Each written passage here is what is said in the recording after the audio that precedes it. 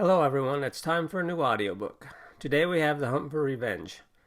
This story is set about 10 years after the events of the war with Auden, and follows a young hunter named Harper on her quest to get revenge on the men that killed her father. For those of you listening to the early ad-free version of this video, thanks so much for joining my Ream subscription and supporting the channel. It's much appreciated. Without further ado, let's get started. Prologue. Harper Gale stood in front of her mother's memorial, head bowed, hands clasped in front of her. A simple wooden plaque carved with Mom's name and the date she died marked the spot where Mom's ashes had been spread.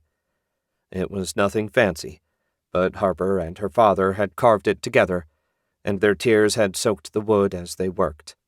Those tears consecrated the plaque in a way that no priest with his holy water could hope to match, or so Harper believed. They'd chosen a little hill within sight of their cabin as Mom's final resting place, and Harper came out every day to pray. She raised her head and made the sign of the inverted sword. "Brannock, protect your soul. You know, your mother worshipped the goddess Lady of Healing." Her father's gentle hand settled on Harper's shoulder. "I know, but if Mom's soul needs protecting, I'd prefer Brannock do it. Besides, I follow Brannock, and I assume he'd be more likely to hear me than the goddess." "Maybe so. Hard to believe it's already been a year." "A year and 12 days. Harper finally turned to look up at her father. He stood a good head taller than her, and had a brawny build appropriate for an ex-soldier.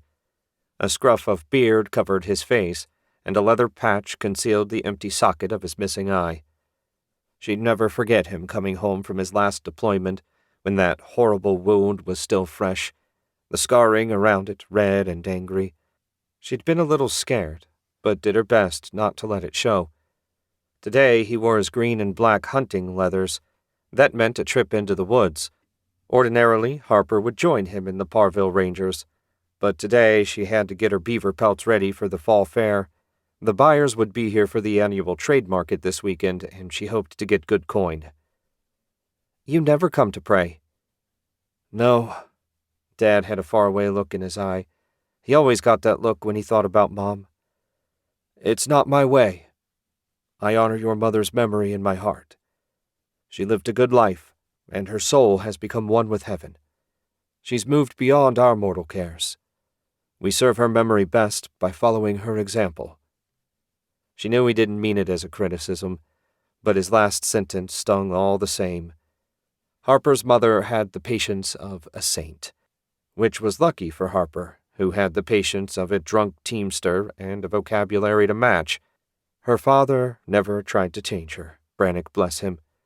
She was already 18, so change seemed unlikely at this point. "Are you going after that bear that's been raiding the farms near Tom's Creek?" Her father nodded. "It's getting bolder by the day. Best we deal with it before someone ends up dead. I may be back late." "I know. Bears are tough. Took me 2 days to track down and finish off my first one, despite putting my first arrow through its lung. Remember Mom's expression when I brought the pelt home?" Her father chuckled. Who could forget? Her 16-year-old daughter, who she thought should be chasing boys, not bears, comes up the path dragging a pelt that weighed half as much as she did, dried blood on her face, grinning from ear to ear. She was horrified. I couldn't have been prouder. Harper hugged him. "I love you, Dad." He hugged her back. "I love you too, sweetheart. Hopefully tonight we can have fresh bear steaks for dinner." Harper wiped her eyes and smiled up at him. "Can't wait, Dad." Chapter 1.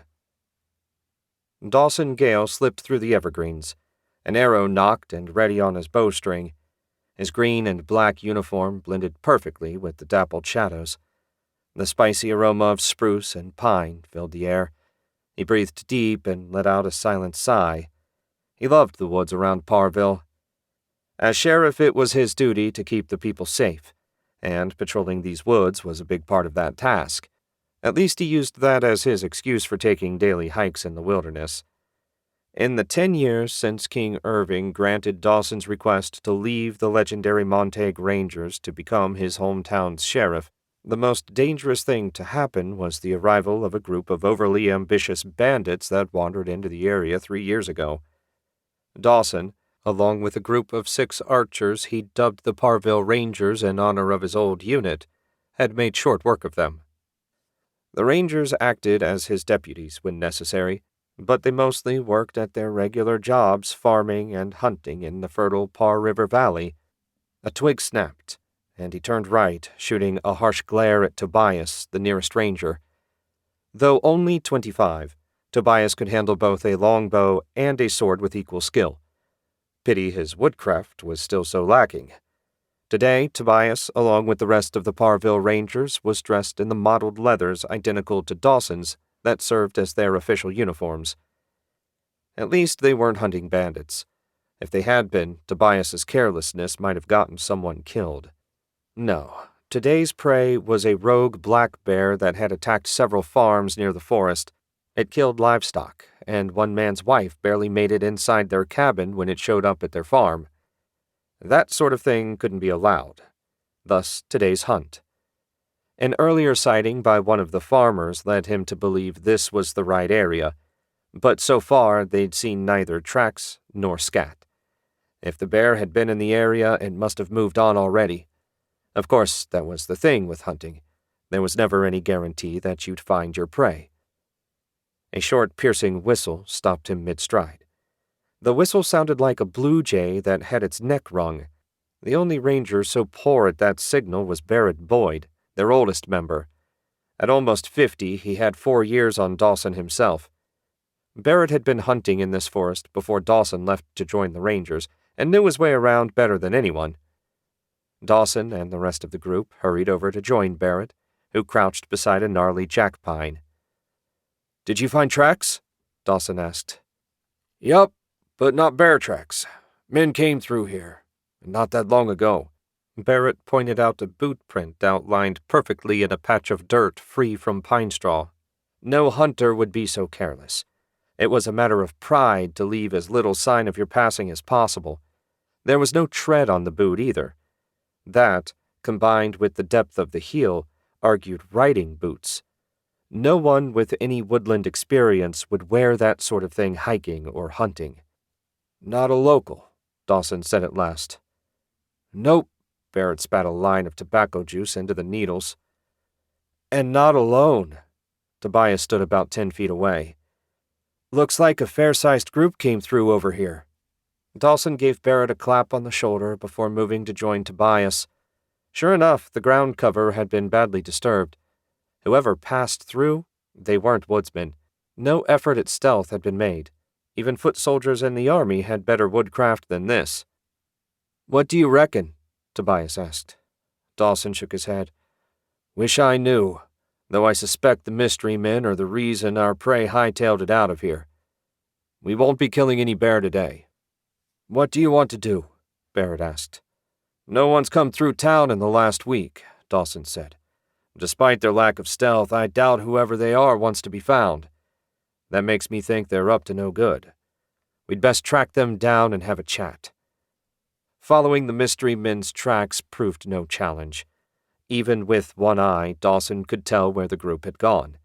What he couldn't figure out was why some of them were shuffling along. It looked like they lacked the strength to lift their feet off the ground. Everything about the current situation made him uncomfortable. He couldn't have been more relieved that Harper was home scraping and stretching beaver pelts. His little girl had grown into a fine hunter, but whatever was going on, he didn't want her mixed up in it. Noon came and went, but the Rangers had yet to catch up to whomever they were following. The signs were getting fresher, so the strangers couldn't be that far ahead of them. Dawson had never been this deep in the forest before. The trees were so tall and thick that the sun barely penetrated to the floor.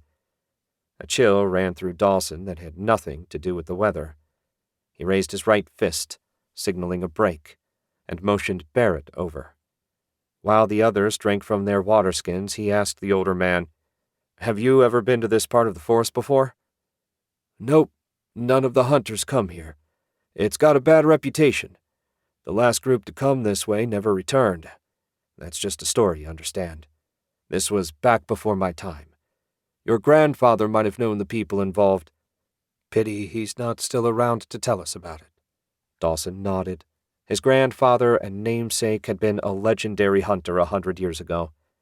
Dawson's father told stories about his adventures, but he'd been dead 10 years when Dawson was born. That was a shame, since he would have loved to hear some of those stories firsthand. His index finger unconsciously traced the side of his eye patch. The last time he went somewhere taboo, it had cost him plenty. Hopefully things wouldn't be the same this time. In any case, he couldn't let some old superstition keep him from doing his job.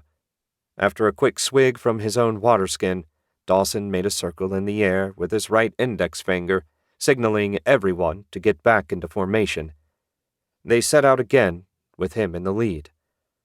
Less than an hour of hiking later, voices drifted through the trees. Dawson again signaled a halt, and he cocked his head to listen. "It has to be here," an angry male voice said. "Keep digging." "Are you certain you translated the text correctly?" a second voice, also male, asked. "As certain as I can be, given that it was written nearly 700 years ago. The tower is here, so the urn should be as well. It's just a matter of searching until we find it." Dawson turned to Barrett and mouthed the word. "Tower?" Barrett just shook his head. He clearly had no more idea what the strangers were talking about than Dawson did. As far as anyone knew, the wilderness ran for 50 miles north of Parville with nothing resembling civilization to be found. Dawson grimaced. Only one way to find out for sure. He pointed at Tobias and the 2 men nearest him, then gestured for them to circle right. He sent the remaining men left. When they'd moved out of sight, he took the arrow off his bow and returned it to the quiver on his back. Next, he unstrung his bow and slid that into the holder on the side of the quiver. Lastly, he loosened his sword in its sheath. As far as he knew, these people had committed no crime. Dawson didn't want to fight if it could be avoided, but as sheriff it was his job to know what was going on in the area, so he had to at least make contact, introduce himself, and find out their business. Satisfied that his men should be in place and that he'd made himself as non-threatening as possible, Dawson strode forward toward where he'd heard the voices. Forcing his way through a particularly thick patch of white cedar, Dawson emerged in a clearing nearly as big as the entire town. There was a foundation, along with a line of rubble he guessed represented the remains of a 4-story tower. 2 figures in gray robes, entirely inappropriate for walking in the woods, stood overseeing the work of a dozen ghouls that were busy digging and shifting stone out of the way. What they hoped to find, beyond the mysterious urn they mentioned, he couldn't begin to guess. But if they were using undead for labor, it meant trouble. No one in their right mind kept the vile things around. He debated withdrawing, but one of the ghouls stopped digging, sniffed the air, and stared right at him. No choice now. "Hello," Dawson said. Both men's heads snapped up, and they glared at Dawson. Neither of them had a strand of hair on their head, though the larger of the 2 did have a long goatee that had been formed into a dagger shape. The rest of the ghouls stopped their digging and focused on Dawson with faintly glowing red eyes. "Name's Dawson Gale, and I'm the sheriff of Parville. I was out hunting a rogue bear when I cut your tracks. Since no strangers had visited town, I was curious who was out here." He waited for either an introduction or an attack. "My companion and I are researchers," the man with the goatee said. "A wizard once called this ruin home. We've come to see what knowledge can be recovered." Dawson nodded. So far, this was going better than he'd hoped. "Interesting. I didn't even know this ruin was here. Are you 2 affiliated with the college in Montague City?" Goatee nodded. "Are you familiar with it?" "Somewhat. I served in the military and spent my share of time in the capital. Can't say I enjoyed it, but when you're in the service, no one asks your opinion about that sort of thing. Who did you say you were?" "I didn't say." Goatee's eyes narrowed. We have a lot of work left to do here, so if you could leave us in peace, Sheriff Gale, we would be most grateful. Sure, but I really will need your names. Also, you're using undead for labor. Raising and keeping undead for any reason, even simple labor, is illegal. Since this is your first offense, I don't have to run you in or anything, but they will need to be destroyed. Goatee shook his head. Pity. Had you simply walked away, I would have been content to let you go. Now, I fear, you'll need to die. Kill him. The ghouls surged forward in a wave of rotting flesh, fangs and claws. The stink from their breath turned Dawson's stomach. He'd fought undead before, but only twice. They weren't especially common in Montague, think Brannock. Dawson drew his broadsword and swung, cutting the first ghoul in half. Arrows arced in, hammering into the ghoul's flesh, but doing them little real harm. Dawson took the head of a second ghoul with his back cut. He'd gotten his sword as a reward from the king, but seldom had a chance to use it. The blade was made of silver steel, highly effective against undead and demons. Unfortunately, no matter how effective his sword might be, a dozen ghouls was a tall task. He danced back, severing a grasping claw as he did so. The crack of lightning confirmed his fear that the unnamed researchers were wizards. Dawson cut down another ghoul, jackknifed out of the way of a claw that would have gutted him, and spun to avoid another swipe that passed so close to his face that he could see the dirt under the ghoul's nails. The situation looked bleak. He had no idea how his men were doing. The arrows had stopped hitting the ghouls, which was fine since they weren't doing anything anyway. He ran a ghoul through, then slashed at another one to drive it back. They needed to retreat, but if Dawson turned his back, the ghouls would tear him apart. He worked his way over to a large pine tree at the edge of the clearing and put his back to it. Fighting defensively to buy time, he racked his brain trying to come up with a plan. A few seconds later, an invisible force struck him. Every muscle in his body locked up. The last thing Dawson saw was the fang-filled mouth of a ghoul closing in on him.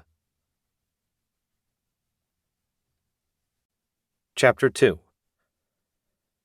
Maddox Mays glared at the ghouls that had begun to feed on the late sheriff. Of all the rotten luck, to have him show up in such a remote place when they were in the middle of their search. The odds of such a thing had to be vanishingly small. Well, whatever. Done was done, and they still had a task to complete. The archers appeared to have fled when their commander fell, and Maddox doubted they'd have the courage to return before he and Luca finished their search. Speaking of which, the cursed undead could eat later. He wanted to get out of this wretched forest as soon as possible. He channeled ether into the black amulet hidden under his robe. Keep digging! The ghouls, of which only half of his original pack remained, fought the order. There was fresh meat to be had, and they would very much prefer to eat than to dig. Maddox didn't care what the ugly things preferred. Exerting his will, he forced them back to work. The urn had to be here somewhere, and he wasn't leaving until he found it.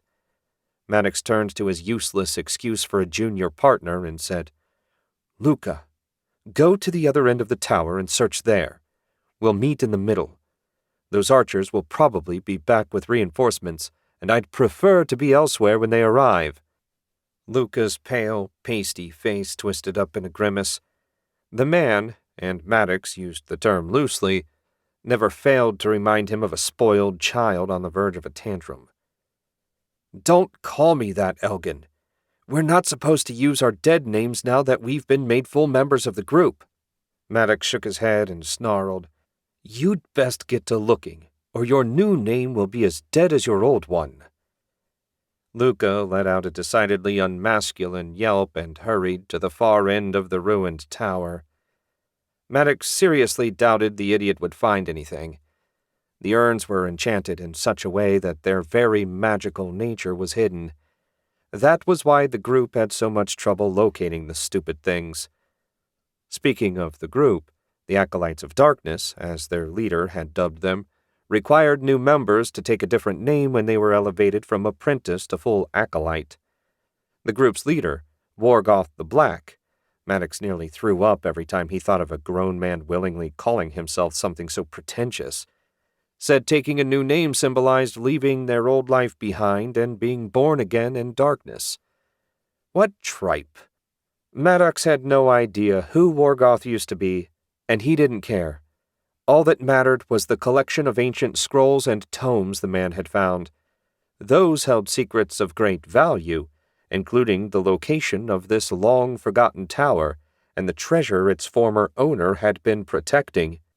Maddox didn't even know exactly what was supposed to be in the urn that made it so valuable, though he could certainly make a good guess considering the group's founding purpose was the resurrection of an ancient wizard called the Immortal Apprentice. What he did know was that the more success you had, the more access you were granted to Wargoth's library. The few books Maddox had been allowed to read convinced him that gaining unrestricted access would get him a long ways toward his personal goal, a path to immortality. Maddox planned to live forever, and he'd happily kill as many people as necessary to reach that goal. "Elgin!" Luca called out from the tip of the tower. "Elgin! I found it! At least, I think I did. Come look!" Maddox smoothed his expression and strode over to Luca. "Where?" Luca pointed at a shiny bit of silver metal jutting partway out of the ground. A couple swift kicks from Maddox's boot sent the urn tumbling out of the dirt. This was certainly proof that even a blind squirrel occasionally found a nut. "Careful," Luca said. "What if you break it?" "The urn is made of mithril. You could drop an asteroid on it and not scratch the surface."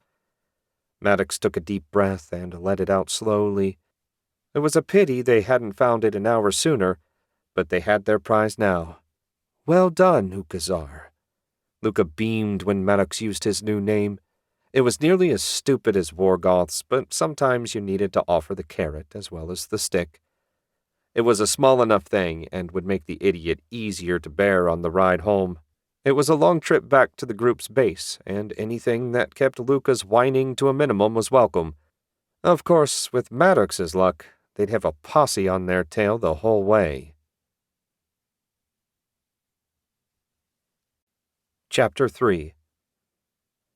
Barrett Boyd scratched his beard and considered the remains of the Parville Rangers. There weren't much fight left in them, that was certain. Poor Calvin Law caught a lightning bolt to the leg and could barely walk. A couple others were grazed and burned, but still functional. What really took the fight out of them was the sheriff getting killed. Just thinking about it turned Barrett's stomach.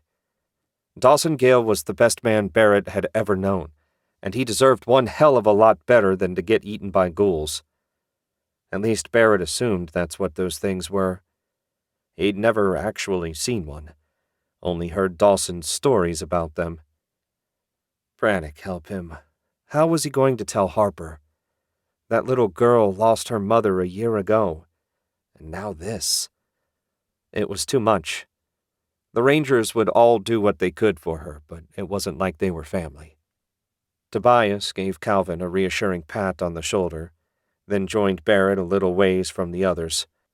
"What's the plan?" "Wish I had one. Probably best if we get back to town and send a message to the capital. Wizards and undead are a little bit beyond our ability to deal with."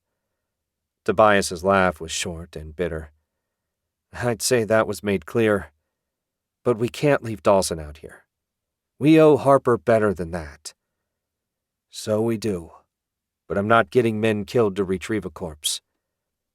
What if we just wait until those two and their monsters leave? You saw how they were dressed. Whatever else they might be, those were no frontiersmen. They won't hang around once they get whatever they came for. We can sneak back, get Dawson's body, and skedaddle." Barrett didn't like it, but he wouldn't be able to look Harper in the eye if he didn't at least try and get Dawson's body back. "You and me, then. Send the rest of the boys home. Given the state of Calvin's leg, we might catch up to them before they get to town." "I'll spread the word. Thanks, Barrett." "Don't thank me. We're just too stubborn for our own good. Tobias grinned at that and went to talk to the other rangers. 5 minutes later, Tobias and Barrett were sneaking their way back toward the ruin. It said something about the other rangers' condition that none of them even tried to volunteer to come along. Not that Barrett would have let an injured man join them. If they had to run, he didn't want anything to slow them down. The two rangers approached the ruin like it was a deer they didn't want to spook. Take a step, pause, listen, and repeat. That 1/4 mile took nearly an hour to cover. Barrett heard and smelled nothing to make him think the monsters and their masters were still around. Even so, when he peeked through the branches, he held his breath and tensed, ready to flee. Barrett blew out a breath. They were gone, think Brannock.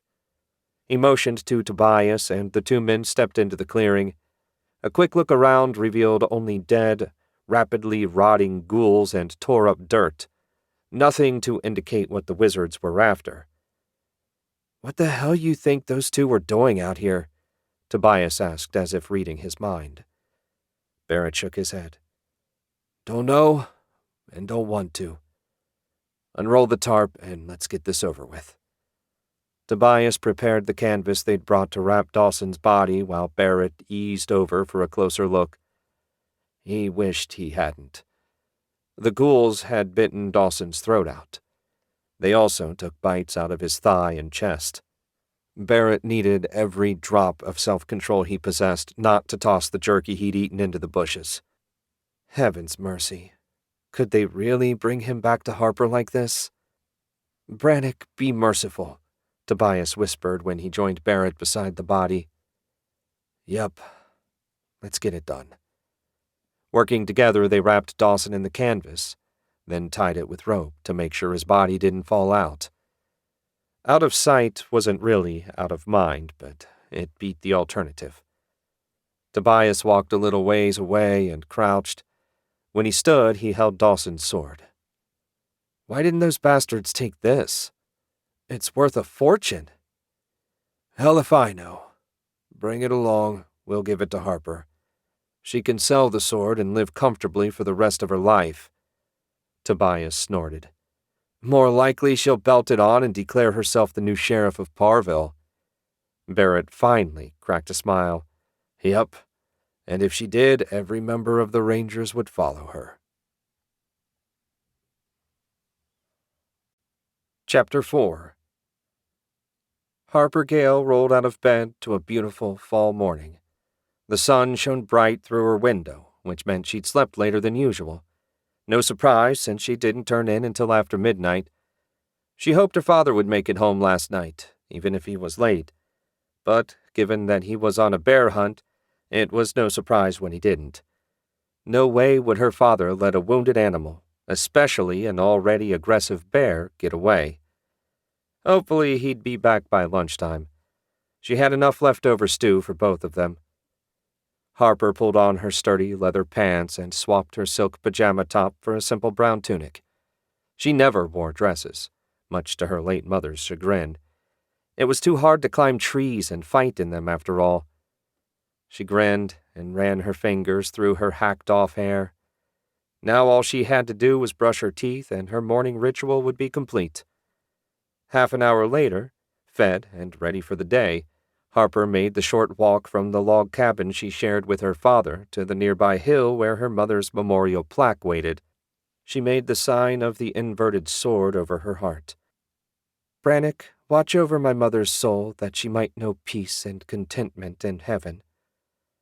A few silent moments passed before she made the sign a second time and turned for home.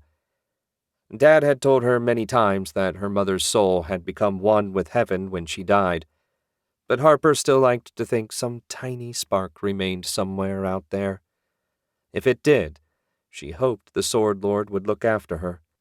Back on the front porch, she stretched, yawned, and considered her options for the day. All the pelts had been dealt with yesterday and were ready for the fair. A heap of firewood in need of stacking awaited her attention out back. Harper grinned. That would keep until later. Time for archery practice. She went inside and collected her 60-pound longbow and a quiver of practice arrows from the rack beside the back door. Harper could just draw a 70-pound bow, but her accuracy was so poor with it she no longer even bothered to try unless it was for strength training purposes. She'd been stuck for over a year at this weight, and feared it was going to be her max. She touched the empty slot where Dad's 120-pounder usually rested. Despite her best efforts, she couldn't even string that one. She'd asked her father once what she needed to do to get strong enough to use that bow, and he just smiled and said not to worry about it. Men were just naturally stronger than women, and she should focus on her accuracy. That bit of advice hadn't suited 15-year-old Harper at all. 3 years later, she now understood that it was the simple truth. Her 60-pounder was plenty for everyday hunting, and she'd gotten accurate enough to put an arrow into a 1-inch circle at 20 strides 8 out of 10 shots. Even her father seldom beat her at that range. Though every time he lost, he pointed out he was an old, one-eyed man and that she should go easy on him. Harper didn't know the meaning of go easy, even where her father was concerned. Smiling at the happy memories, Harper stepped out of the back door, walked around the pile of firewood and over to the archery range, which was just a fancy way of saying a clear path with a hay bale at the end. She used stiff wires to attach a 4-inch steel hoop to the bale, then paced off 30 yards. Her typical routine was 100 shots at 30 yards, then another 100 at 40. That would be enough to leave her shoulders aching. A good day would be 95 out of 100 at 30 yards and 80 out of 100 at 40. Her plan was for today to be an excellent day. Half an hour later, she blew out a breath. 96 out of 100. Not a bad start. She was about to pace off another 10 yards when a familiar voice from the front of the house called, "Harper! I'm out back, West."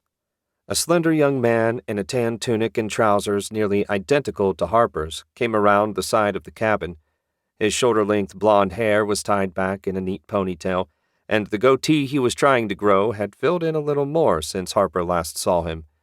Though if you didn't know to look, you still might miss it. West Meyer was the first friend Harper made when her family moved to Parville 10 years ago, and they'd remained close ever since.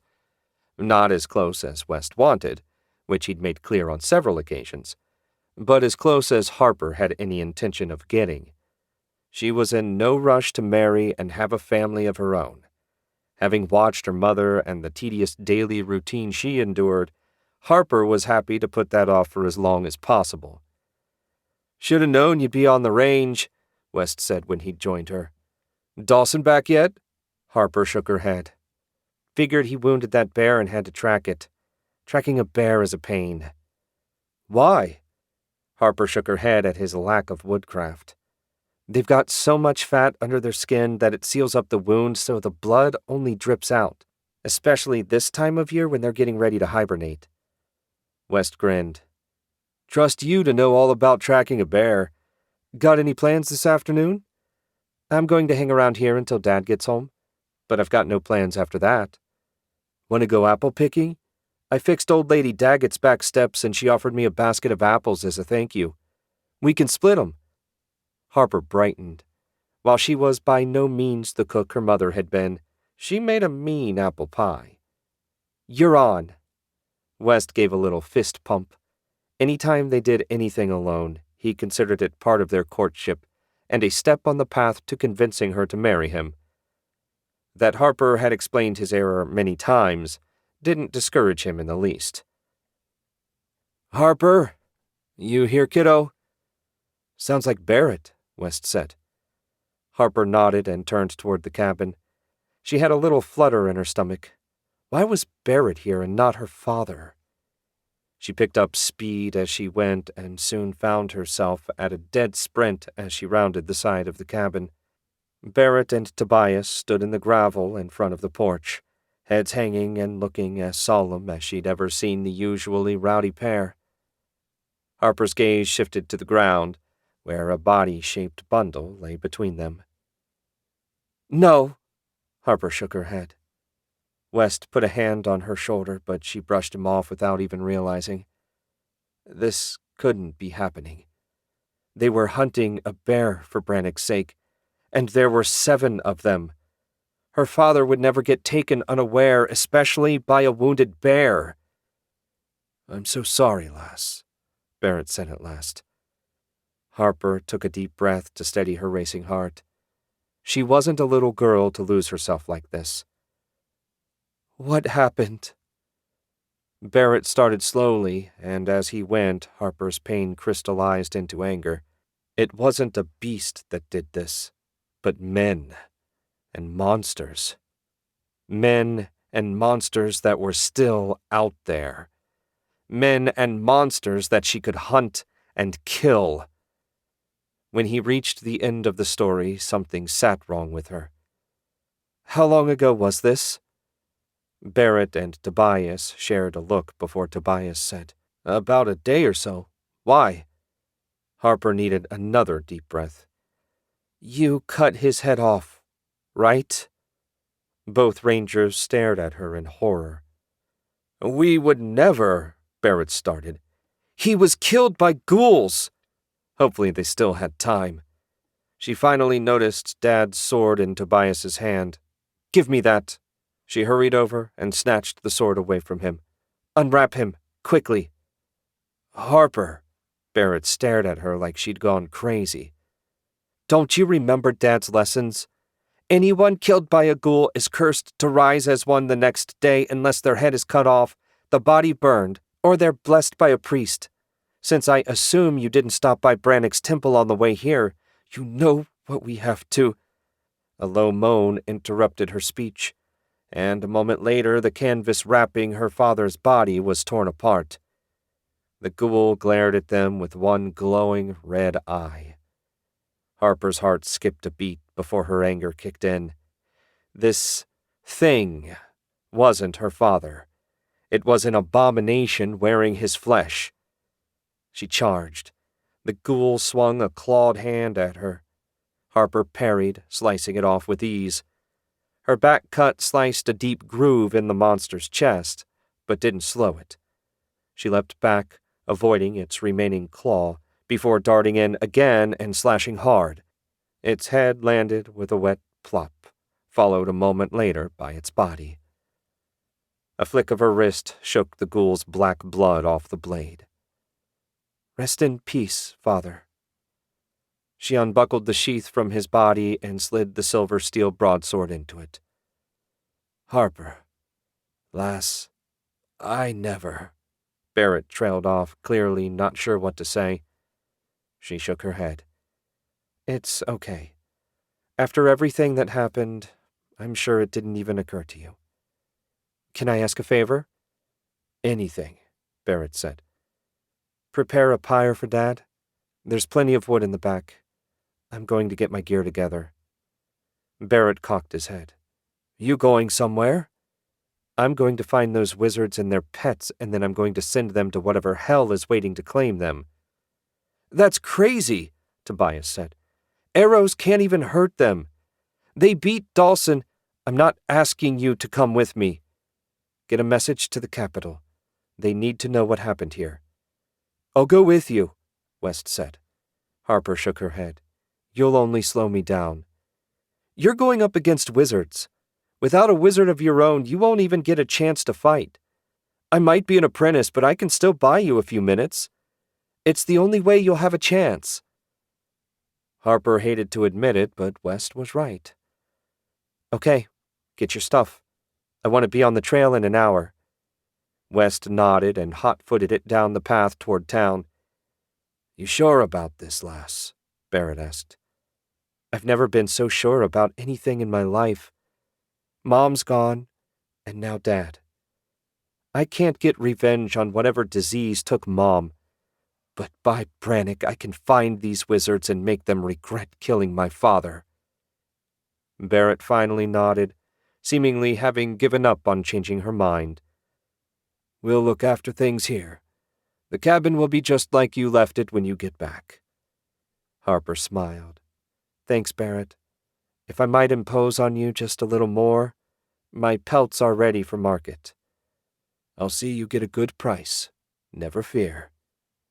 Harper hugged him. Thanks. She left the Rangers to handle everything. Before she got ready, Harper had one more thing to do. She went up to her room, jammed her face in her pillow, and screamed out her rage and pain. Chapter 5. West hurried through the patch of trees separating Harper's cabin from the dirt road that led to Parville proper. Not that the town was anything to get excited about, but he'd lived here his whole life, knew every name and face, and now was on the verge of leaving for the first time. Everything had happened so fast.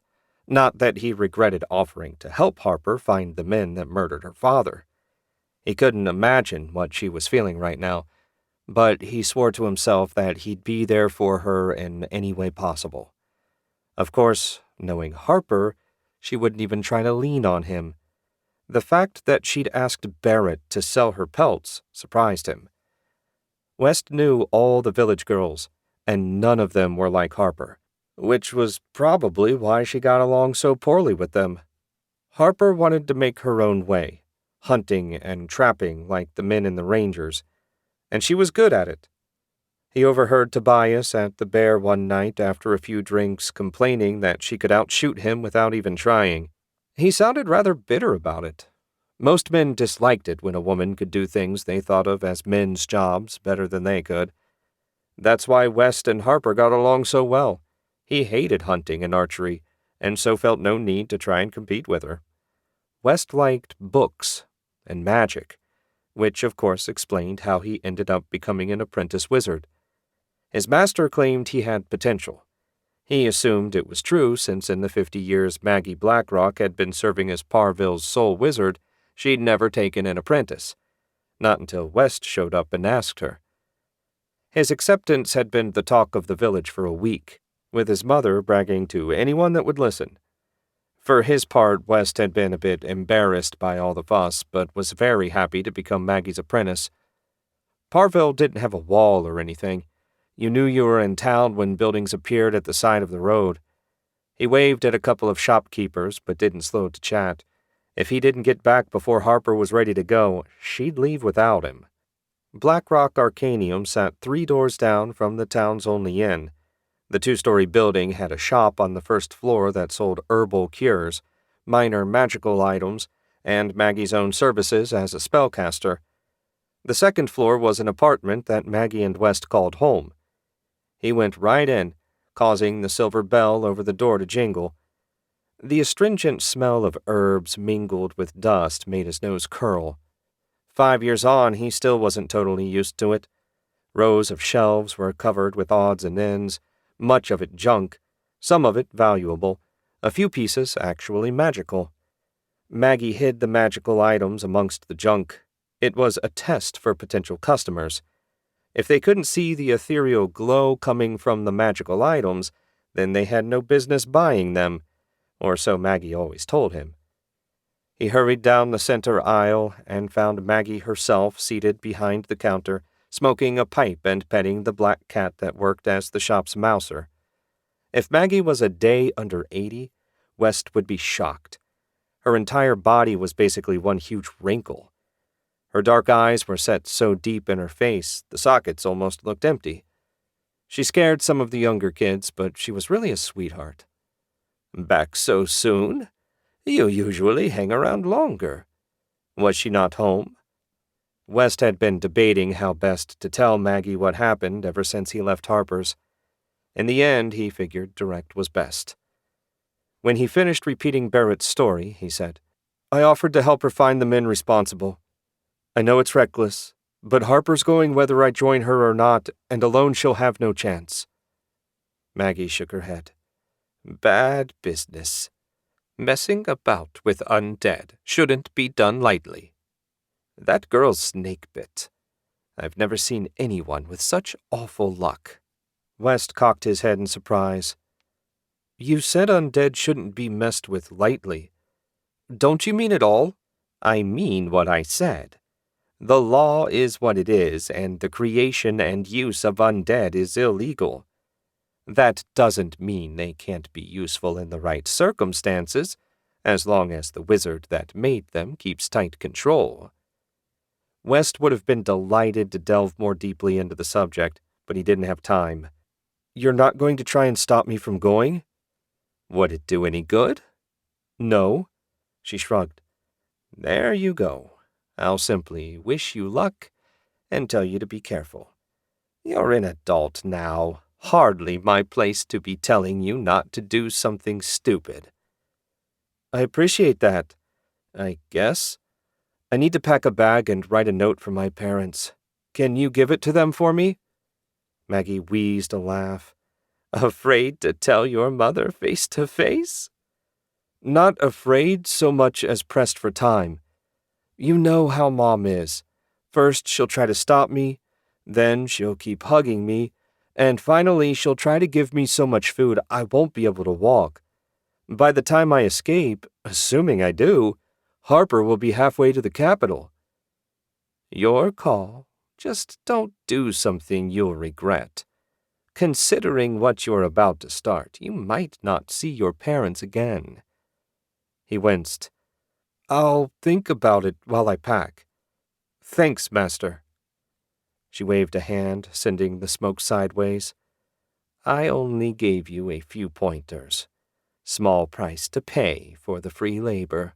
You'd best get going, or your girlfriend will leave you behind."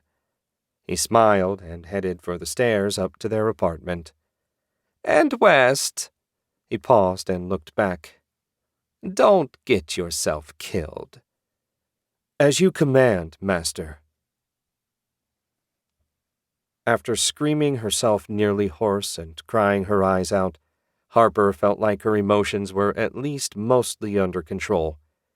Anger still burned in her heart, bright and hot as the sun. Nothing save the deaths of the men responsible for her father's murder would quench it. She climbed out of bed and washed her face. Her eyes were still bloodshot, but that was unavoidable. As she looked at herself in her mother's silver hand mirror, her expression hardened. She was alone now. Whatever happened next was her responsibility and no one else's. No one would be there to tell her the right thing to do. Not that she needed to be told. The right thing was as obvious as the hole the ghouls bit out of her father's throat. The mirror went back into her dresser drawer, and Harper hurried down the stairs. Her pack hung beside the back door with her other gear. She grabbed it and went to the kitchen. They always kept plenty of preserved food on hand since Dad never knew when he might have to set out in a hurry. She loaded up enough for 2 people to last a week. Knowing West, he wouldn't even think to bring food. A slow smile spread across her face when she thought about her dear friend. West hadn't hesitated to help, even though he hated this sort of thing. Harper appreciated the thought even more than she appreciated the help, though West's magic would certainly come in handy given that the ghouls were largely resistant to non-magical weapons. Harper slung the pack over her shoulder and left the kitchen. Lucky for her, she had her father's sword. The silver steel blade would cut through just about anything, including ghoul flesh. Unfortunately for Harper, she would be at a considerable disadvantage if it came to close combat. She was damn good with a sword, but lacked her father's pure strength. Better for her if she could thin them out a bit with her bow before moving in. With her bow and quiver attached to her back, Harper settled her father's sword at her waist.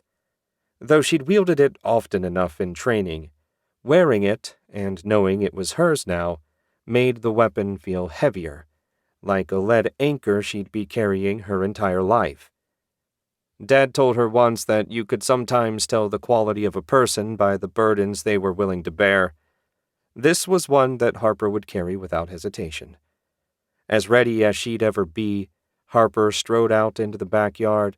The Rangers had built a pyre at the very edge of the property and set her father's re-wrapped body on top of it.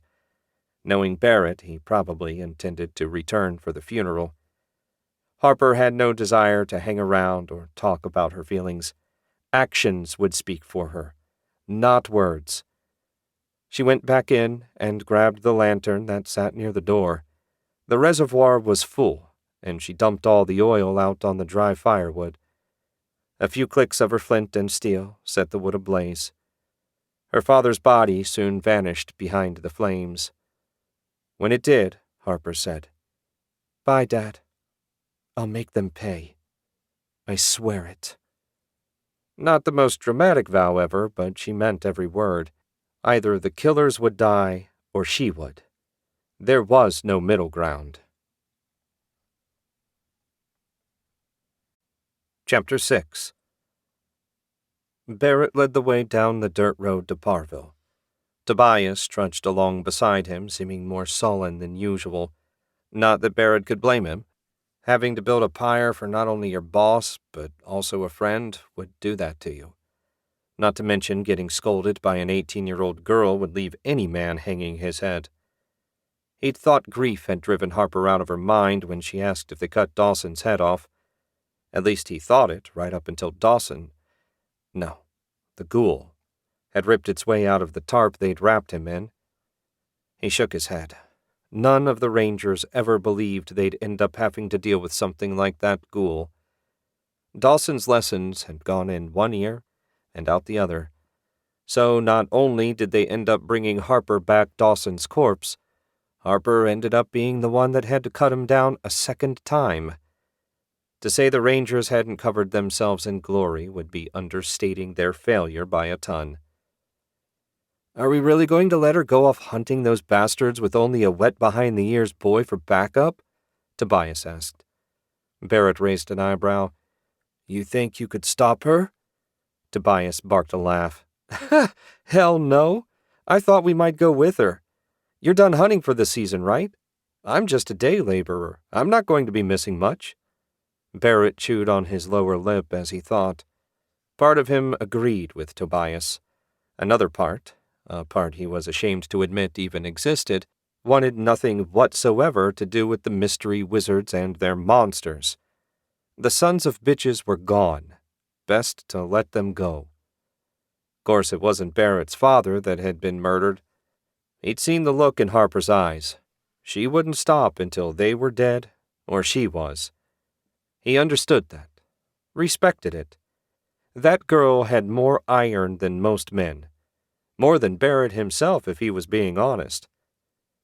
"We can't just up and leave," Barrett said at last, hating himself more with every word. "With the rest of the Rangers hurt, it'll be on us to keep Parville safe until the new sheriff is sent from the capital. The others won't be up to full strength even after they're healed, especially Calvin." Tobias grimaced, then nodded. "Right. Shall we head to the temple and see how they're doing?"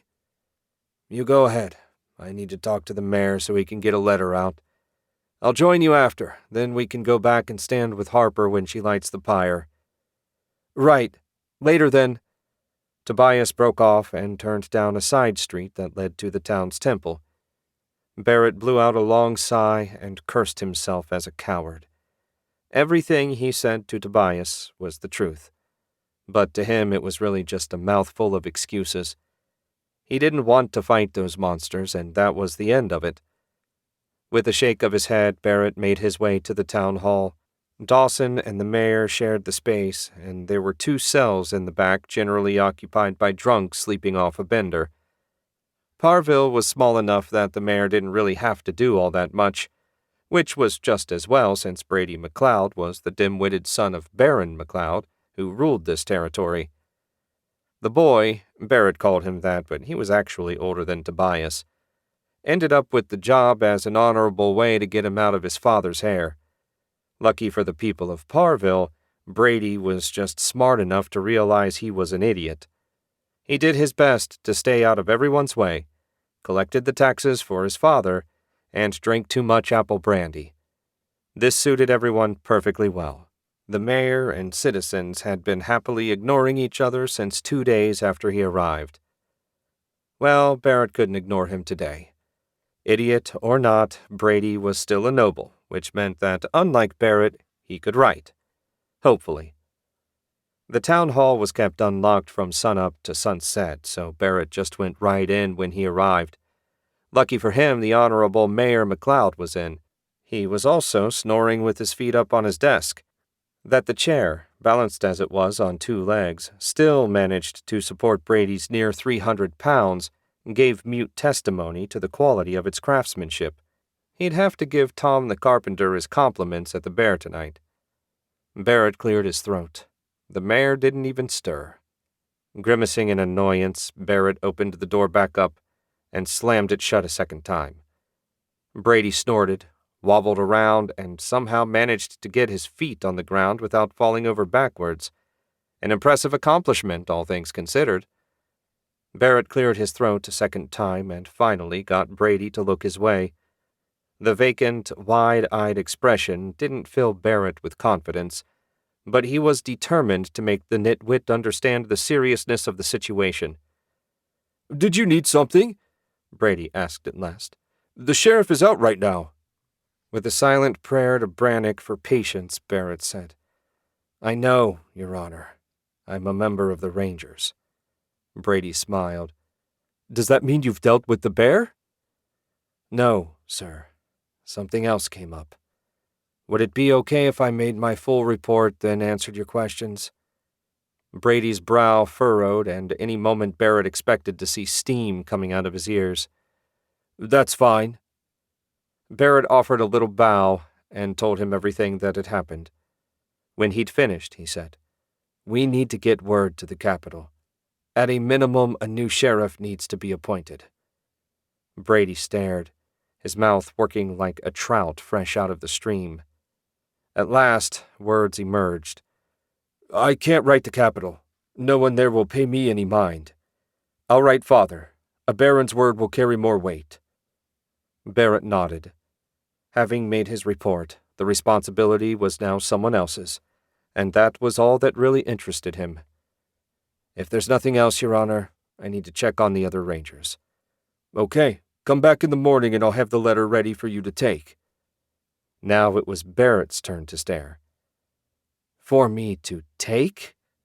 "Yes, you need to take it to Father. He may have questions about the incident that I didn't think of. He often chides me for my lack of cleverness." Barrett nodded. That made a surprising amount of sense given the source of the suggestion. Not that he had any desire to visit the McLeod estate, but even a nitwit nobleman was still a noble. Barrett couldn't just tell him to shove it. "I'll be here at first light, Your Honor." "I'll still be in bed, but the letter will be on my desk. Just show the seal to the guards at the estate and you won't have any problems." Barrett seriously doubted that, but he forced himself to nod again. Despite his best efforts, it seemed extracting himself from this mess would be harder than he first hoped. Chapter 7. Prince Jacob Irving the 22nd, or Prince Jack as he preferred to be called, made his way through the halls of Montague Castle for a private meeting with his father. Servants in green uniforms bowed to him as he passed. Jack ignored most of them, his gaze lingering on the cuter female ones for a second before moving on. The strides of his fine leather boots made no sound as they struck the thick carpet covering the floor. Tapestries and paintings of his ancestors covered the walls in this part of the castle. The hall ended at a set of closed double doors guarded by 2 knights dressed in mail covered with green and black tabards. They weren't really there to offer protection to the king. If an intruder was powerful enough to reach the heart of the castle, 2 more knights wouldn't make a difference. Their presence was symbolic, or so Jack's tutor had informed him years ago. He was 20 now, and his tutoring days were long behind him. The guard stared straight ahead as Jack stepped off to one side and examined himself in a mirror placed there for exactly that purpose. Anyone attending an audience with the king, even his son, was expected to look their best. Jack smoothed his green and black tunic, adjusted his ponytail, and checked his nose. Satisfied that everything was as it should be, he went to the door and looked at the right-hand knight. "I believe my father is expecting me." The knight bowed. "As you say, Highness." He reached for the door and pulled it open. Jack strode through, and it closed behind him with an ominous thunk. Why the thunk should strike him as ominous today, he couldn't say. It was just a feeling. Jack got them from time to time, and he'd learned to trust them. The king's private audience chamber was nearly as big as the throne room itself. Instead of an actual throne, his father sat in a far more comfortable leather chair, one of several placed around a coffee table in the sitting area to the right. There were also tables, an overloaded bookcase that held leather-bound tomes his father never read, and a desk covered with papers awaiting the old man's attention. Jack called his father an old man, but he was still strong and tough. At only 45 years old, King Jacob Irving the 21st still had a lot of years left in him. Given Jack's disinterest in anything resembling responsibility, that suited him fine. "Morning, Father," Jack said before dropping into the chair across from him. "The finance minister tells me you skipped another meeting." Father shook his head, his steel-gray, shoulder-length hair swaying. "That's unacceptable." "It's so boring. Alfred knows what he's doing, and he's been finance minister since grandfather was king. Clearly there are no trust issues. Why do I need to listen to him drone on for an hour when a 5-minute summary will tell me all I need to know? As king, you'll need to understand the condition of the land in detail. That means regular meetings with Alfred, the generals, and the dukes. You need to attend the meetings so that when you take my place, you can hit the ground running. We're decades away from that being an issue." "Lucky for the people of Montague," Father growled. "You will not miss another meeting. If you do, so help me, I'll have you locked in the library until you finish copying the history of the Irving line back to the founder." Father wore his "try me if you dare" snarl. Perhaps Jack had been taking it a bit too easy lately. Training and messing around with the serving girls was fun and all, but he was the crown prince. He should try and set an example for his little brother. But it sounded so tiresome. "Was that all you called me here to discuss?" "No, it wasn't even the main thing. I just happened to hear from Alfred before you arrived and figured I'd get that out of the way first. What I called you here for was to begin your training with the Sun Sword." "I've been training to use a sword since I was 5, Jack pointed out. "Any idiot can learn to swing a sword, but only an Irving can use the Sun Sword's special abilities. No one's had to use it since Jacob the 10th, but knowing how to call the power forth, should it ever be necessary, is your responsibility as heir, and the only one that can show you how is me." All of this was news to Jack. He knew about the Sun Sword, of course. Everyone that had studied Montague's history did. It was the family's hereditary sword, forged to defeat some rather ill-defined darkness hundreds of years ago. It was possible that the texts did describe the darkness, and Jack just wasn't paying attention that day. He was honest enough to admit that, at least to himself. "Sounds more interesting than finance," Jack said. "What do I do?" "I'll show you." Father stood and walked over to his desk. From underneath it, he pulled out a sheathed sword. The hilt gleamed like silver, and a round, glowing yellow gem was fixed to the pommel. When he drew it, the shining blade seemed to glow with an inner light. Runes had been inscribed along the fuller. "The Sun Sword is your legacy. Mithril swords are rare to begin with, and enchanted ones rarer yet. I doubt there's a weapon in Colt's land that can equal it. Since I assume you're familiar with the physical properties of a mithril blade, I'll jump right to the magic." It was generous of Father to assume that, but when it came to weapons, Jack was better informed than usual. "The sword has 2 special abilities," Father continued. "The first." He leveled the sword at a blank section of wall. The runes glowed, and a beam of yellow light shot out. "That's called the solar flare, and it will instantly destroy any undead or demon it strikes. An ordinary human or animal will be unharmed, so it's safe to use in a melee. It can be used 3 times per day. Second is the solar barrier." Father raised the sword over his head, and a golden bubble formed around him for a few seconds before vanishing. "That barrier will keep any demon or undead at bay for up to 12 hours, or until your concentration lapses. It can also be vastly expanded, up to 100 yards in diameter. As I'm sure you've guessed from the names, both of these abilities are powered by the sun.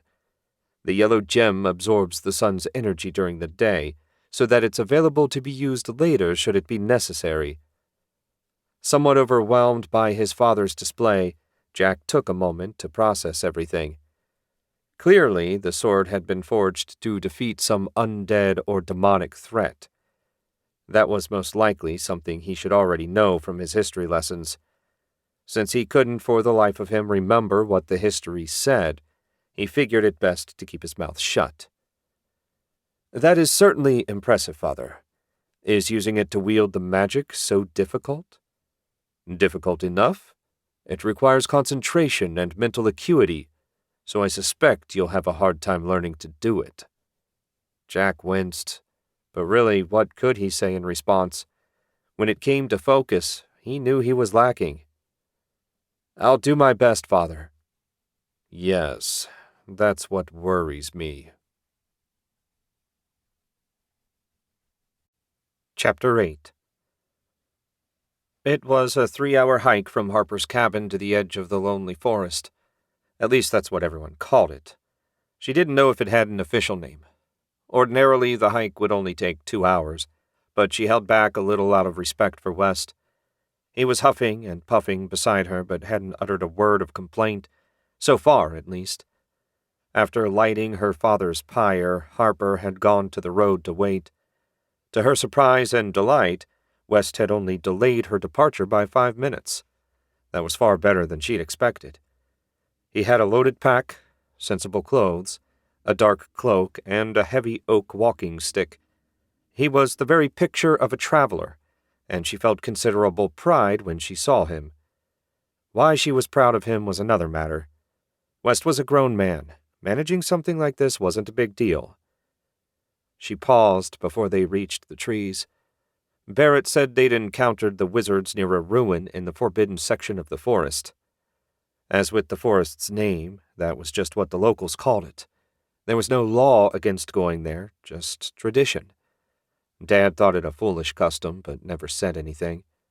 Despite being born in Parville, the locals looked at him like an outsider. A respected one, but still an outsider. "You hanging in okay?" Harper asked. West bent at the waist and, gasping for breath, gave her a thumbs up. "No problem. But would it kill you to look at least a little tired?" Harper grinned. "In the summer, I'm out hunting from sunup to sundown. It'll take a lot more than this to tire me out. I keep telling you that you need to come with me instead of always hunkering down with your books. And I keep telling you that reading is a vastly greater pleasure than walking. That said, right now I'm at least somewhat regretting my choices. How much further?" "It'll probably take until dark to reach the ruin. We'll camp there and start the hunt in earnest in the morning." West straightened. "Right. I'm good to go." Harper had her doubts about that, but she respected West enough not to question him. She took a moment to string her bow and ready an arrow, not so much because she expected trouble, but more in the hope of getting a couple rabbits or a turkey for supper. She slipped between a pair of spruce trees and into the forest proper.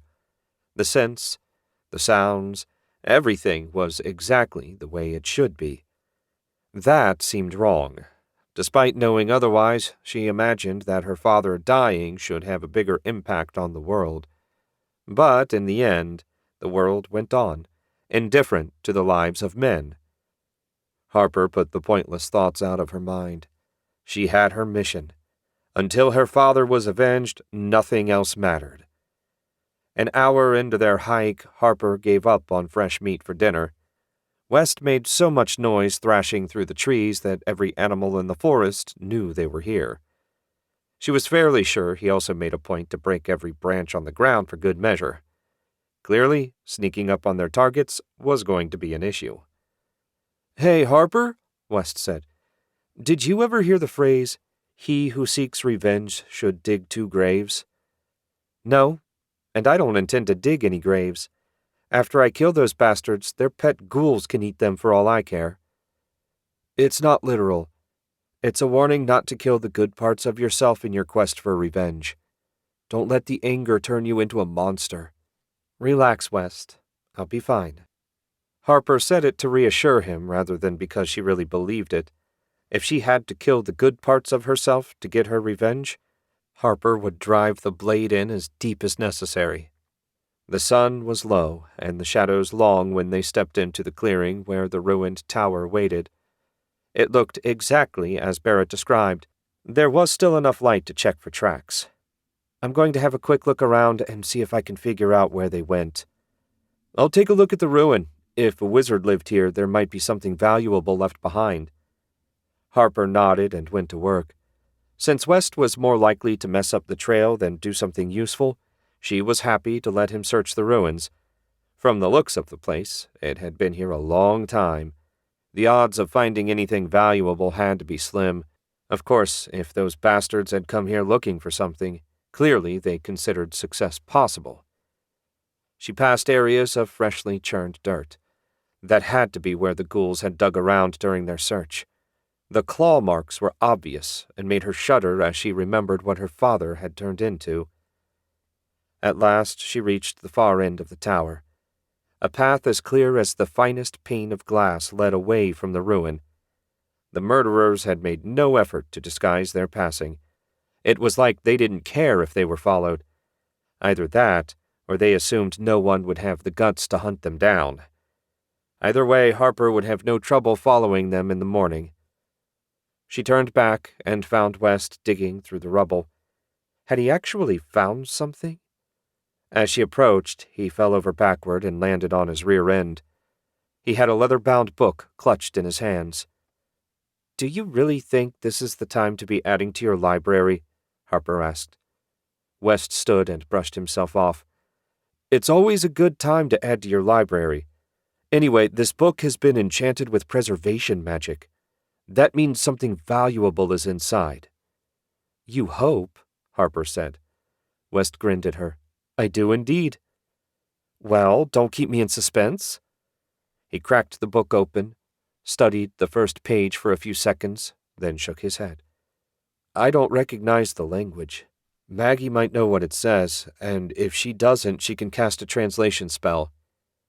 "You can't?" Harper asked. "Not yet. The trick is, if you're too aggressive with your spell, you can erase what you're trying to translate. Maggie says I don't have patience enough." "I'm hardly one to criticize someone for lack of patience. Let's make camp. I found their trail, and I want to get after them as soon as the sun is up." After 8 hours of tossing and turning through nightmares, Harper was relieved to be up and on the hunt. She and West had eaten a cold breakfast and set out as soon as the first rays of the sun appeared. As she'd seen the night before, the wizards and their pet ghouls made no effort to disguise their tracks. That let her set a brisk pace. She hadn't bothered to string her bow this morning, but she did keep her sword loose in its scabbard. An hour into the hunt, West said, "I'm far from an expert, but it doesn't seem like they're in much of a hurry." "They're not. Barrett said they weren't exactly dressed for the woods. The wrong sort of gear can slow you down quite a bit. That, combined with everything else I've seen, makes me think they're pretty arrogant. Two wizards capable of controlling and maybe even creating ghouls might have reason to be arrogant. Maybe, but I mean to see that it comes back to bite them in the ass." Harper set a steady pace, and slowly the signs grew fresher. Catching them in the forest would be ideal, but she didn't hold out much hope for that. The trail slowly curved west. Try as she might, Harper couldn't think what was out this way. Her favored hunting grounds were south of the lonely forest in a swamp where beaver ponds were common.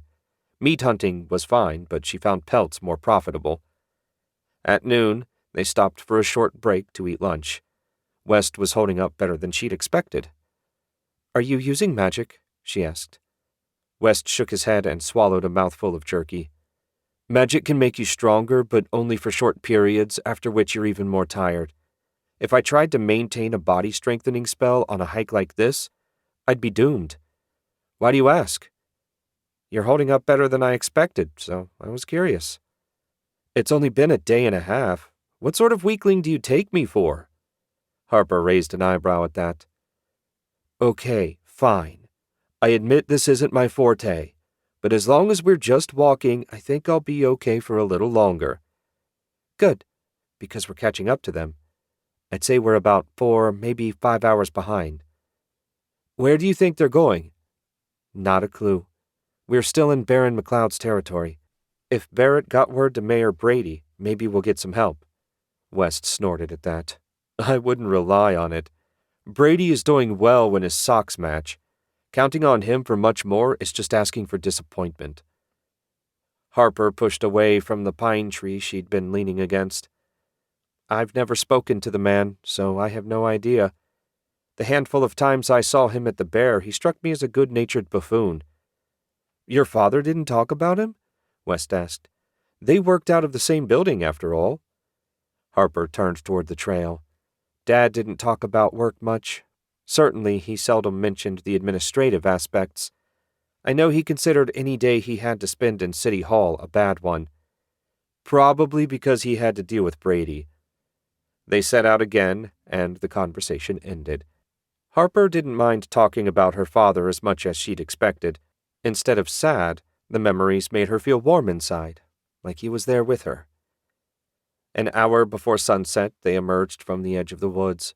The grass was torn up by what looked like hooves. Great, they had horses waiting. Harper knelt for a closer look. Not mechanical horses, judging by the depth of the hoof prints. She looked back at West, who had his hand raised and his eyes narrowed. Looks to me like they were riding some kind of undead mount. There's too much lingering corruption for just the ghouls. I've never even heard of such a thing. West shrugged. They're not that hard to make, assuming you know how. Basically, you just kill a horse, then bind a minor demon spirit to the corpse, and boom, undead mount.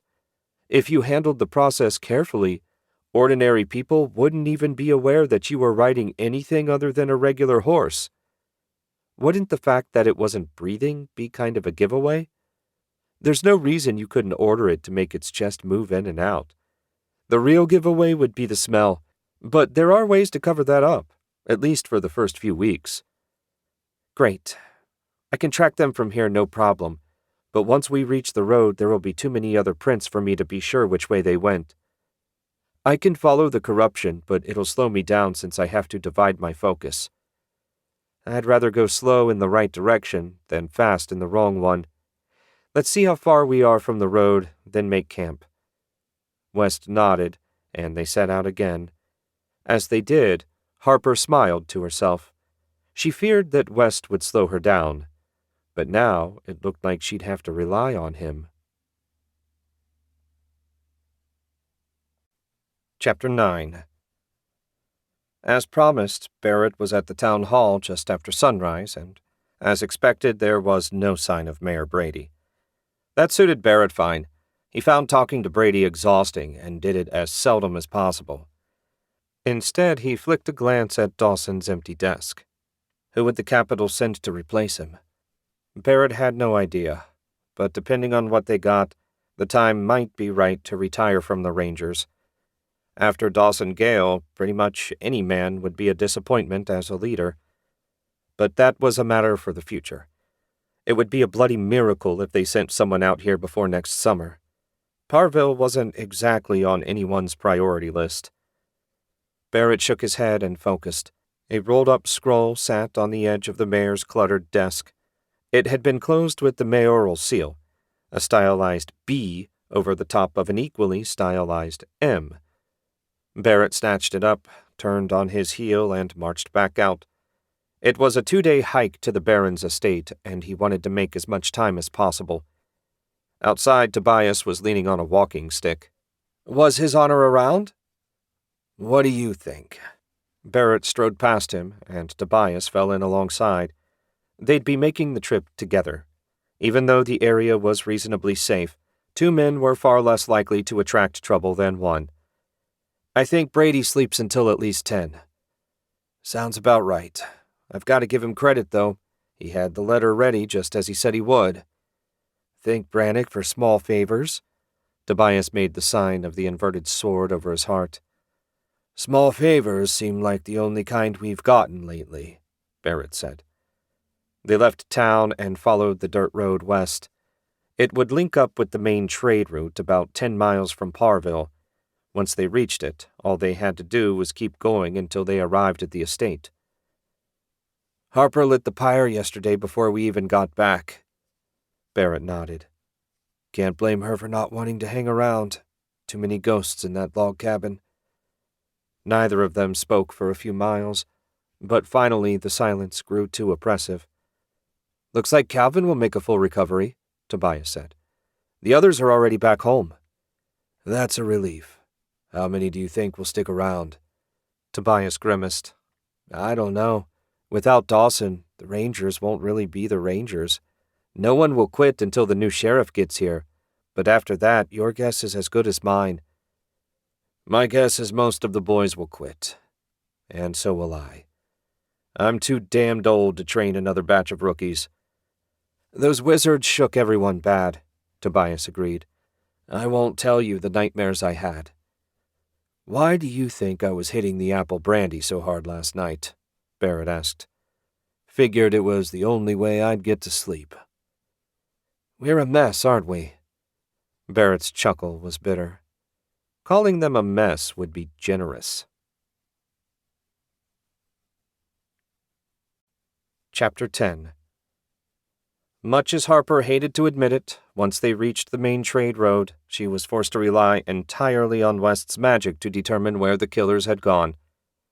She and West had settled on a system where he'd pause once an hour to make sure they were still on the trail as well as at any crossroad. So far, the wizards were heading right along the main road with no sign that they intended to veer off anytime soon. Harper and West were far from the only ones traveling on this fine fall day. They walked past dozens of merchants driving loaded wagons, farmers hauling carts filled with freshly harvested vegetables, and a handful of individuals with laden packs. Whether the final group were small-time merchants or just travelers, Harper didn't know. A few people called out and waved. When they did, she responded with polite nods, but never conversation.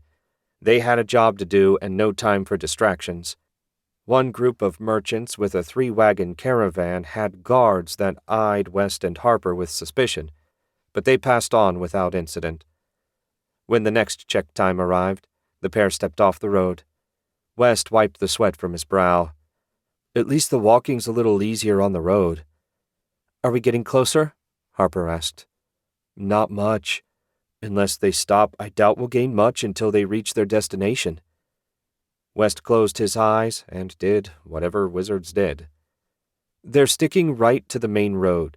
The faint trail of corruption looks exactly the same as when we set out. I'd say they're 8 hours ahead of us, give or take an hour. What I can't figure out is how they're hiding the ghouls. I mean, even if you put cloaks over them, surely someone would notice they weren't human. They got going again, and West said, The trail of corruption is too weak for the ghouls to still be with them.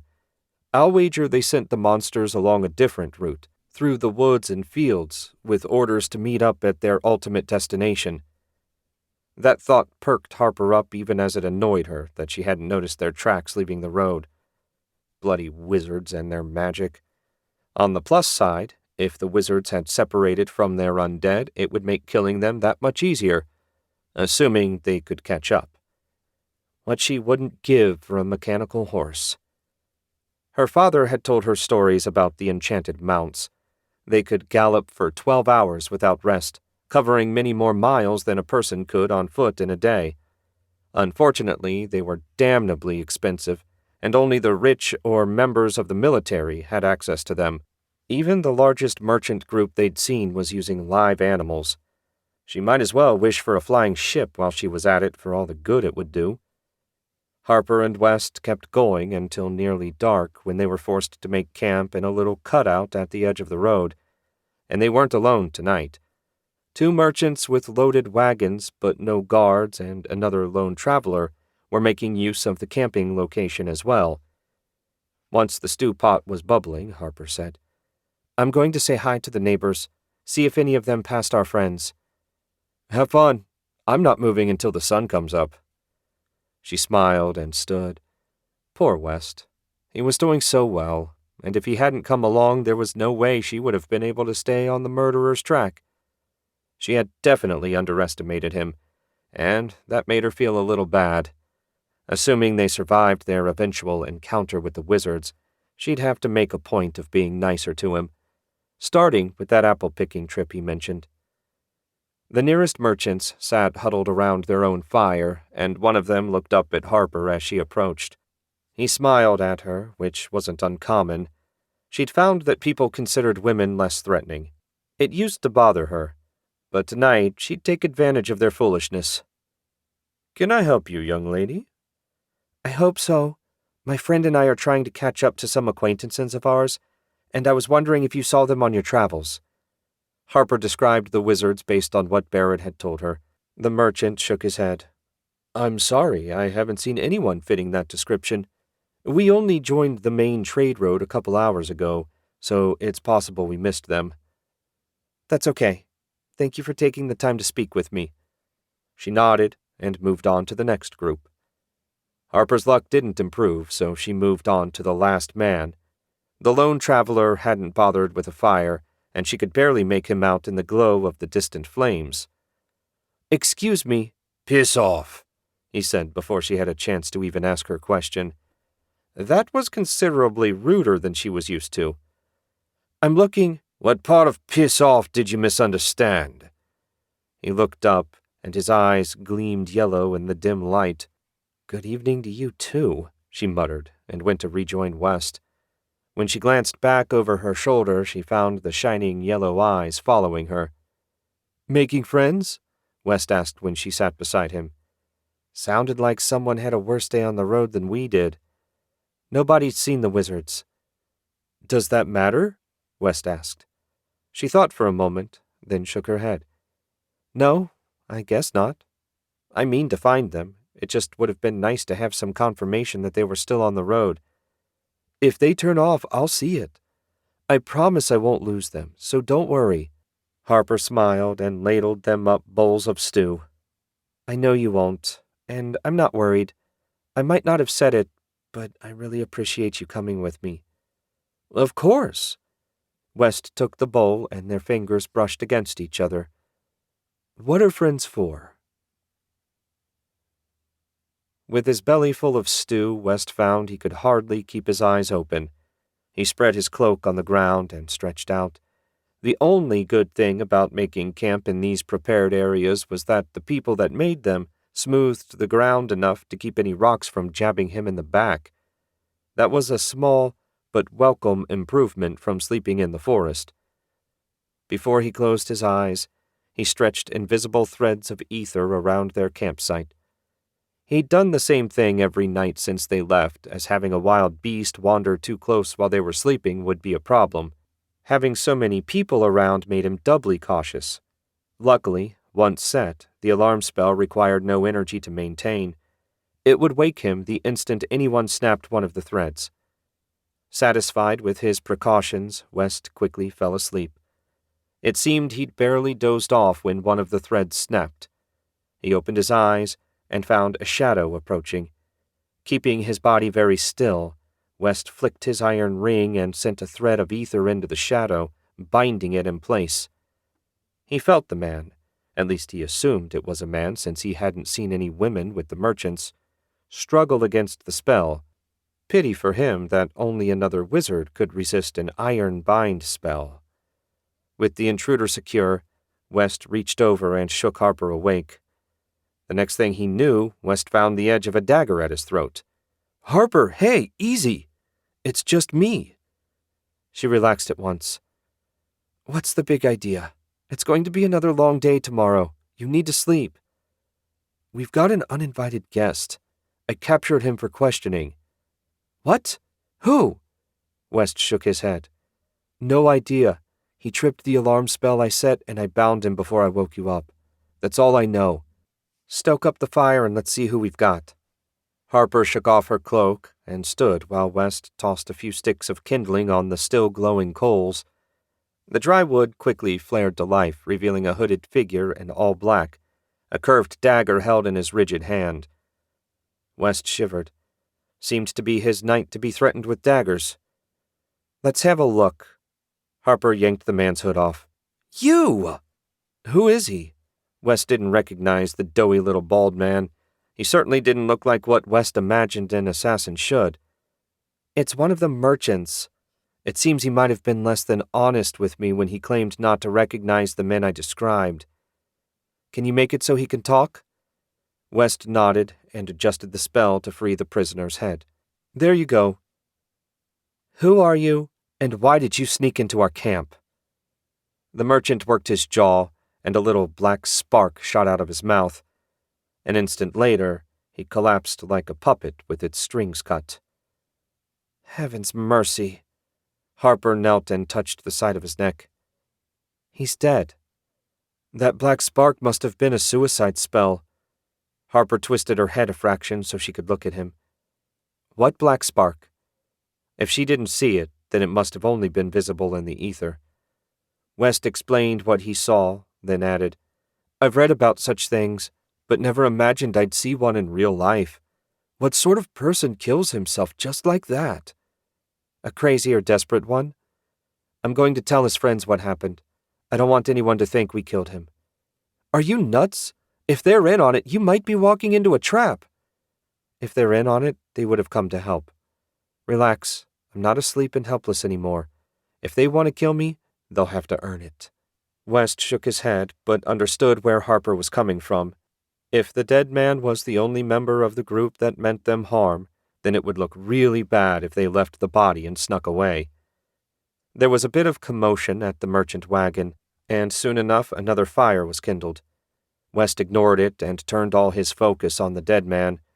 A search through the ether revealed nothing else magical about him. A lingering aura of corruption confirmed that some sort of dark magic had killed him. Not that he needed much confirmation, having seen that black spark. He debated waiting for Harper to return, but then shrugged and started riffling through the dead man's pockets. There wasn't much to be found, a pouch with a few coins and a small eating knife being the most remarkable items. He wore a plain gold ring. West's first thought was that it was a wedding ring, but it was on the wrong finger. More likely, it was an emergency source of funds.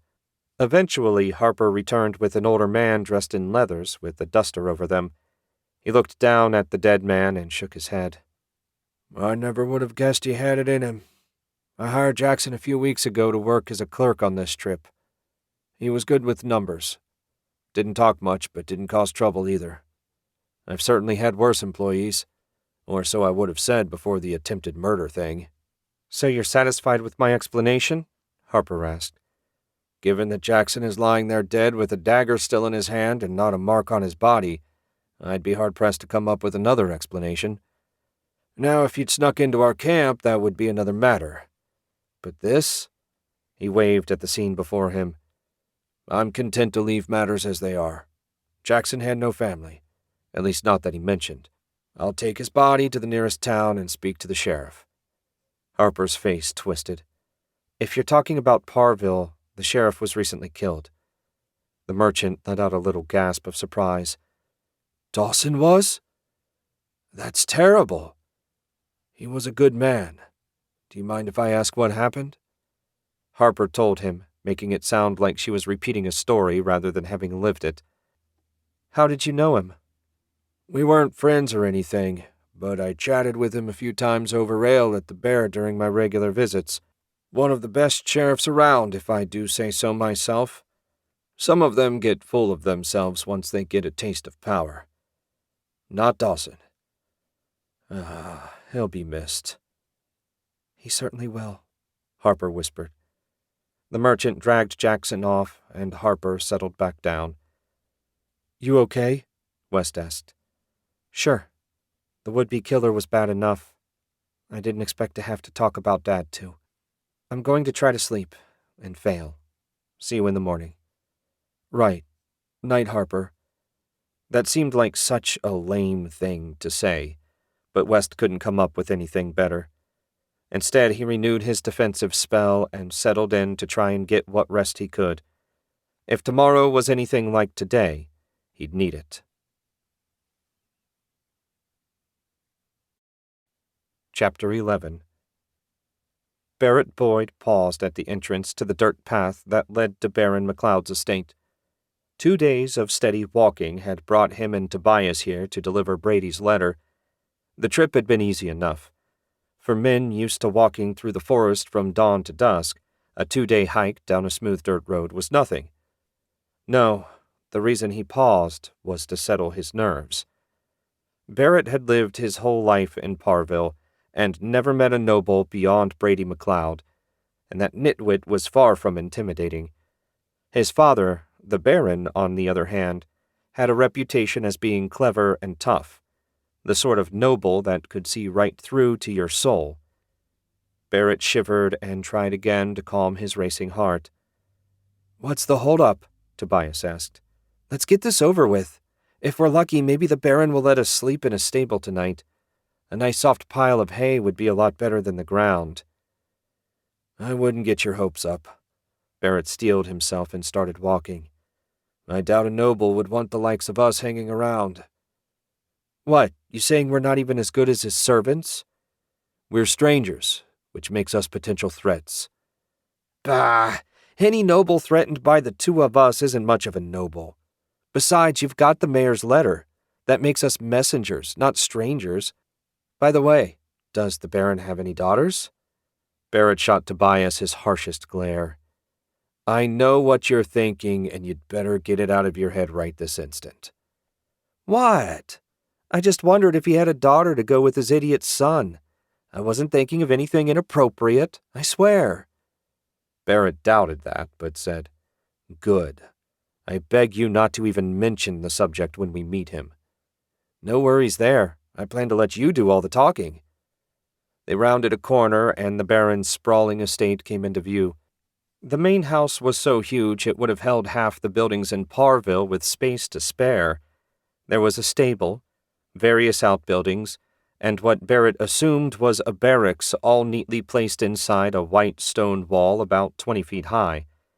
There were 2 gates, one to the north and one to the south. The path they were taking led to the south gate, where 2 men in mail and armed with spears and swords stood on either side. "Brannock's blood," Tobias said, amazement clear in his voice.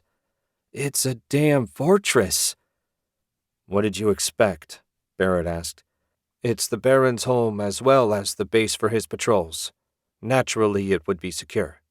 Barrett tried to sound calm, but inside he was every bit as impressed as Tobias. He'd never seen, let alone visited, a noble's estate. His heart started racing again, but not as badly as before. A few breaths calmed him, and the pair set out again. A 5-minute hike brought them to within a few yards of the gate, a heavy wooden door that looked thick enough to withstand a battering ram. The right-hand guard raised his hand, while his partner took a tighter grip on his spear. "State your business." The guard's calm, matter-of-fact tone helped calm Barrett's nerves. "Beg pardon, sir. We've brought a message for his lordship from his son, Mayor Brady." He offered up the sealed scroll. The guard took it, studied the seal for a few seconds, then nodded. "Looks like the real thing? Wonder what sort of mess he's made now." The second sentence was muttered so low that Barrett barely heard it. He forced himself not to smile. Clearly, the guard had met Brady before. "Run that into Mr. Whist." He held the scroll out to his partner. The second guard leaned his spear against the wall, took the scroll and trotted inside. "You'll have to wait until we know for sure if his lordship wants to speak with you." Barrett offered an awkward bow. "We're at his lordship's service, of course." The guard chuckled. "You've got the right attitude, anyway. Don't worry. Despite his reputation, our master isn't the sort to punish the messenger. Whatever Brady did, it won't reflect on you two." "We appreciate that, sir," Barrett said. "Can I ask who Mr. Whist is?" "That's his lordship's personal aide. Sort of a butler and secretary all rolled into one. He decides what's important enough to require the Baron's personal attention. Anything to do with his son will almost certainly go right through. Been pretty quiet here anyway." "Is that unusual?" Tobias asked. "Kind of. His lordship returned early from his annual tour of the barony, so he didn't have anything scheduled until next week. Makes it easy for us, but just standing out here 10 hours a day gets bloody boring, I can tell you. Not having to deal with visiting nobles, on the other hand, does reduce the stress."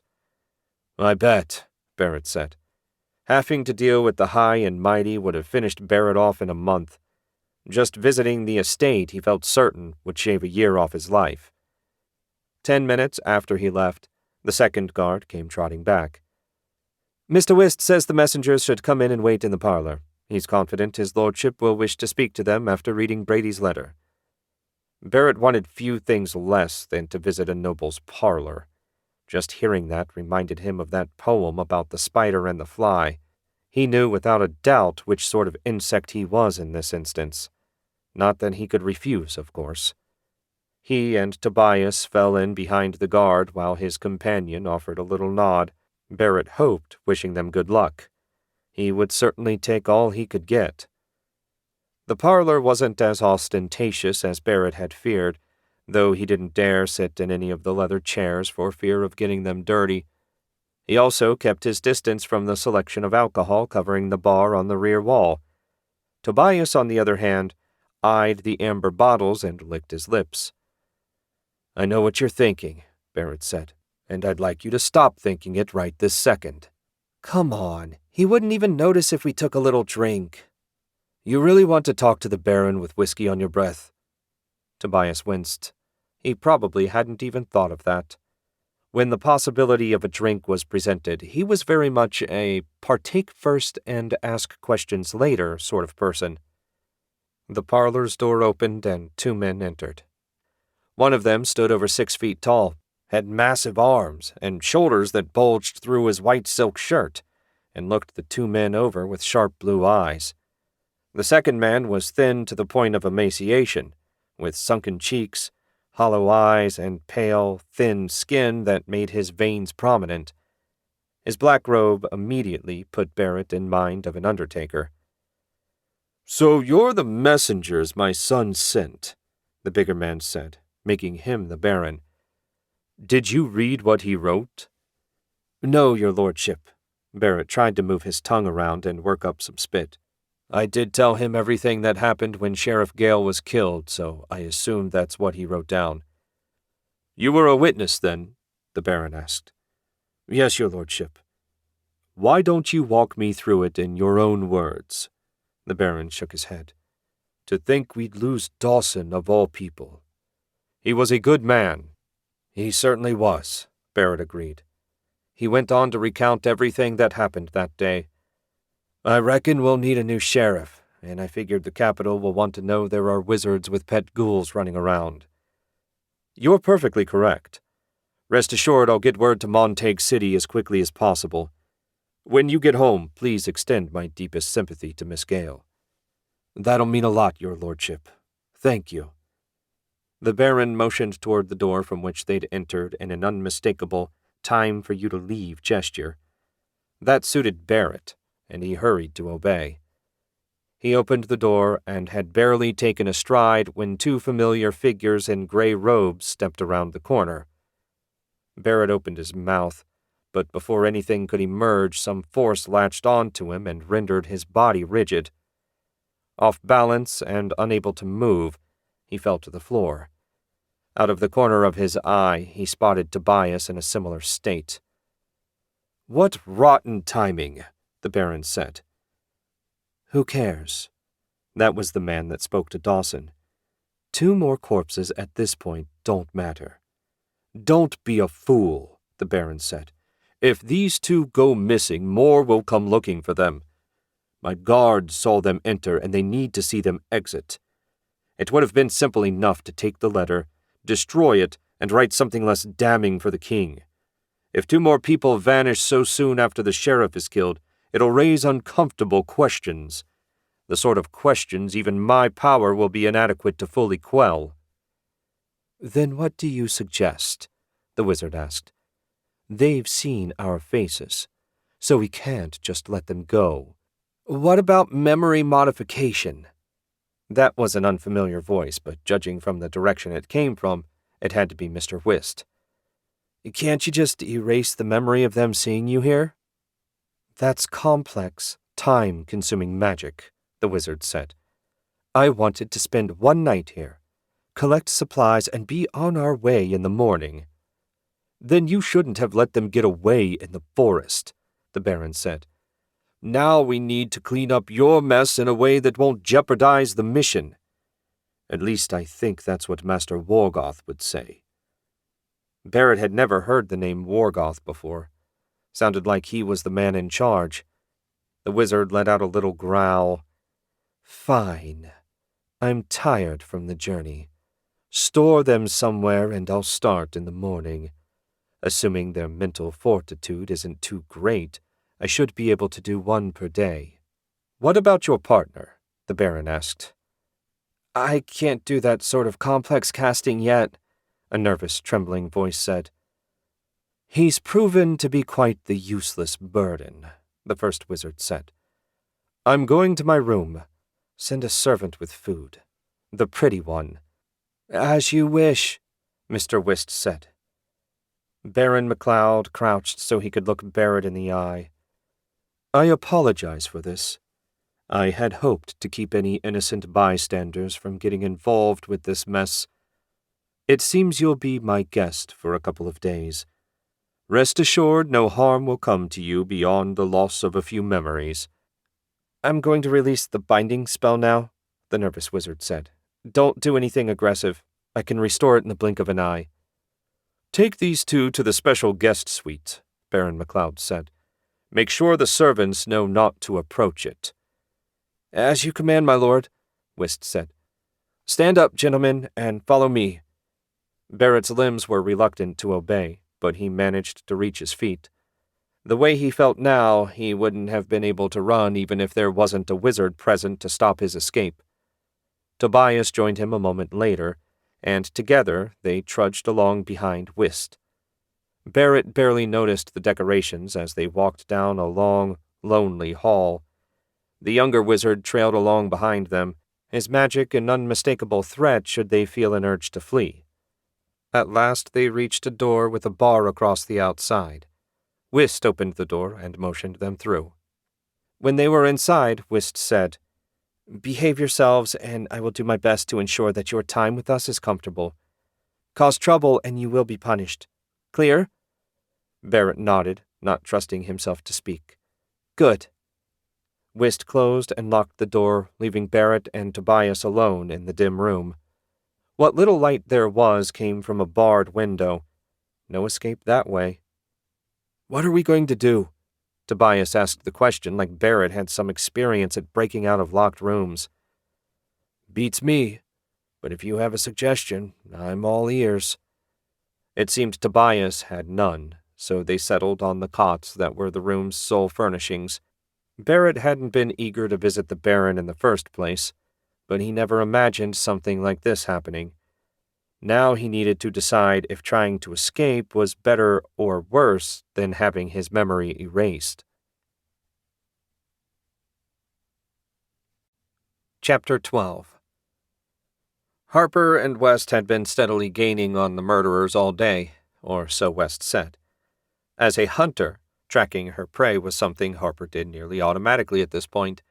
Being largely useless on her own hunt wounded her pride, but the situation was what it was, and if she had to rely on West to have her revenge, then she'd do so without hesitation. At least they hadn't run into any more would-be killers. Not that the fake clerk had been much of an assassin, but even the most incompetent person could stab an unconscious victim. Happily, nothing more had come of the event in the campground, and the merchants took the killer's body with them to a town with the sheriff. She grimaced for a moment before forcing her pain away. Dad was gone, and nothing would change that.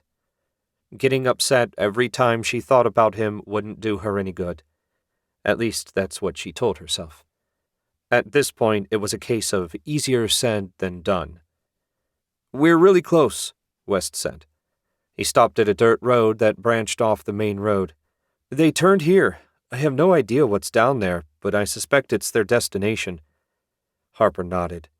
"Let's go see." Now that they had a target in mind, she took the lead. Rather than follow the side road, she slipped into the woods and snuck along silent as a mouse. A few 100 yards brought them to the edge of a clearing. Another 50 yards away waited a walled compound. There was a large house and many outbuildings. Most worrisome were the guards stationed at the 2 gates. West frowned. This is a nobleman's estate. Most likely Baron MacLeod's. Do you think he's mixed up with the wizards? Harper shook her head. That was an impossible question to answer with the information they had on hand. Let's keep watch here. It's only about an hour until dark. Sneaking in will be easier at night. Sneaking in? Are you crazy? If we get caught, we'll be executed. Harper shot him a hard look. Are the wizards in there? Most likely, West said, his reluctance clear. Then I'm going in. If you prefer to wait for me, that's fine. No, I'm in this to the end. The main reason I came in the first place was because you wouldn't have a chance against a wizard on your own. That hasn't changed. Thanks. She clapped him on the shoulder and settled against a tree to watch. Not that there was much to see. The guards stood around. No one approached the estate from either direction. All in all, it seemed an incredibly tedious job. Still, being a noble's guard probably paid well, and as her father used to say, when you're a soldier, any day no one's trying to kill you is a good day. At dusk, the guards opened the gates and went inside. Patience was a hunter's virtue, and Harper figured it would be best to wait until at least midnight to make her move. Half an hour later, 5 shambling shapes appeared around the estate. Where they had come from, she had no idea. The ghouls, West said. That clinches it. No way would they be here if the wizards weren't. Yeah, but having those monsters outside will make sneaking in a problem. If we take them out, will the wizard know? Impossible to say for sure. If he's awake and paying attention, he'll notice their presence getting snuffed out. But if he's asleep, there's a fair chance he won't realize something happened until he wakes up and tries to control them.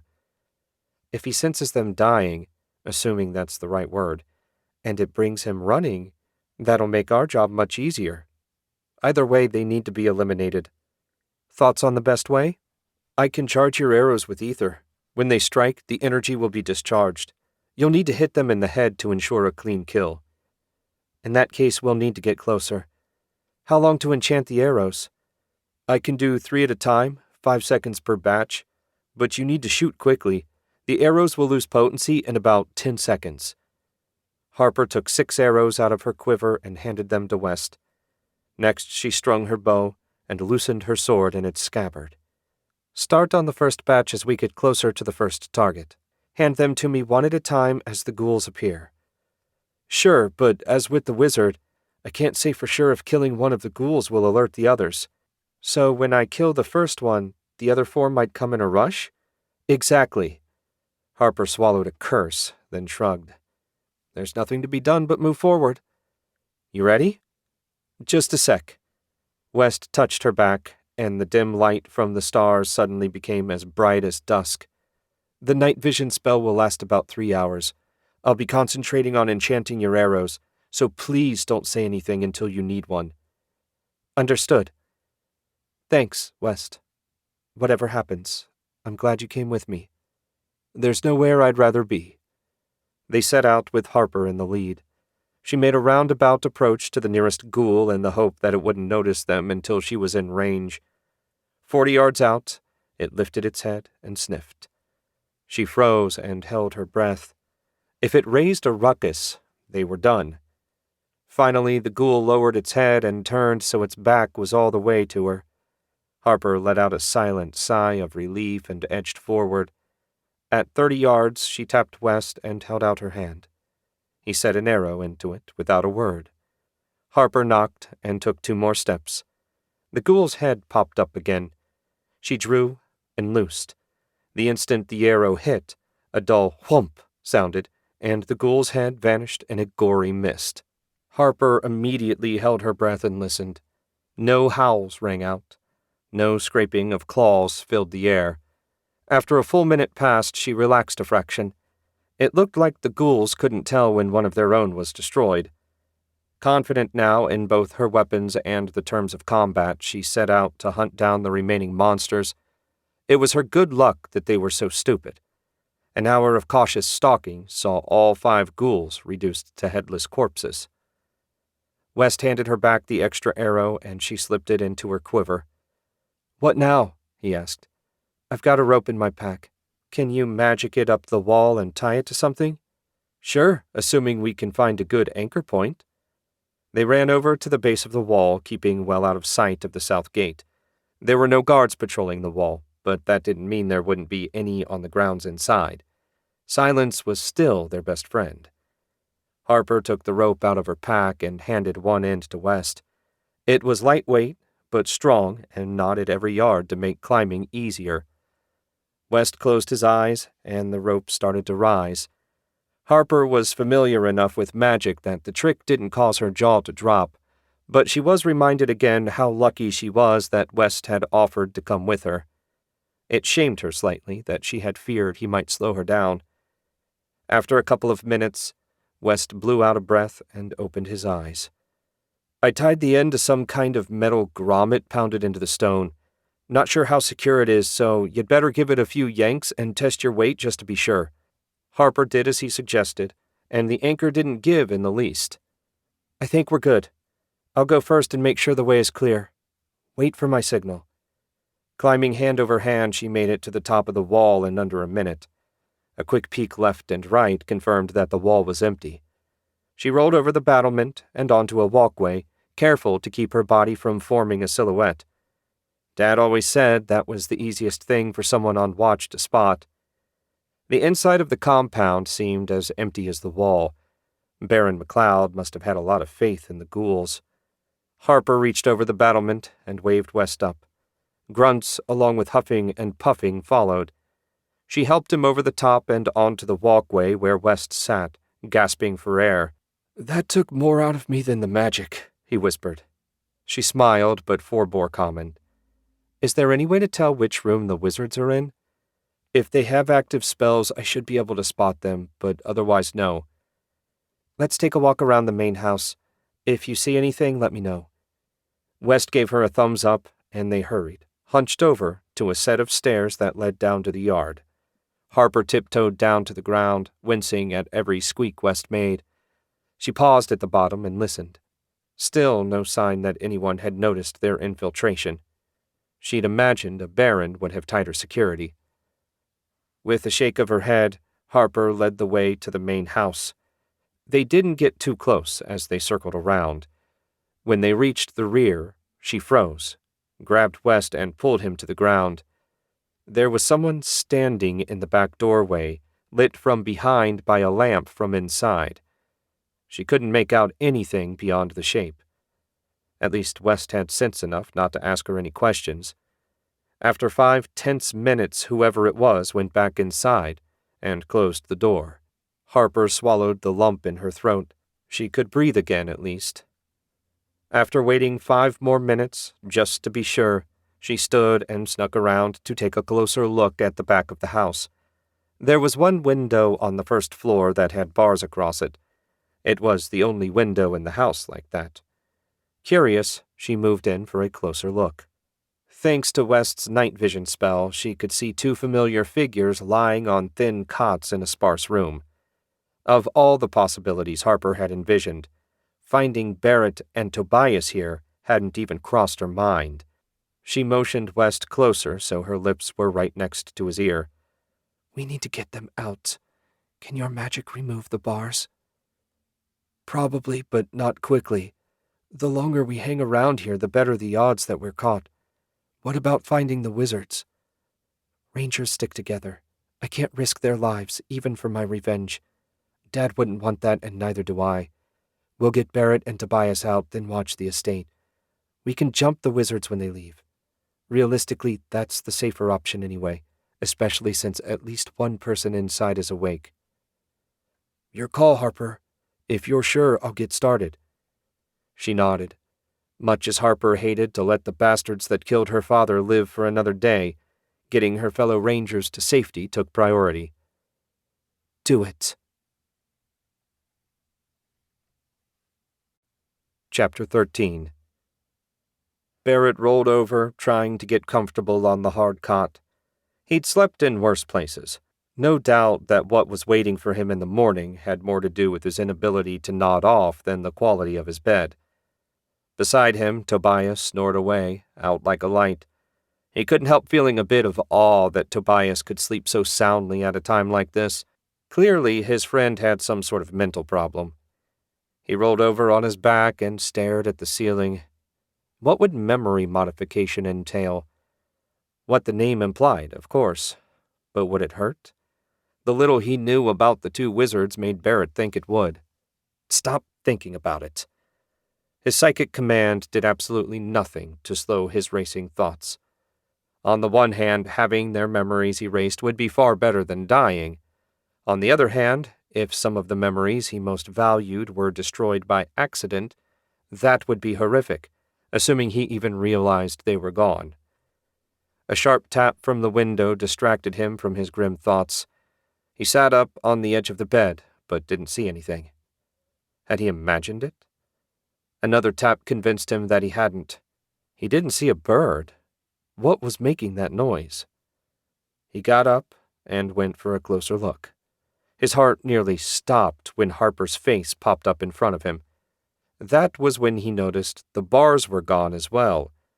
Harper touched her lips, and he nodded. He certainly wasn't about to call for help in this cursed place. She put her hands on the glass for a moment, then pointed at him and put her hands back on the glass. Barrett had no idea what she was thinking, but under the circumstances decided not to argue. He put his hands on the pane directly opposite hers. Harper pushed, and the glass popped inward. She started to slide her hands to the edge of the pane, and he mimicked her until she reached the edge and he grasped it. She backed away, and he gently set the glass against the wall. They had a way out of their prison, at least. Harper gestured at Tobias, and he nodded. Barrett tiptoed over and clamped a hand over his friend's mouth. Tobias struggled for a moment, then stared at him with wide eyes. Barrett pointed at the window, and Tobias turned to look. The wide eyes got even wider when he saw Harper waiting. Barrett let go, and the pair hurried over and climbed out. He spotted West a moment later, keeping watch at the corner of the wall. "Let's get out of here," Harper whispered. "Can you see okay?" The half-moon had partially risen, providing enough light to keep Barrett from tripping over his own feet. He nodded, and Tobias joined in. Harper led the way across the yard and up onto the walkway that allowed the guards to patrol the wall. Speaking of which, where were the guards? Barrett hadn't seen a single one, living or dead. Had Harper cut their throats and hidden the bodies? He hated to think of the girl doing something like that, but at the same time had no doubt she had the will to do it if necessary. A little way from the stairs, Harper pointed at a knotted rope hanging over the wall. Barrett didn't need to be told twice. He grabbed the rope and quickly climbed down. Tobias came next, followed by West and Harper. He watched as West closed his eyes, and a moment later, the rope came tumbling down. Harper coiled it up and led them on a dash for the tree line. 20 yards in, she paused and turned to face him. Shaded by the trees, Barrett couldn't see her expression. He doubted it was as happy as his own. "Many thanks, Harper lass. We'd have been in real trouble if you didn't show up when you did. Them wizards that killed your father came in just as we were getting ready to leave." "How'd you find us, anyway?" Tobias asked. "We were tracking the wizards. I had no clue you two were here, though I'm glad we arrived in time."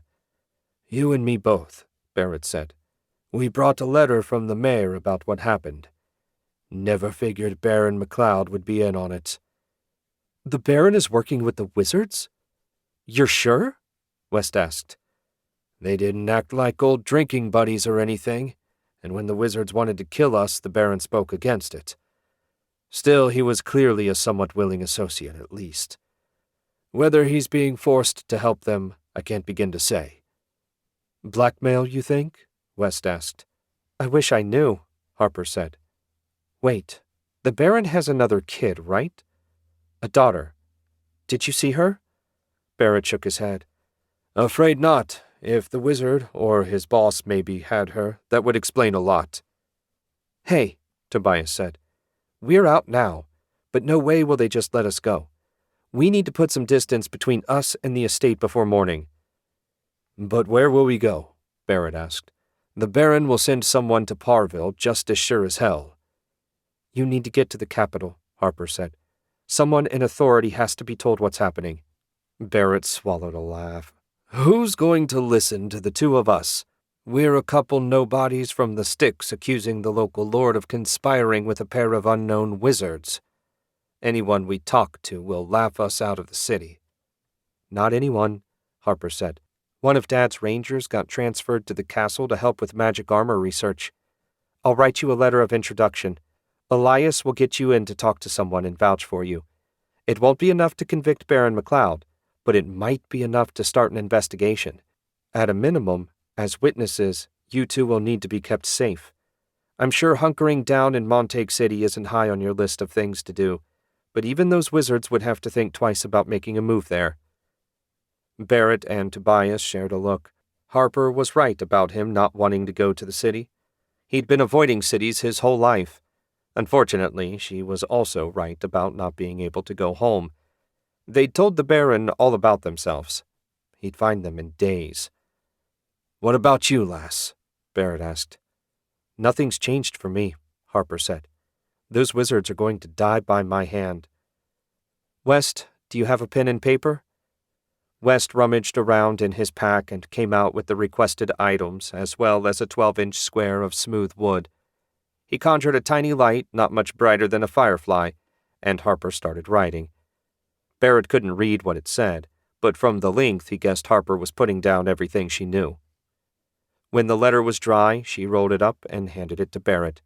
Elias used to live over a tavern called the Plowman. It's been a while, but hopefully, even if he moved, someone there will know how to find him. I'm counting on you to get word to the right people. We'll do our best. Barrett wasn't all that optimistic that they'd succeed, but considering everything that had happened, he was convinced that Harper had the right idea about this being their best chance of surviving. You take care, lass. It's the wizards that need to take care, Harper said in a voice far too hard and cold for a girl her age. Off you go. Barrett set off for the road. They'd make better time in the open, and the meager light would be better as well. About a mile down the road, Tobias said, I don't know about this, Barrett. Me neither. But it's not like we have so many other options. Chapter 14. You wouldn't have thought that an hour of training with his father would leave Jack more exhausted than 4 hours in the sparring ring, but you'd be wrong. Every day, Jack dutifully marched off to his father's private chambers. Father would give him the sun sword and tell him to quiet his mind and feel the connection between himself and the sword. It should be the simplest thing in the world, Father insisted. Jack had Irving blood, therefore the sword was bound to serve him. All he needed to do was connect his mind to the magic, and the rest would happen automatically. And yet over a week had passed, and he still hadn't felt even a hint of the magic's presence. It probably didn't help that Jack's weakest skill was sitting still and concentrating. After 2 minutes, his mind started wandering, usually to how much longer he needed to sit around before he could leave and do something more interesting. Even copying the family history would be more entertaining than sitting silently holding a sword that seemed determined to ignore him. That's enough, Father barked at last. All this time and effort, and you can't even get one rune to light up. That's a sad result even for you. Are you trying to silence your mind like I told you? If you've got a bunch of random thoughts running through your head, the sword won't be able to speak to you. The sword can talk? Jack asked. Not literally. It has not a personality exactly, but an awareness. It's what allows it to follow your commands as well as confirm that you're in Irving and so eligible to wield it. That's how your grandfather explained it to me when I began my training, at least. How long did it take you to make contact with the sword? Jack sheathed the sun sword and stood. He felt a little stiff from sitting still for so long. 3 days until I felt the first hint that something was there. 10 days to fully connect, by which I mean I got all the runes to light up. And that was just the minimum I had to do before I could begin actually training to use the sword's powers. Mastering those took most of a year. A year? Brannick, help him. So I'm not that far behind, right? Father shook his head. You haven't even initiated contact yet. That is the very simplest aspect of using the sword. If you can't clear your mind enough for even that minimal result, I have little hope that you'll ever master the sword. I'd ask Lachlan, but only the eldest child will do. Jack's jaw bunched. Of course his perfect little brother would be able to do whatever was necessary. Lachlan never came up short in anything. It was like his perfection served no purpose other than to make Jack feel bad about himself. He forced the bitter thoughts away. It was stress talking.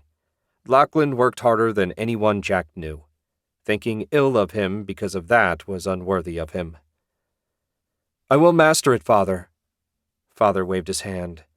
Words are cheap, boy. You spit them out as easily as you breathe. You want to impress me? Make at least one rune light up next time. Now get out of here. Jack leaned the sword against his father's desk and took his leave before the old man could change his mind.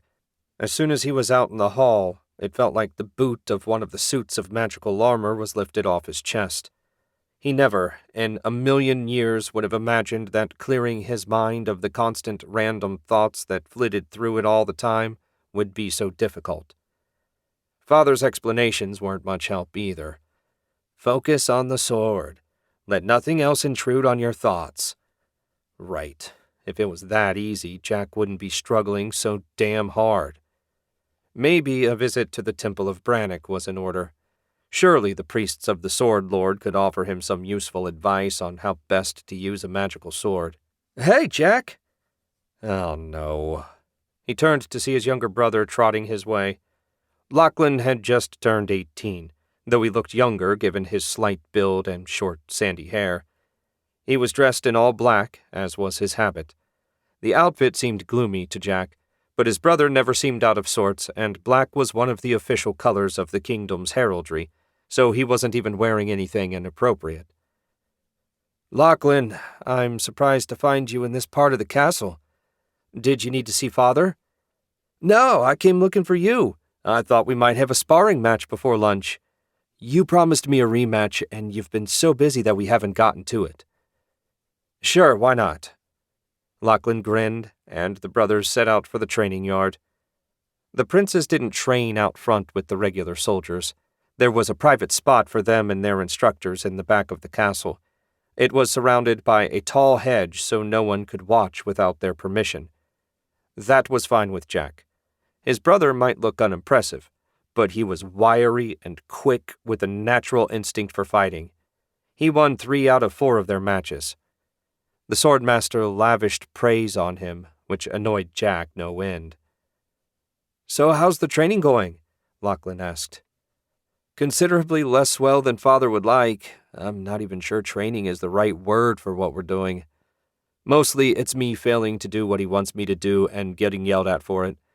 The yelling does nothing for my mental state, which makes the task even harder. I prefer swinging swords to having psychic conversations with them. I'd best figure something out before Father decides to lock me in the dungeon with the damn thing until I succeed. Think he'd let me give it a try? Doubtful. Father said it had to be the older son and that the sword has some way of telling us apart. It's all magical nonsense to me. Jack shrugged as they rounded the corner that led to the training ground. You can ask if you want. Just don't get your hopes up. No, if I bug him about it even after you explained, I'll be the one getting yelled at. Jack couldn't fault his logic.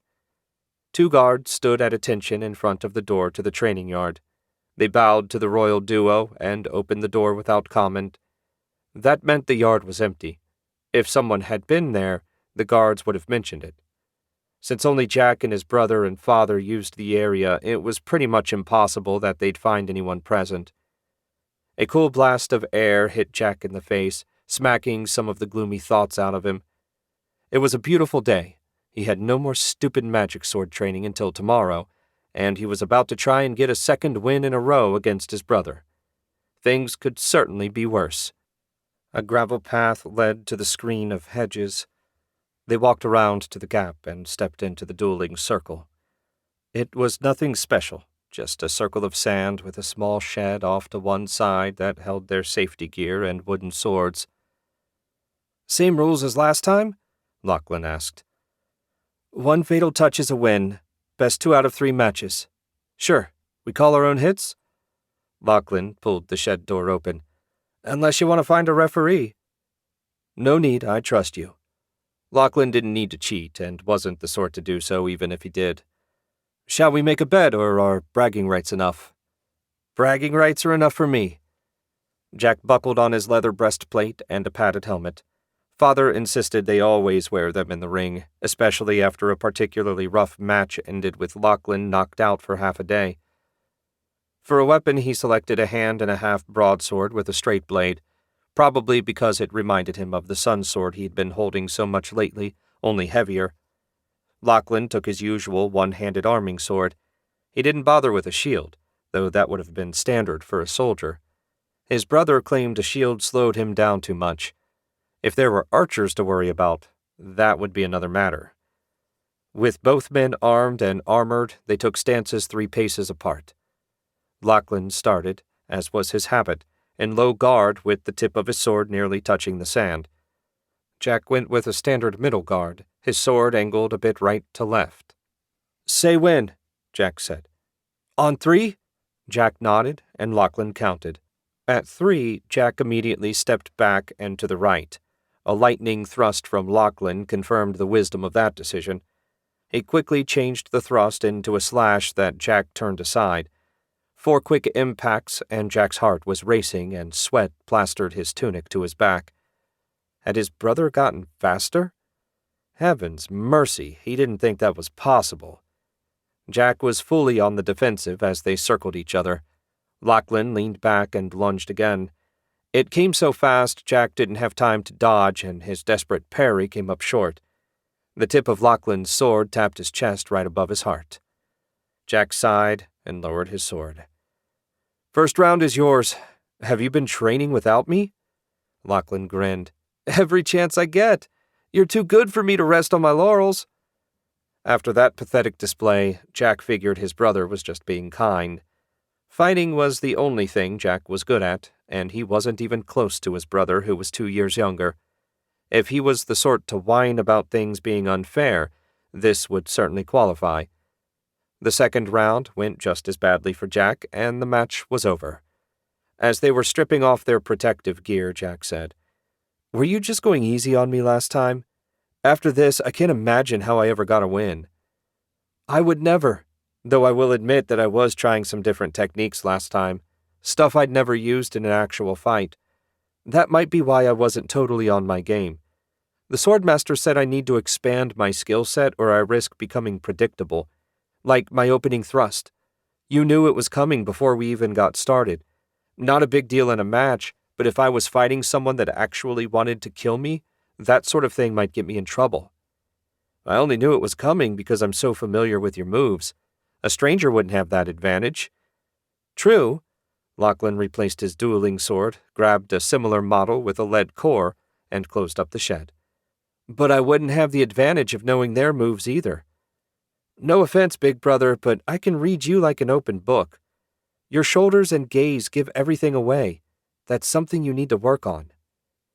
Jack knew Lachlan didn't say it in a mean way, but he had so many other things to worry about right now. The idea of adding one more thing to his plate made him want to throw up. "Don't suppose you'd like to take my place at the finance meetings?" Lachlan laughed. "I actually wouldn't mind, since I enjoy math, but I think Father might object. I'm just a spare after all. You're the crown prince." Once again, Jack had to admit his brother was right. It was getting annoying. "I'm off to Brannock's temple. See you later." He left Lachlan to his practice and made his way to the exit. If he'd had as much time to practice as his brother, would Jack be a match for him? His ego wanted to say yes, but the rest of him doubted it. Luckily for Jack, the Temple of Brannock was on the same street as the castle and only 3 doors down. He didn't even need to take guards with him, since this close to the castle there were patrols all over the place. And so he left by the front gate, nodding to the guards as he passed, and turned right down the street. He passed 2 nobles' estates, both unoccupied at the moment, save for servants left behind to tend things. This was a quiet time in the capital. The vast majority of the nobles were back home overseeing the fall harvest. Most often they'd hunker down at home for the winter and return when summer court got going after the end of planting season. Jack pitied the city-states that weren't primarily agriculture-based.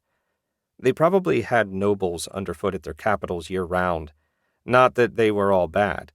The lower-ranking members were more interesting, since they never felt the need to try and introduce him to their daughters. Jack knew his fate was to marry a high-ranking lady. Which one, Father had yet to inform him. The thought of marrying any of the candidates interested him only a little less than attending Alfred's next lecture.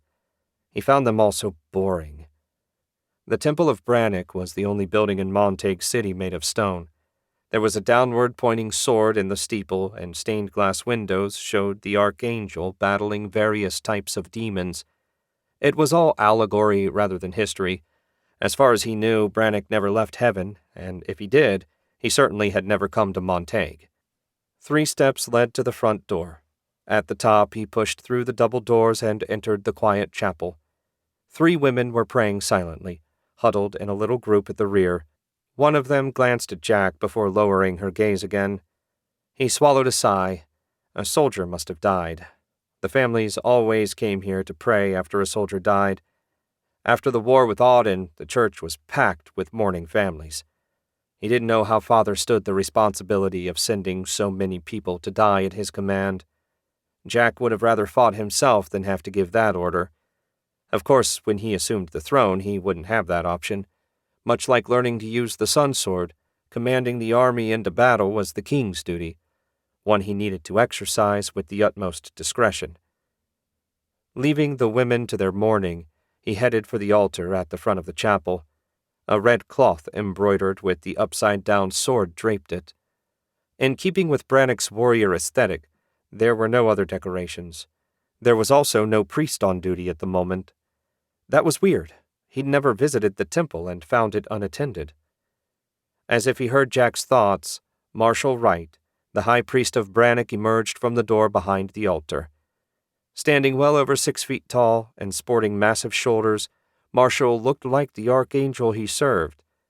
A dark beard and steel-gray eyes that seemed to know your every weakness, combined with his build to create an intimidating appearance.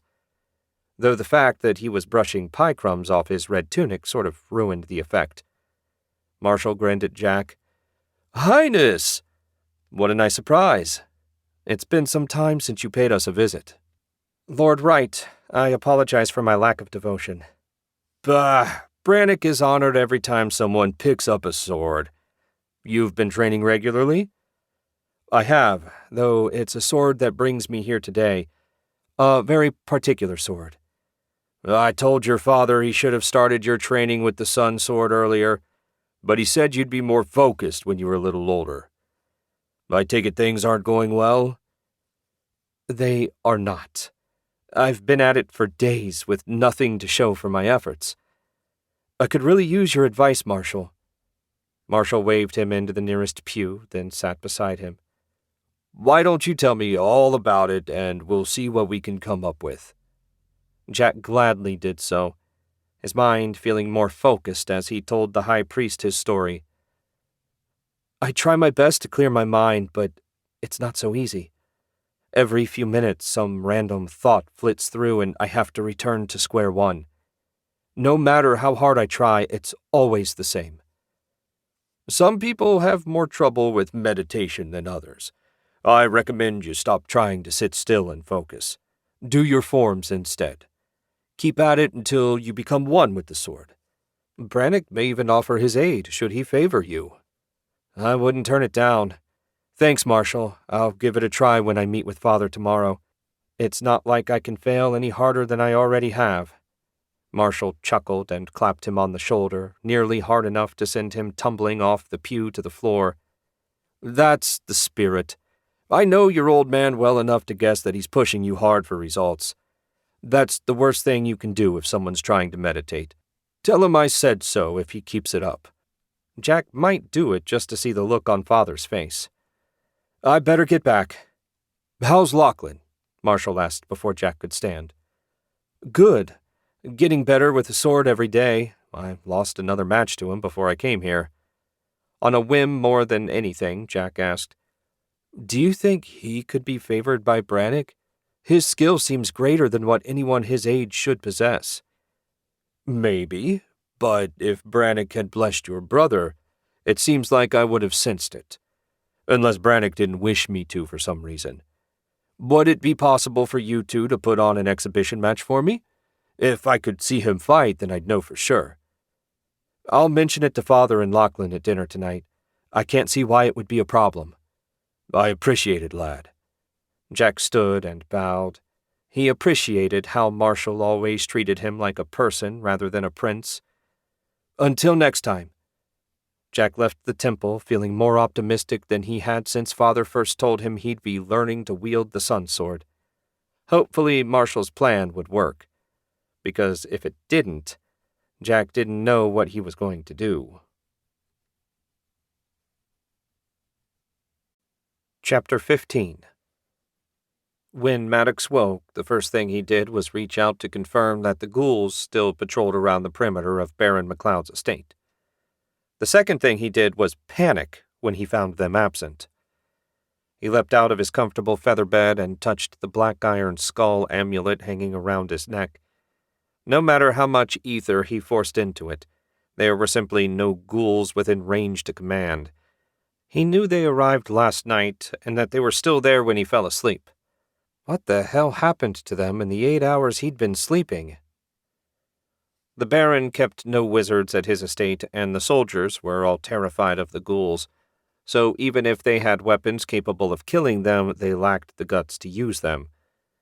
Maddox snarled and tossed his gray robe over his head. Next came Boots and his satchel. The mithril urn sat on top of the dresser. After a brief debate, he left it there. Finally, he activated an ethereal shield. The odds of being attacked here were slim, but slim wasn't the same as non-existent. Maddox hadn't put in years rising through the acolyte's ranks, only to die from carelessness. He yanked his door open and strode out. There was nothing more to be learned from his room. He needed to get outside and see for himself what had happened. At the bottom of the steps, a serving girl hastened to get out of his way before offering a respectful curtsy. Maddox ignored the rather plain young woman and went straight for the door. The guards were just emerging from their barracks. One of them spotted Maddox and hastened ahead of him to get the gate open. A little smile creased Maddox's lips. They were so well trained now. When he and Luca first arrived at the estate, the guards wouldn't do anything without Baron McLeod's approval.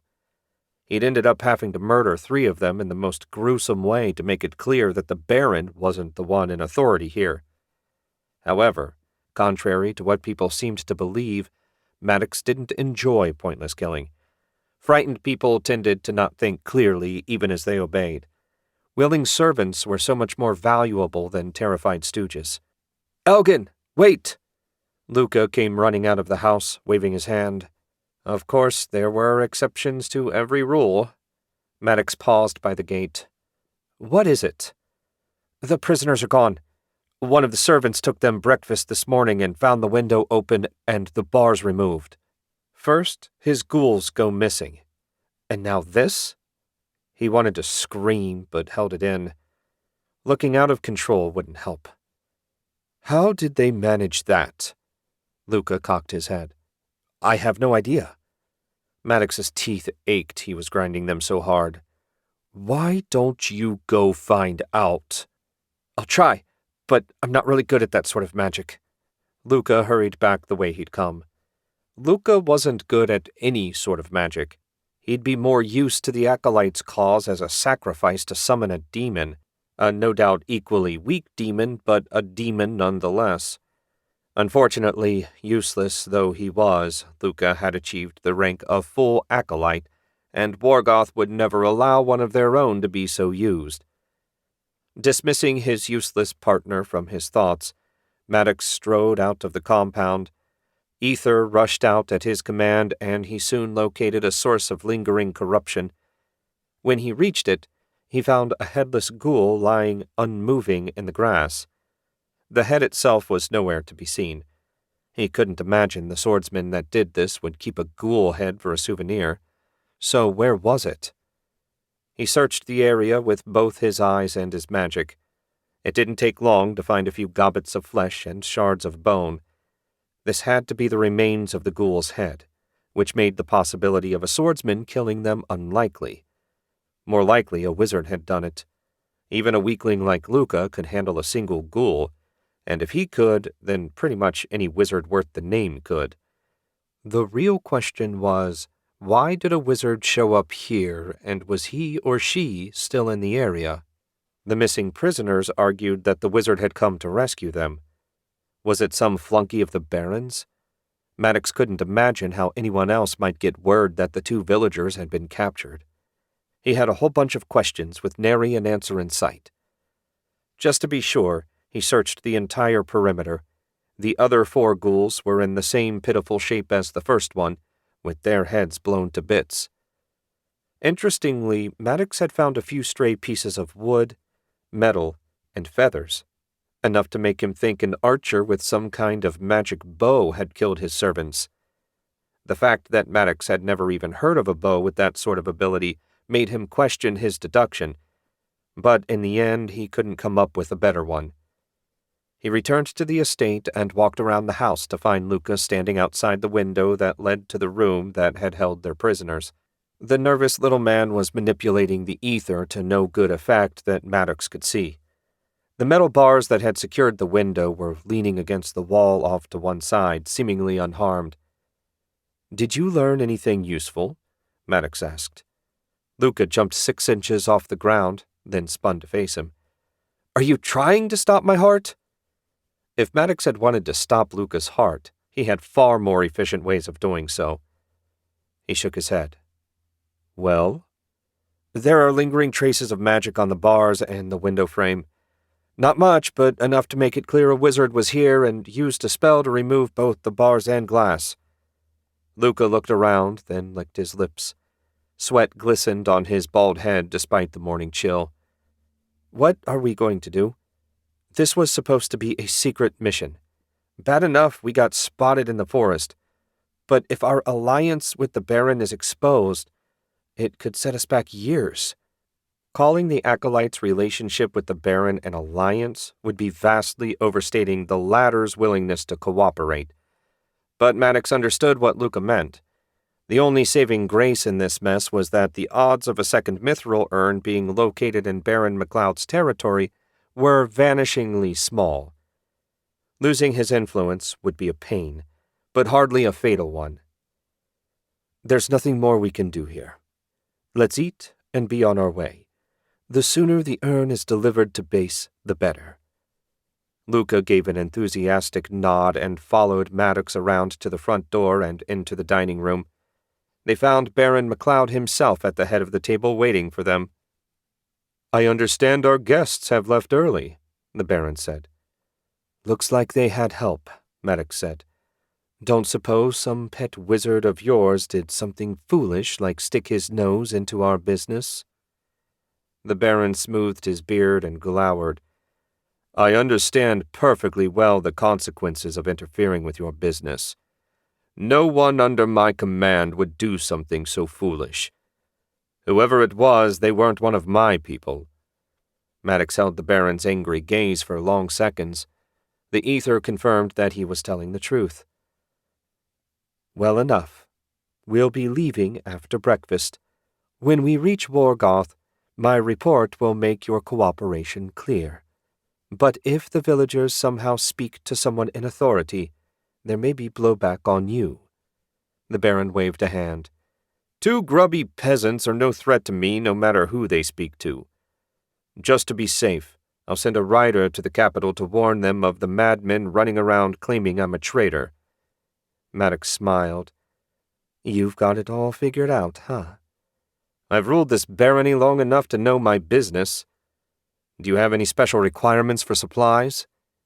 No, just food for a week and full water skins. Easily done. I would offer to have your mounts saddled for you, but my stable master says you didn't bother to remove them. That seemed to offend him on a professional level. Maddox chuckled. Undead horses don't care about saddle rash or abrasions, and you don't have to feed them or let them rest. They're the next best thing to mechanical horses, lacking only in the speed department. That being the case, the Baron said, I'm surprised more people don't use them. Unless you are a wizard, they're hard to control, and they do rot after a while, making them easy to detect in public.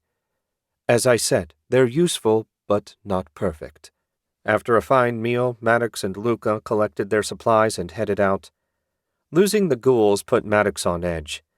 He had a bad feeling in the back of his mind. While it may have simply been his imagination, he couldn't shake the thought that some unseen enemy had it out for them. Chapter 16. Harper crouched just inside the tree line and watched as one of the bald wizards came out to investigate the remains of his pet ghouls.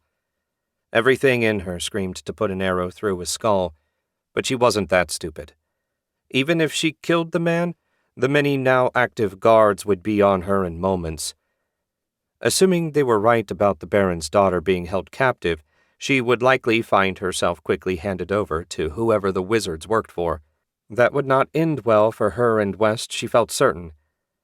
In the moments after she learned of her father's death, Harper wouldn't have thought anything of dying as long as she took the killers with her.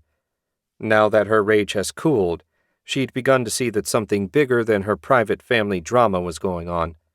She needed to learn more. If they could somehow spring the Baron's daughter, so much the better. It would deny her enemies a powerful bargaining chip.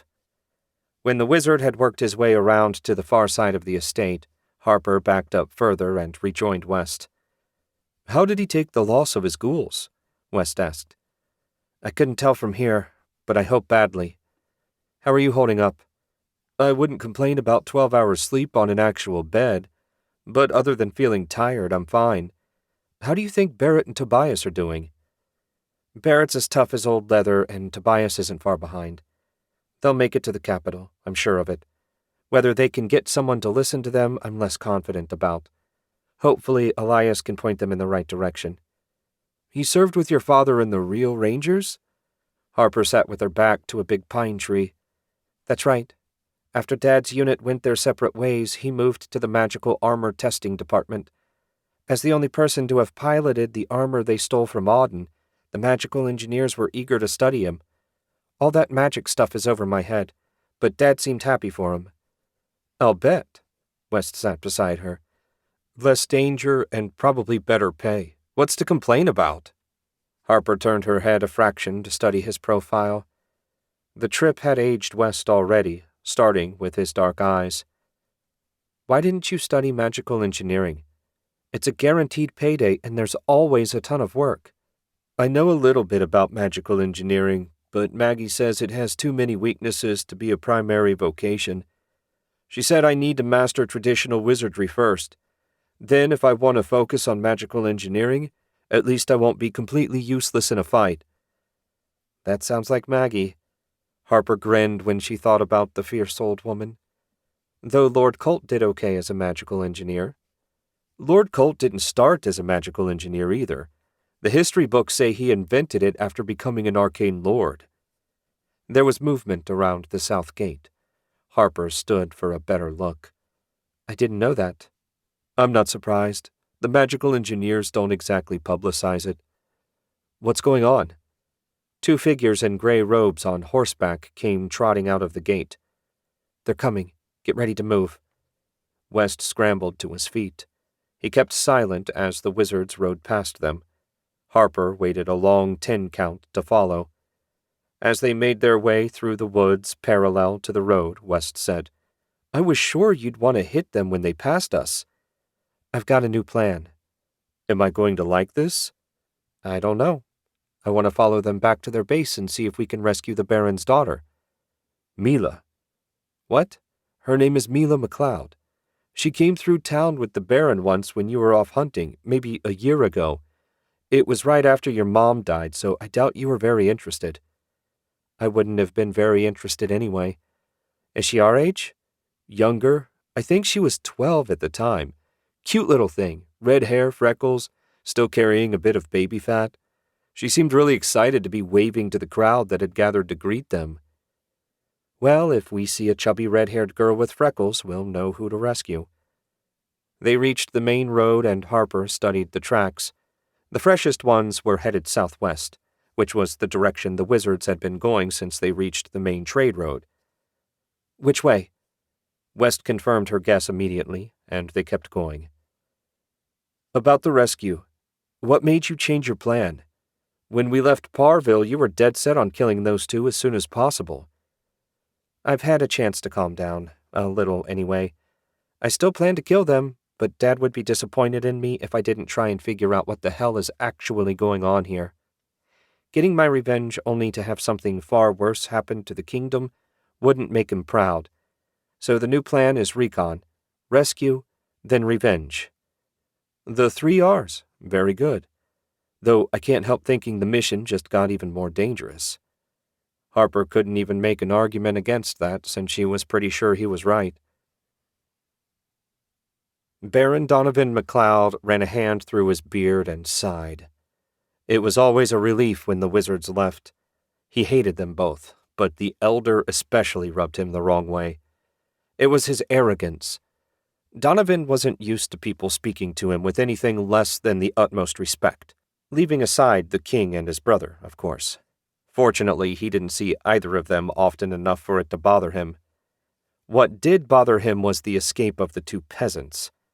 He remembered them introducing themselves, but damned if he could recall their names.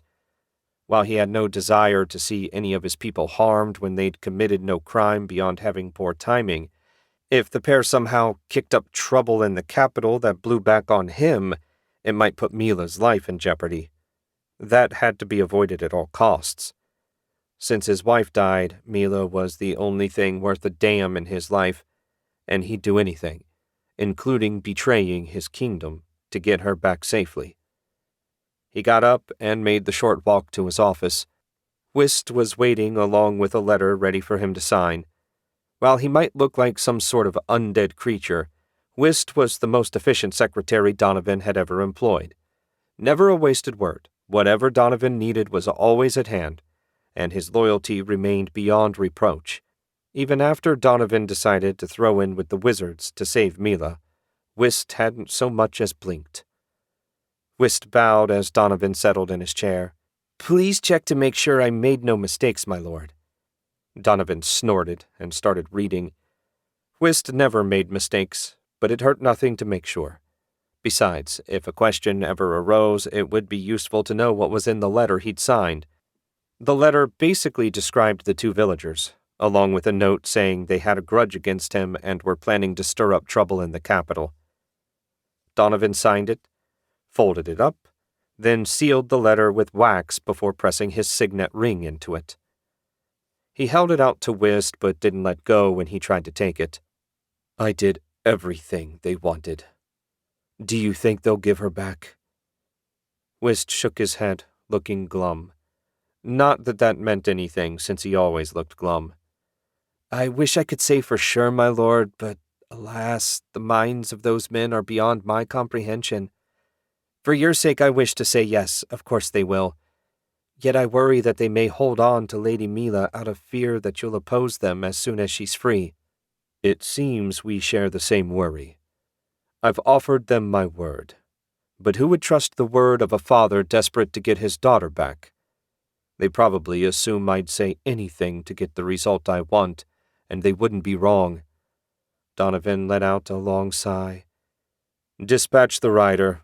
As ever, we'll simply have to play things by ear and hope the archangels are watching out for us." He finally let the letter go, and Whist bowed. "As long as Lady Mila is alive, there's hope. I beg you not to give up, my lord." "I'll never give up as long as there's any chance to get her back." When the door closed behind Whist, Donovan held his head in his hands. He wouldn't give up, but keeping his hope alive got harder every day she was gone. His deepest fear was that the wizards would send her head back to him. If that happened, he didn't know how he'd survive. Chapter 17. Riding from sunup to sunset, it took Maddox and Luca 4 days to get within sight of the Acolyte's base, a partially collapsed fortress abandoned after a long-ago war with Port Settle. The above-ground section had been reduced to little more than a ruin, but they'd renovated and expanded the basement into something usable, if not especially comfortable. The best thing the fort had going for it was its distance from anything resembling civilization. The nearest town was a full day away. Maddox couldn't wait to deliver the mithril urn to their leader. He dearly hoped to be able to take part in the opening ceremony. The first urn had already been in Wargoth's possession and open when Maddox joined. Wargoth wouldn't even tell the rest of the acolytes what was inside.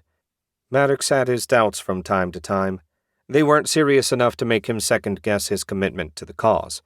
And even if he did reconsider, Maddox had dedicated half his life to his goal of gaining immortality. He had nothing else. "I wasn't sure we were going to make it back this time," Lucas said. Maddox guided his undead mount off the road and up a grass-covered hill to the ruin. "Why?" "Well, first the business in the forest, then the trouble at the Baron's estate. It just seemed like our mission didn't go very smoothly." "Stop whining. If the task was easy, the acolytes would have freed the immortal apprentice years ago." Luca flinched. "Sorry. Say, don't you think it's strange that no one knows the apprentice's name?" "What makes you think no one knows?" Well, no one told me what it is, so I assumed—" Luca turned to face Maddox. "Do you know what it is?" "No, but I'll wager Wargoth does. He knows a great deal and keeps far too much of it to himself to suit me." "Yeah, but as long as we do what he says, everything will be okay, right?" "Tell yourself that if it makes you feel better." Maddox reined in just outside the broken outer wall. He pulled the black amulet out of his tunic and channeled ether into it. When he did, the wards appeared in his magical vision. He found the master thread and tugged it with an ethereal hand. The wards shimmered away, and he urged his mount forward. The ward wasn't lethal, but it would alert the acolytes should anyone cross it. They could watch whoever arrived and deal with them should they get too close to figuring out how to gain access to the basement. Deactivating them sent a different message. When Maddox and Luca reached the entrance, a young man with a bald head and dressed in grey robes bowed to them. "Welcome back. Lord Wargoth will be most pleased to see that you've succeeded. Allow me to tend to your mounts." Maddox got down, slung his satchel over one shoulder, and tucked the bundle containing the urn under the opposite arm. "They've about reached the end of their useful life. I recommend feeding them to the ghouls." The youth bowed again. "I noticed the smell. Pity there isn't some better way to preserve them." "There is," Maddox said, "but it's too difficult and time-consuming to bother within the field. Besides, it's not like horses are hard to find. Did any of the other teams return yet?" "No, Master, you are the first." Maddox nodded, pleased to hear it. Their target had been the closest, and if he'd shown up after any of the others, it would have been embarrassing. Though they were all supposed to be equal, Maddox knew better. Every acolyte was constantly jockeying to be Wargoth's favorite. Maddox hated the game, but loved power and access to hidden knowledge, so he played it the best he could. "We'll make our report." Maddox left the young man to deal with the undead horses and made his way through a fallen archway. Inside, the hatch that led to their base was wide open, revealing the stairs down. He really shouldn't have left it open, Luca muttered. Why not? We're the only ones here, and if the apprentice had closed it, we would have just had to open it again anyway. Maddox started down the stairs, ignoring Luca's muttering about security. They were in the middle of nowhere. No one had even visited this ruin in a decade, and the last group that did never came close to finding the trapdoor. At the bottom of the stairs, they arrived in an 8x8 stone box. There were murder slits on either side, but no one was manning them. Personally, Maddox would have liked half a dozen zombies equipped with spears on either side. The danger was that they might accidentally stab an apprentice unable to control them. Given their manpower shortage, Wargoth deemed the risk unnecessary. Maddox shoved the door directly ahead of them open and strode right down the empty hall. After 10 paces, it branched left and right. He went left.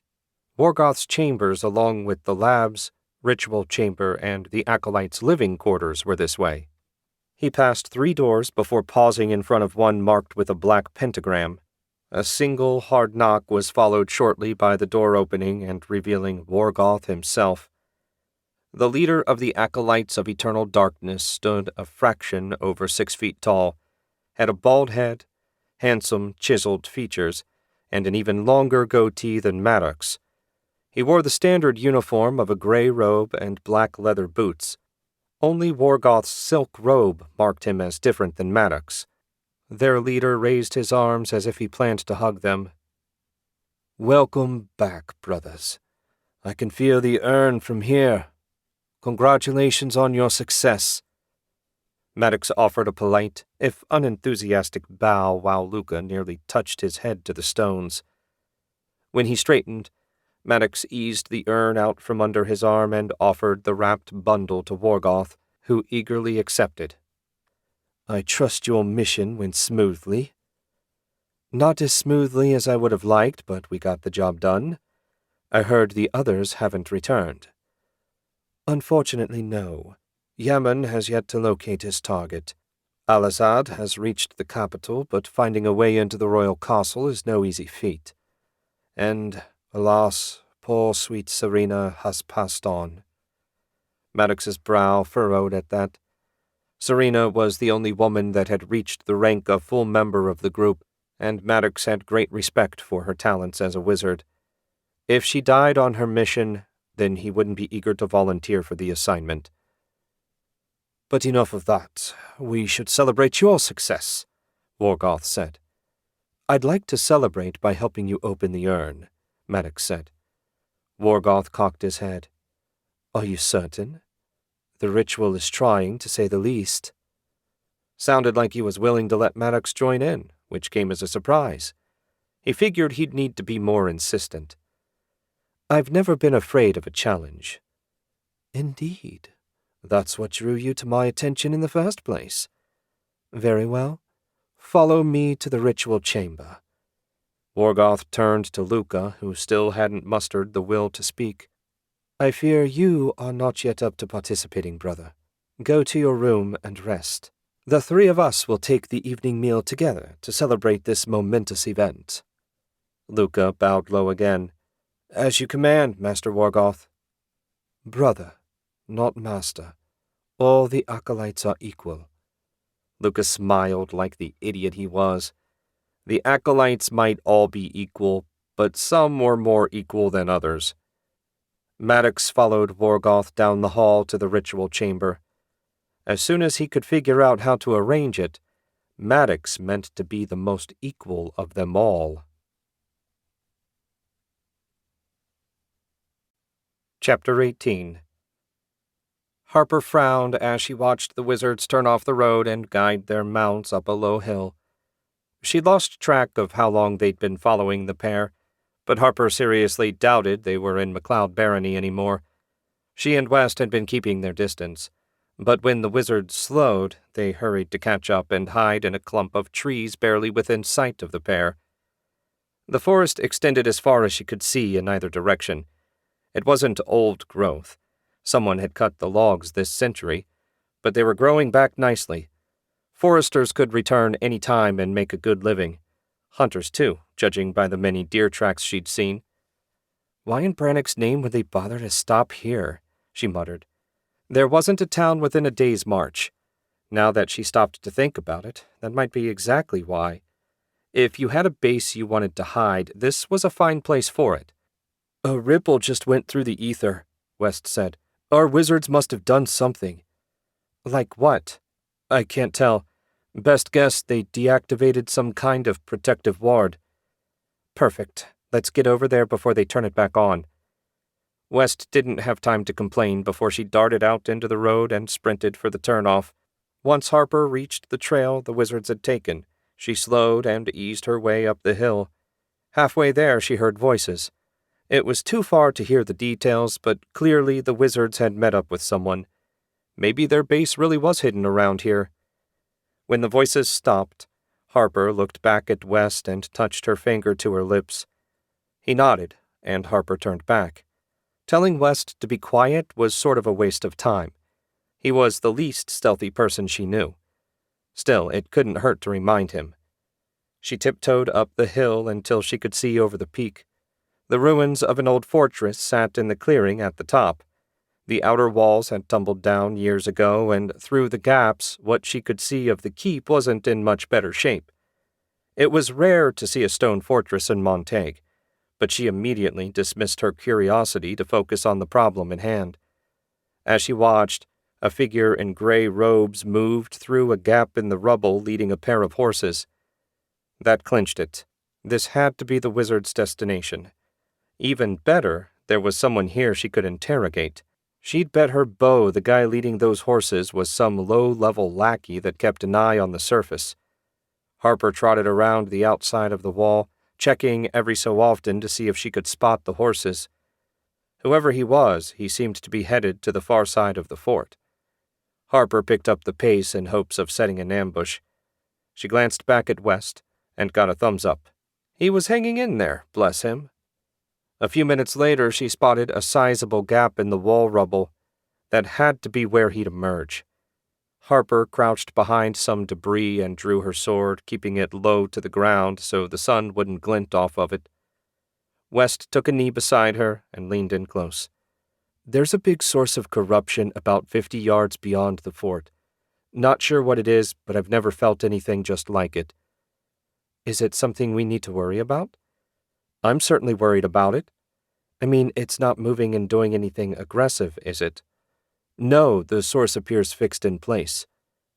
That's fine then, we'll just avoid it. Harper fell silent when the lackey emerged from the ruin. He's a wizard. West barely breathed the words. Harper wasn't surprised, though she was disappointed. I want to question him. Think you can block his magic? West shook his head. I have no idea how strong he is, but I'll do my best. When the target had moved a few yards from the ruin, Harper leapt up and sprinted toward him. He turned when she was still 10 strides away. Wide, frightened eyes stared at her, or more precisely, her naked sword. He looked younger than Harper. He dropped the reins and raised his hands, palms out toward her. Harper didn't slow, and nothing tried to hurt her. When she reached him, Harper swung her sword with all her might, cutting the heads off both undead horses with a single blow. Using the momentum of her swing, Harper spun and slashed, stopping a fraction of an inch short of the frightened young man's neck. I have questions. Answer them honestly. Don't give me any trouble, and you might get out of this alive. Understand? His answer came in the form of a wet patch slowly expanding across the front of his robe. She moved the sword closer, touching his skin just hard enough to draw blood. I said, do you understand? Yes, I understand. Please, I beg you, don't kill me. I'll tell you anything you want to know. Harper's smile held no hint of warmth.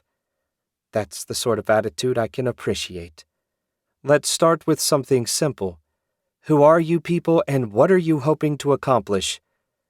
We're the acolytes of eternal darkness, and we're trying to resurrect the immortal apprentice. None of that meant a thing to Harper. West, do you know what the hell he's talking about? I've never heard of either of them. Also, why would someone that's immortal need resurrecting? I don't know. That's just what Master Wargoth told us the group's goal was. Brother Elgin and Brother Ukazar just brought back one of the 5 artifacts necessary to complete the ritual. How many artifacts do you have? West asked. 2. There are 3 other groups out hunting for the rest of them right now. I don't know where they went, I swear. He was so terrified Harper believed him. Where is Mila McLeod being held? Who? Teenage girl, red hair, freckles. Any of this ringing a bell? Oh, her. No one told me her name. She's locked in cell 1. We didn't hurt her or anything. Do you have the key? Harper asked. No, the key is hanging from a hook outside the dungeon. Are there any wards? West asked. Yes, but the key also deactivates them. Are you here to rescue her? Something like that. Harper was pretty sure they'd gotten everything of value out of this quivering lump of cowardice. Do you have any questions, West? Where were you taking the horses? West asked. The ghoul pit. It's where we dispose of bodies. He trailed off as if realizing what he'd said. Disposing of bodies, huh? Harper said. That sounds useful. How about you show it to us? No. Please, I told you everything you wanted to know. I appreciate that. However, your friends murdered my father. I thought just killing the 2 of them would be enough, but it seems there are more of you involved than I first assumed. Now show us that pit. He turned slowly away, his whole body trembling. As soon as he was facing fully away from her, Harper swung her sword. His head landed beside the horses, and his body collapsed. She flicked the blood off the blade and sheathed it. Killing the lackey filled her with a sense of cold satisfaction. It was a start on her revenge, but nothing more. Nothing less than the death of every member of the Acolytes of Darkness would satisfy Harper. I thought you were going to feed him to the ghouls. West had gone pale, and he was staring at the dead man. I considered it, but feared he might have had a way to control them. Are you okay? When he didn't respond, she said. West, look at me. Are you okay? He finally dragged his gaze away from the body. Yeah, it's just a little more real now, you know? The whole revenge thing was just words before this moment. It was never just words to me. Since we have no idea how many wizards are in there, I say we grab Mila and get her home. Maybe her father will want to join me in the hunt. You don't mind sharing your revenge? West sounded surprised. As long as they die, I don't care who does the killing. And frankly, this might be more than we can handle on our own. West let out a long sigh. You have no idea how glad I am to hear you say that. When it became clear that we were dealing with more than 2 guys, I was afraid you might try and take them all on your own. I may be vengeful, but I'm not suicidal. Shall we go see about rescuing Mila? One moment. West made a face, but bent down and started patting the dead man's body. After a moment of searching, he came up with a black amulet shaped like a skull. I thought he might have something like this. I bet it'll let me deal with any defenses. Good thinking. Harper turned back toward the ruin. Wait, West said. What? We should destroy the ghouls first. It'll be one less thing to worry about when we're trying to escape. What do you suggest? Harper had no intention of fighting the monsters if she could avoid it. We don't have a lot of time. If someone notices the dead guy is missing, we're done. If they're all concentrated in one area, I should be able to burn them pretty quickly. Harper nodded. Getting rid of these people's foot soldiers wouldn't be a bad idea. Lead the way. West took point, and they soon arrived at a smooth section of ground. There's an illusion. Hold on. He touched the skull amulet, and the ground shimmered. A moment later, a 20-foot diameter pit appeared. 10 ghouls stared up at her with glowing red eyes. They didn't make a fuss, or even seem aware that she and West were there. Looks like someone put them on standby. Convenient for us. West rubbed his fingers together, and a moment later a stream of flames shot from his right hand. The ghouls didn't struggle or make any attempt to escape. They just stood there and let West burn them to ash. The process took longer than Harper would have liked, but in the end the undead were destroyed. As soon as the flames stopped, Harper turned back toward the ruin. She couldn't escape the feeling that the clock was already running down. Chapter 19. Barrett stared up at the walls of Montague City and shook his head. They were huge beyond anything he'd ever imagined. It looked like massive logs had been cut to length and stood up before having their tops sharpened like stakes. The soldiers patrolling the battlements looked small from the ground. A line of 10 wagons and twice that many people on foot waited to enter the western gate. Barrett and Tobias were at the end. "How tall you reckon those are?" Tobias asked. 50 feet, at least. Must have been a bitch to stand them up like that. Tobias scratched his head. "I thought big cities had stone walls." "Some do, I suppose. As far as I know, Montague doesn't have an active quarry, so we probably got stuck having to use wood. Brannock knows we have enough trees." "That can't be right." Tobias stomped on the gravel they were standing on. "If there's no quarry, where's all this come from?" "I didn't say there weren't rocks. Get enough prisoners with sledgehammers and making gravel is easy. A quarry gives you nice, smooth blocks for building and carving. That's what I think we don't have." "Oh, I suppose you might be right." Tobias looked around to see if anyone was paying them any attention, then said, "You think we'll be able to find Elias?" Barrett looked at the huge city again. Finding one man in a place this size seemed impossible, but Harper had given them a place to start looking at least. After what happened, it wasn't like they could go back to Parville anytime soon. Between him and Tobias, Barrett hoped they had enough coin to avoid sleeping on the street for at least a few nights.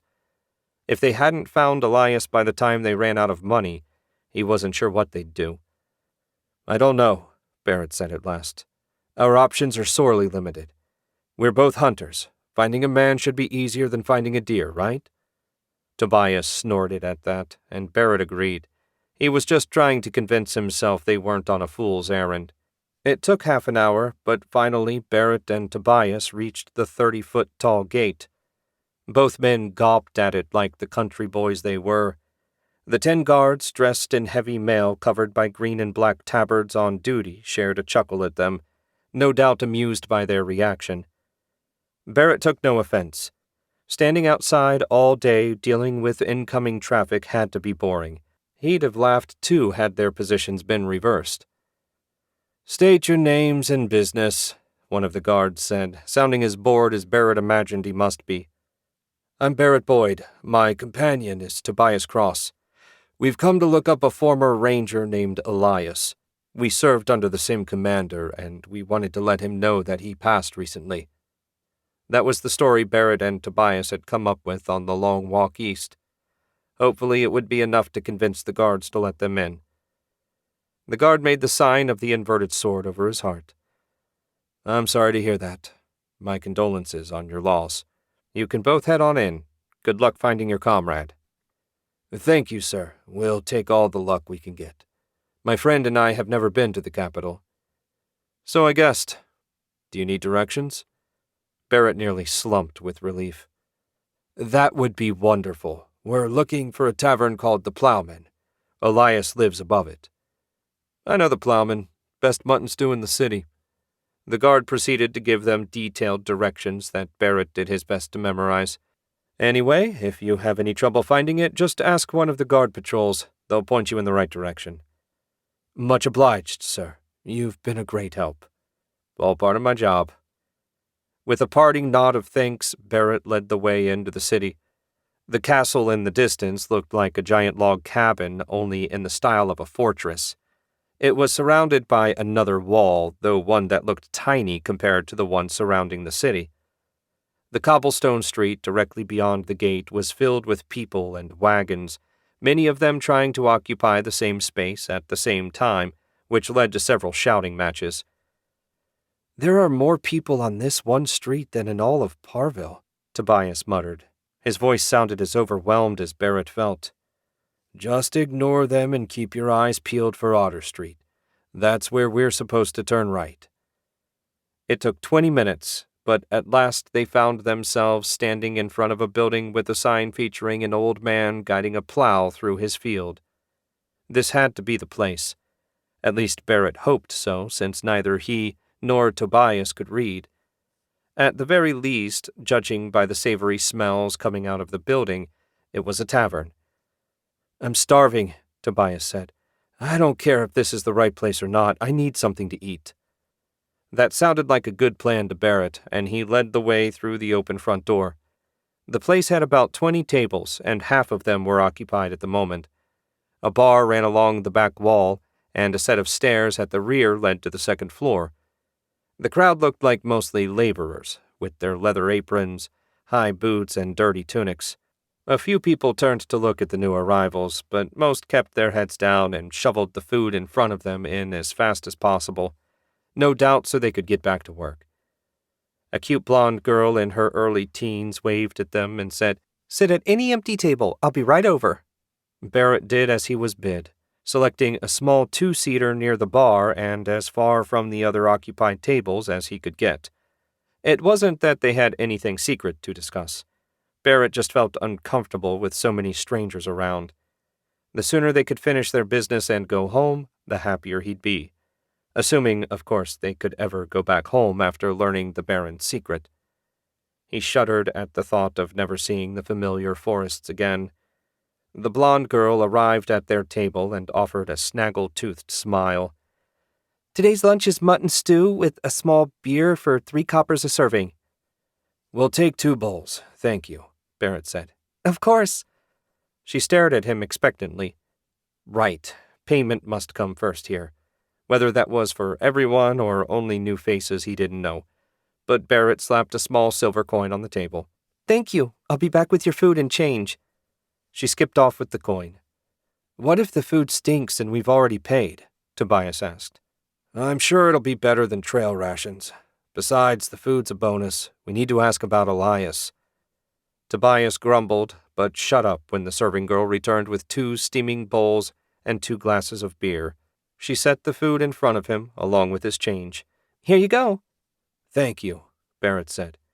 "Would it be possible to speak to the owner at some point? We are looking for a man that used to live here named Elias. We've brought a letter for him." "Elias moved out 3 years ago, but Dad might know where he went. I'll ask if he wants to talk to you. In the meantime, enjoy your meal." The girl left them to their food, which Barrett gladly dug into.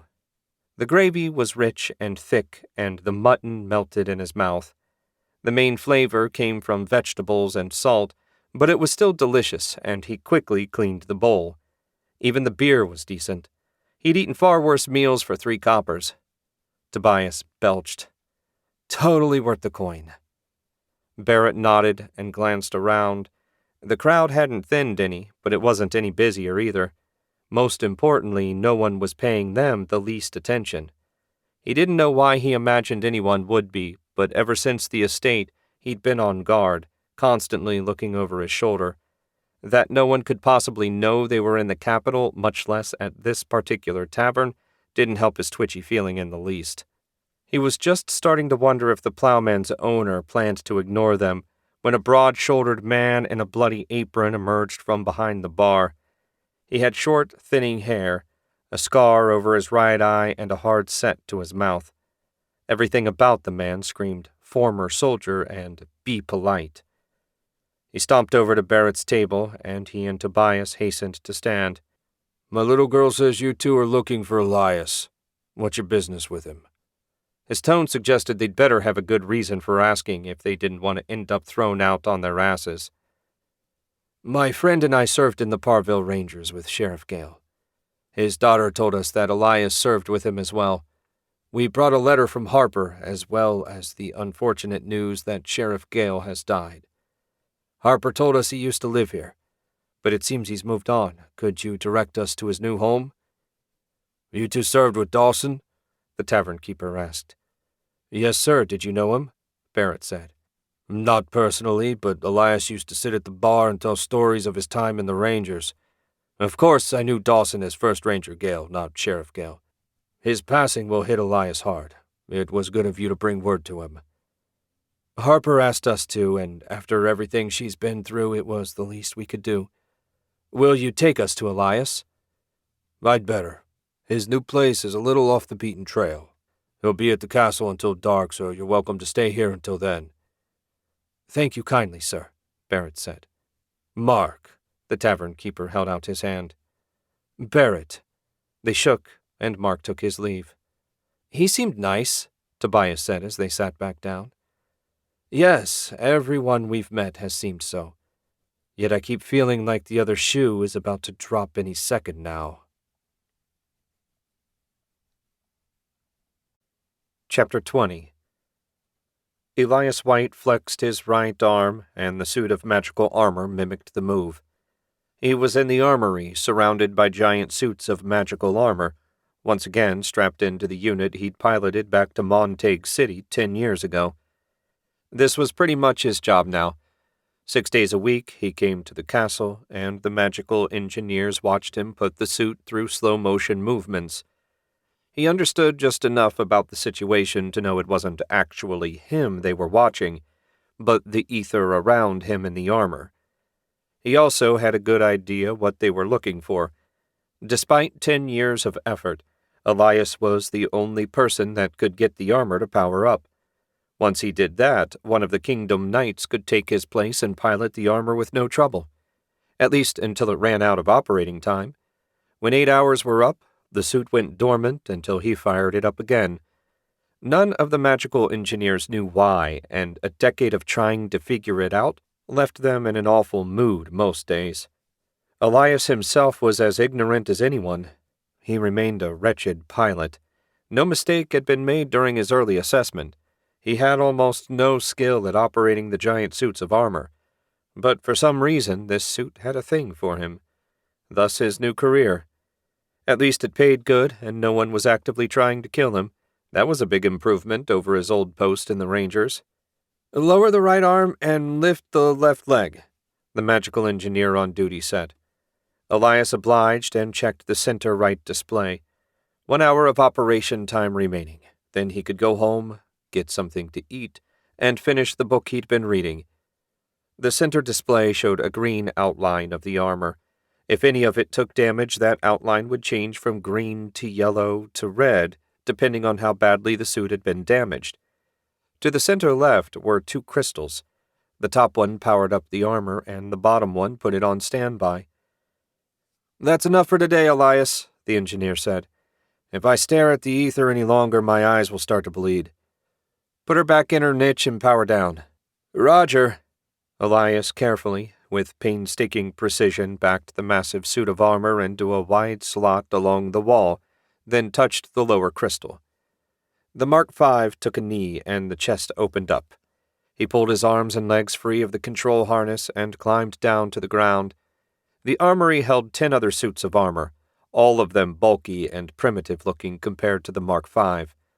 Well, bulky or not, at least the knights could use them without Elias having to start them up first. Good work today. To his left, a woman in green robes was climbing down a set of stairs that led to an elevated room where the magical engineers watched him pilot the Mark V. Even if he hadn't seen the only female engineer in the armor corps, the compliment would have made it clear Octavia was on duty today. None of the other engineers had a kind word to offer Elias. He was pretty sure they blamed him for their inability to figure out the problem with the armor. Thanks, Octavia. He walked over to meet her partway. Did you get any new insights? She brushed her long, dark hair aside, giving him a good look at her plain but kind face. Her green eyes met his, and she smiled. No, I'm afraid not. Looks like your job is secure for another day. He smiled back. If fraternizing between knights and magical engineers wasn't discouraged, he'd have liked to invite her back to his place. That was just a pipe dream, of course, but a nice one. When are you on duty again? He asked. Day after tomorrow. I've got to replace a power crystal and a Mark III tomorrow, so the chief engineer will be overseeing your drills. Elias' face twisted for a moment before he caught himself. Chief Engineer Ian Reed made his disdain for Elias clear at every opportunity. What Elias had done to deserve it, he had no idea, but clearly he'd badly offended the chief at some point. "Something to look forward to," Elias said. Octavia looked around, then leaned in closer. "It's not really you he hates. His wife left him for a minor noble and it made him bitter." "When?" Elias whispered back. "He's hated me for at least 9 years. 9 years ago sounds about right. He loved her something fierce, and the loss broke him. All he has left is his work, and I think he blames you for his failure to recreate a Mark V of our own." She hastened to add, "Not that it really is your fault. All of us together aren't as smart as Ilsa Watt, Auden's genius engineer." Elias cocked his head. "How do you know about Auden's magical engineers?" He didn't really care about the answer. Elias just didn't want the conversation to end. "Every magical engineer worth the name knew about Ilsa. Everyone said she was the greatest since Lord Colt died. She was my hero. Not that I can say that after Auden broke the compact." Octavia waved a hand. "Anyway, I've got to go. See you in a couple days." "Sure. See you." Octavia hurried toward the exit, and Elias followed at a more leisurely pace. She was probably off to meet her lover. He didn't imagine for a moment that a successful magical engineer would lack for companionship. Outside the armory, he took a deep breath of cool evening air. A little chill ran down his back when a breeze hit his sweat-damp clothes. A line of soldiers was marching out of the castle and heading toward the barracks as the day guards were replaced by the night guards. Elias wished he was allowed to live in the barracks sometimes. His little apartment got lonely at night. On the plus side, it didn't smell like several hundred sweaty soldiers. He shook his head and made his way to the front gate. A hot meal and a good night's sleep would set his mood to rights. "Elias!" One of the soldiers stepped out of line and waved to him. He grinned and hurried over. "Jackson!" The two men shook hands. Both of them had served in the Rangers, and both took transfers after Dawson left for his new position as sheriff. "You won't believe what happened today," Jackson said. "I was on throne room duty, and a messenger from Baron McLeod came in. Turns out a couple guys from 1st Ranger Gale's hometown are spreading rumors that the Baron has betrayed the kingdom. Word is they're headed for the capital to try and tell the king."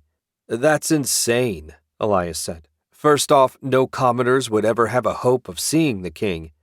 And second, even if they did, by some miracle, get an audience, without ironclad evidence, no one would believe them." "I know. What I can't figure is why, given all that you just said, the Baron bothered to send a message at all." Elias shrugged. He knew damn little about the nobility and wanted to know even less. "The only thing I can think of is that he wanted to cut off any of his enemies using the rumors to hurt him at court." "I guess. Must be nice when nasty words are all you have to worry about." Jackson looked back at the rapidly departing line of soldiers. "Shit, I gotta go. I'm off this 7th day. What do you say we meet up for lunch at the Plowman, just like the old days?" "You're on." Jackson ran off to rejoin the line, leaving Elias alone again. Lunch with Jackson would be nice, and he hadn't seen Mark in a couple months. His mood already improved. Elias set out for home. It was a good 20-minute walk through the busy city streets. His green and black uniform got him plenty of friendly nods from the locals. Unlike some places, the residents of Montague City and the guards were on generally good terms. Crime was rare, food was plentiful, and taxes low. Those three things combined to make a happy populace. When he reached the street outside his boarding house, he frowned to see Mark and two unfamiliar men standing outside the door. He walked over and shook hands with Mark. "This is a surprise. I brought a couple fellas that served with Dawson. They've got bad news." Elias frowned and turned his focus on the strangers. "What sort of bad news?" The older of the two offered him a rolled-up scroll. "Name's Barrett, and I served in the Parville Rangers under Sheriff Gale. We weren't much compared to the real Rangers, but we did our best to keep the town safe. A little over a week ago, 2 wizards leading a pack of ghouls killed Dawson. That letter's from his daughter, Harper. You can read what she wrote for yourself. I have no idea exactly what it says." Elias couldn't wrap his head around what Barrett had just said. Dawson was dead. It seemed impossible. Yet these men wouldn't be here with a letter from Harper otherwise. "I'll leave you three alone," Mark said. "Thanks, Mark. Jackson and I were planning to stop by next 7th day. It seems our reunion will be less happy than I'd hoped." "You're both welcome any time." Mark waved and set out. "You two should come up to my apartment so we don't have to talk in the street." Barrett nodded. "We'd be much obliged. The quiet one beside me is Tobias. He was a Parville Ranger, too." Elias smiled. "Can't say the name of your town's deputies surprises me. Dawson was a ranger to his bones. I never knew a stronger or braver man. Harper must be heartbroken. Sorry, let's go inside." He led the pair up to a second-floor apartment. It wasn't much, just a sitting area, bedroom, and tiny kitchen he seldom used. A battered sofa and coffee table were the only decorations in the sitting area. "Take a load off," Elias said. "I'll grab a chair from the kitchen." When he returned and sat facing the new arrivals, he said, "Do you want to tell me about it?" "Maybe you should read Harper's letter first. Then we can fill you in on anything you don't understand." Elias nodded and unrolled the paper. The penmanship was clean and easy to read. That would be Sophia's influence. Elias had seen Dawson's hen-scratchings a time or two. This was miles better than that. She opened with a description of Dawson's last mission, the ghouls and wizards that killed him, and her plan for revenge. She'd tracked them to Baron MacLeod's estate, where she found Barrett and Tobias being held prisoner. After the rescue, she sent them here to warn the kingdom that they had a viper in their midst. She added her fear the Baron was being blackmailed and asked him to do what he could to help Barrett and Tobias get word to someone in authority. So, the two spreading rumors were Barrett and Tobias. Only it seemed the rumors were true. Harper's letter was enough to convince Elias, but it wouldn't be enough for anyone else. At least now he understood a little better why Baron MacLeod had sent that messenger. At last he lowered the letter and set it on the coffee table. "That is one hell of a story. You probably don't know this, but a messenger arrived today to warn the court that 2 troublemakers were spreading rumors about Baron MacLeod, and that they should be ignored." "I wish that surprised me more than it does," Barrett said. "You still seem to believe us." "I believe Harper. She put enough little details in this letter to make it clear to anyone that knew Dawson that either she or another member of the Rangers wrote it. If you'd shown up on my doorstep without that letter, I'd have called the guards and had you arrested. As it is, I have no idea how I can help you." "Harper said you worked at the castle," Barrett said. "You must know some of the nobles." "I know exactly one noble, our chief magical engineer, and he hates me. The rest of them avoid the armory and anything that seems like work." "Then what are we going to do?" Tobias asked. Elias shook his head. "I wish I knew. It'll be tight, but the 2 of you are welcome to stay here as long as you wish. Given the situation with the Baron, returning to Parville might not be wise. I'm meeting a fellow ranger this 7th day. If you're okay with it, I'll talk to him about the situation and see if he has any ideas." Barrett nodded. "We'll take you up on that. And if you think your comrade can help, by all means tell him whatever you think best." Elias folded the letter back up. It seemed Dawson had one last mission for them. Pity it was delivered from beyond the grave. Chapter 21. Jack was finally making progress with the Sun Sword. Kind of. Keeping well away from the fine furniture decorating his father's private office, he swung the sword in a series of forms, all of them designed to get his mind focused on nothing save his connection to the weapon in his hand. Along the flat of the blade, half the runes were glowing with golden light. That was the most he'd managed so far. There was a faint buzz in the back of his mind he'd come to recognize as the sword's presence, for lack of a better word. They'd made some sort of connection, which was far more than he'd managed meditating the way his father wanted him to. The fifth rune burst to life, and Jack grinned. As soon as he did, all five went dull again. "Damn it all!" He snapped the sword to the side. "Maybe you should try it blindfolded," Father said from his place behind his desk. "That way you won't be distracted every time a rune lights up." That wasn't a terrible idea, but Jack worried about what might happen to the furniture if he couldn't see where he was swinging. Maybe they could put something over the runes instead. "It has to be a good sign that I got a fifth rune to light up," Jack said. "I admit it never occurred to me to have you do forms as a way to focus your mind. Conferring with Marshall was a good idea." That was as close to a compliment as Jack was likely to get. Speaking of the High Priest, "My match with Lachlan is today. Will you be joining us?" "Yes. If Lachlan is truly blessed by the Sword Lord, I want to see it for myself." Jack wasn't sure what his father thought he was going to see, but chose not to comment. "What will it mean if he has the blessing?" Father shrugged. "I have no idea. As far as I could find in the records, it's never happened in Montague's history, or in the history of any of the other city-states for that matter. Given the endless number of worlds Brannock oversees, I can't imagine what would draw his attention to our little kingdom.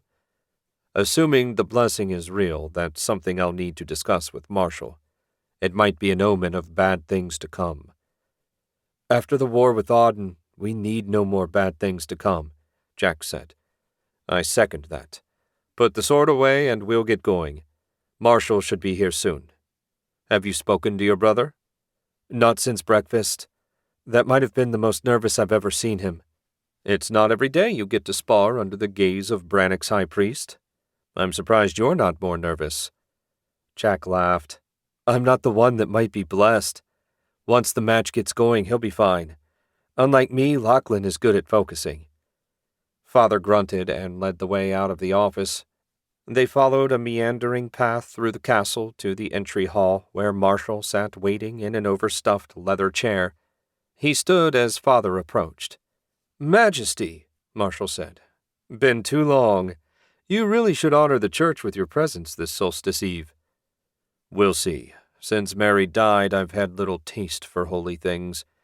Speaking of which, do you really think Lachlan has been blessed by Brannock?" "That's what I'm here to find out. If he has been, there's no way it won't show when he fights. I'll be counting on you to bring out his best, Highness," he said to Jack. Jack grinned. It was always weird hearing Marshall talk formally. "I'll give it my all, though lately I can barely give him a decent workout." They left the entry hall and made their way toward the rear of the castle where the door to the private training ring waited. There had been a time, not that long ago, that Jack had resented his brother for being so much better than him at the one thing he really loved, fighting. But if Lachlan had been blessed by the Sword Lord, there was no point in worrying about it. A mere mortal had no hope of defeating someone with a divine blessing.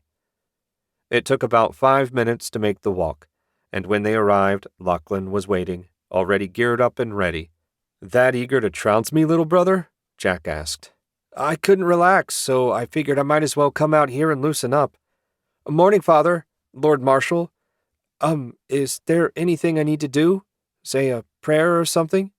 Marshall laughed. "You don't need to do anything, son. Just fight your best, and I'll know if you've been blessed or you're just a really good natural talent."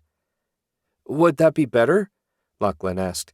"I mean, if I've been blessed, won't that mean I'll need to do stuff with the church? Offer blessings before battle or something?" It looked like it was taking everything Marshall had to keep from breaking down, rolling around on the ground, and laughing like a 5-year-old. "Not at all. The Sword Lord's blessing is between him and you. It concerns no one else.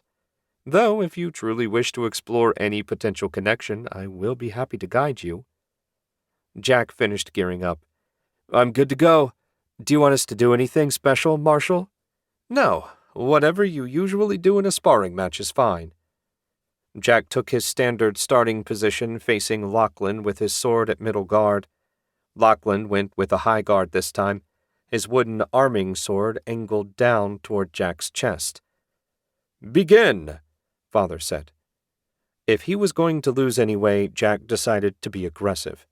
He swung left to right at Lachlan's chest. His brother swayed back, avoiding the blow by a hair.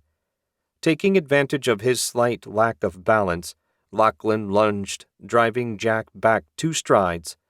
In the process, Jack regained his balance, and lucky for him, because the blows came raining down. Left and right, high and low, Lachlan gave him no room to breathe. Only a combination of retreat and total defense allowed Jack to survive the onslaught. He didn't even think of countering. "Stop!" Marshall said. Lachlan immediately retreated and lowered his sword. "Is everything okay?" Jack asked. "We haven't even been going a minute." "I saw what I needed to see," Marshall said. "Lachlan hasn't been blessed by Brannock. He is, in fact, a wild talent, which is almost as rare."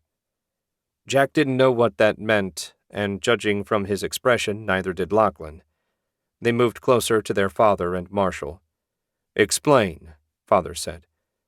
"Lachlan is using the ether unconsciously to make his body stronger and faster. Not a lot either, just enough to give him an overwhelming advantage against Jacob. I've never seen such a thing myself, but I did read about it during my studies. More experimentation will be necessary, assuming you wish to know the limits of his ability." "You mean I could do more than this?" Lachlan asked. "Not more," Marshall said. "Everything I've read indicates that a wild talent is focused on one particular skill, body strengthening in your case. My guess is that your power will vary depending on how hard-pressed you are. Unaided, your skill is about equal to Jacob's.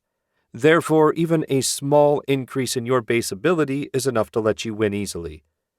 If you were fighting, say, 3 skilled warriors at the same time, it would take a great deal larger increase in your basic abilities to defeat them. If you ever find yourself in a life-or-death fight, knowing your upper limits might be the difference between surviving or not." "What do you propose?" Father asked. "I think regular training at the temple would be a good start. We have many skilled warriors, all of whom are dedicated and loyal.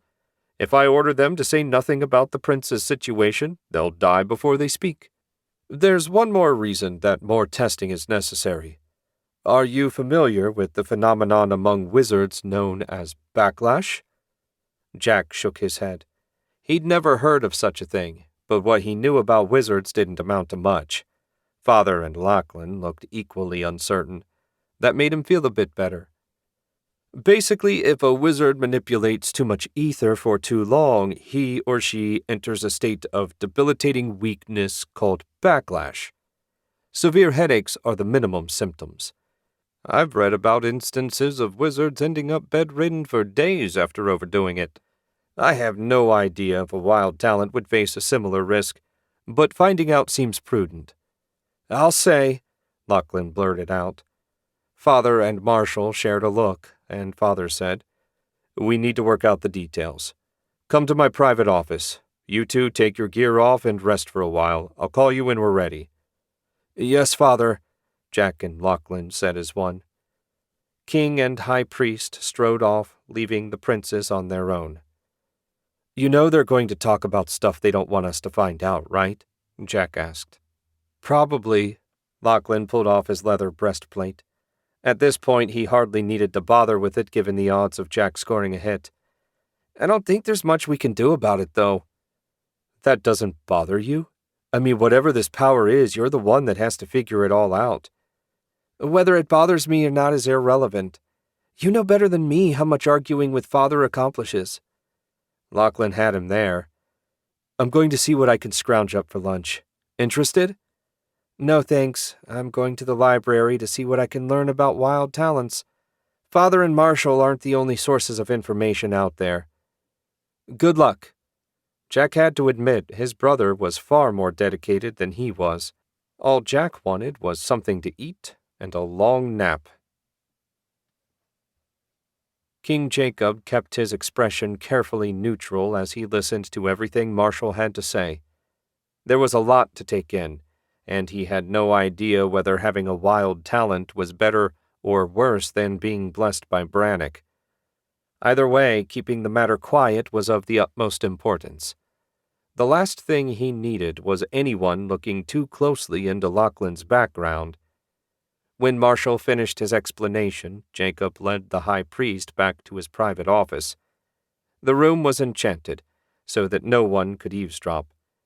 Of nearly equal interest were the many comfortable chairs inside.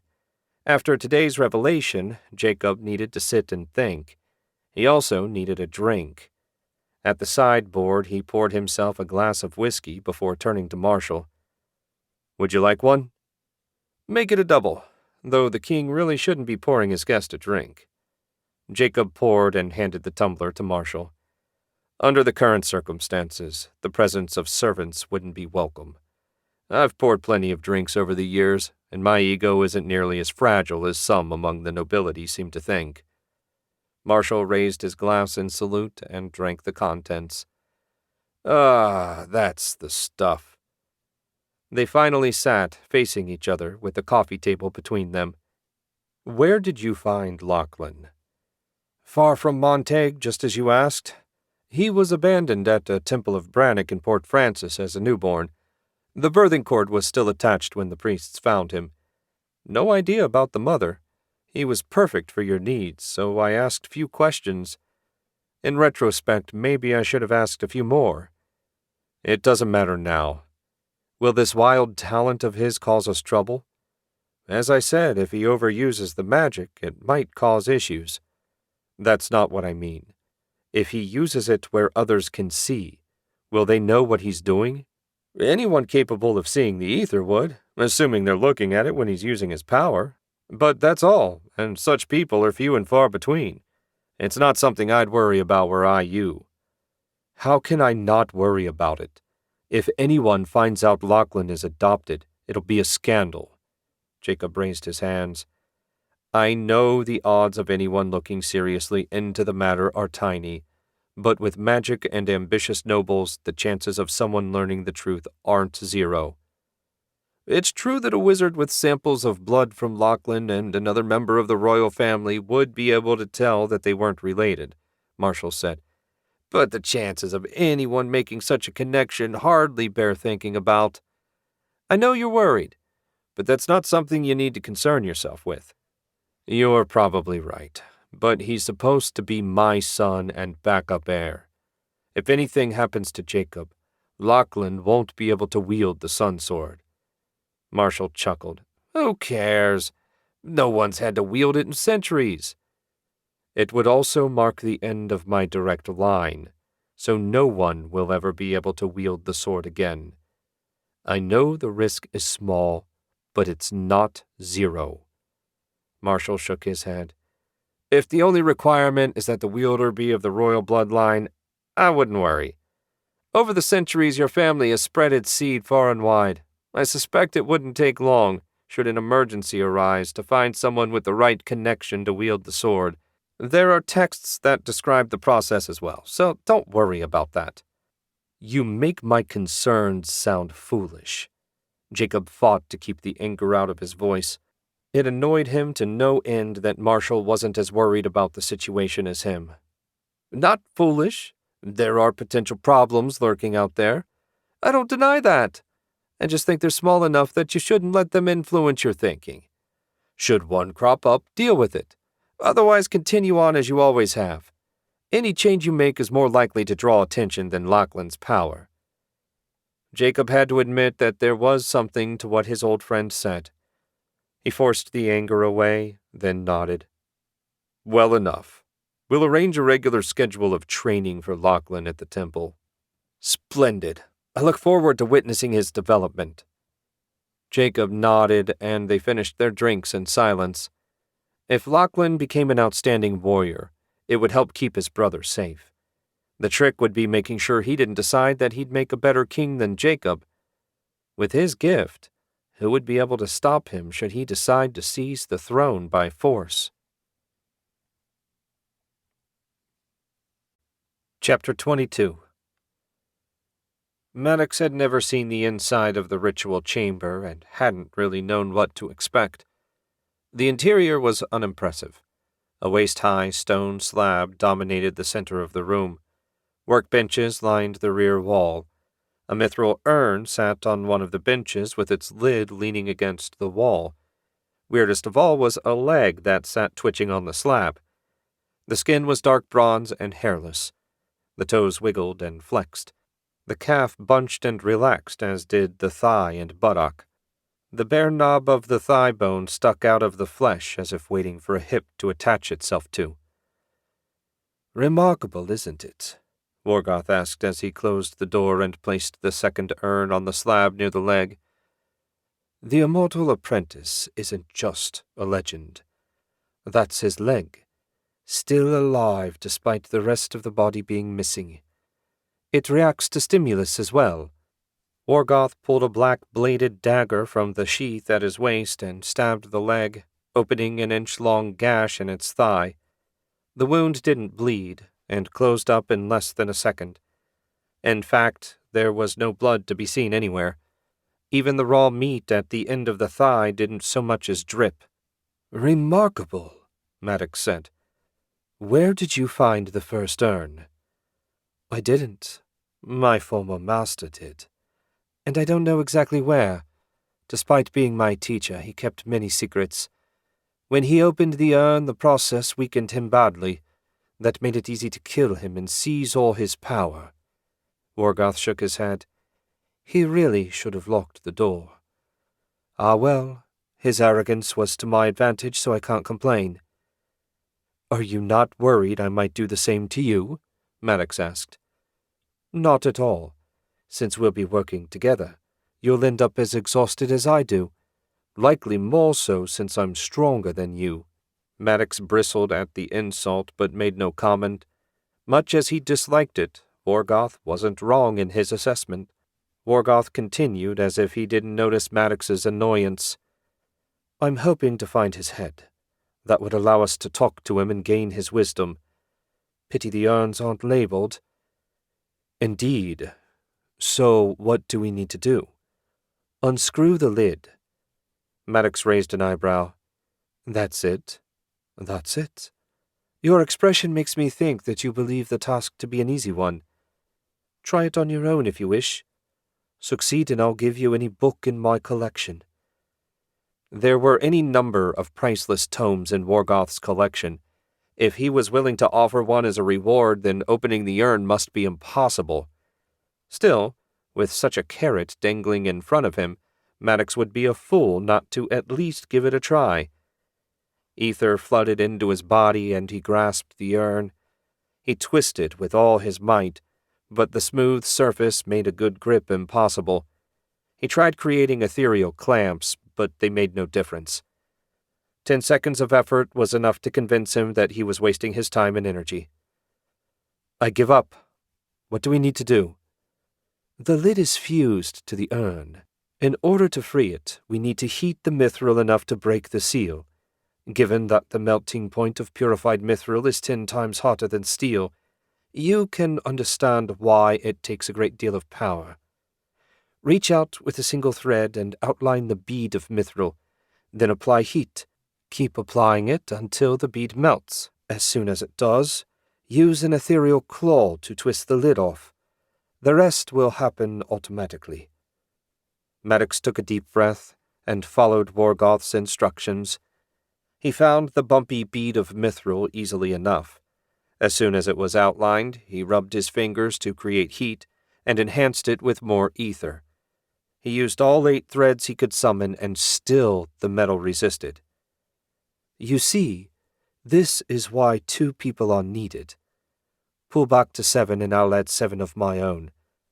Maddox did as he was ordered, and the pressure building in the back of his head eased at once.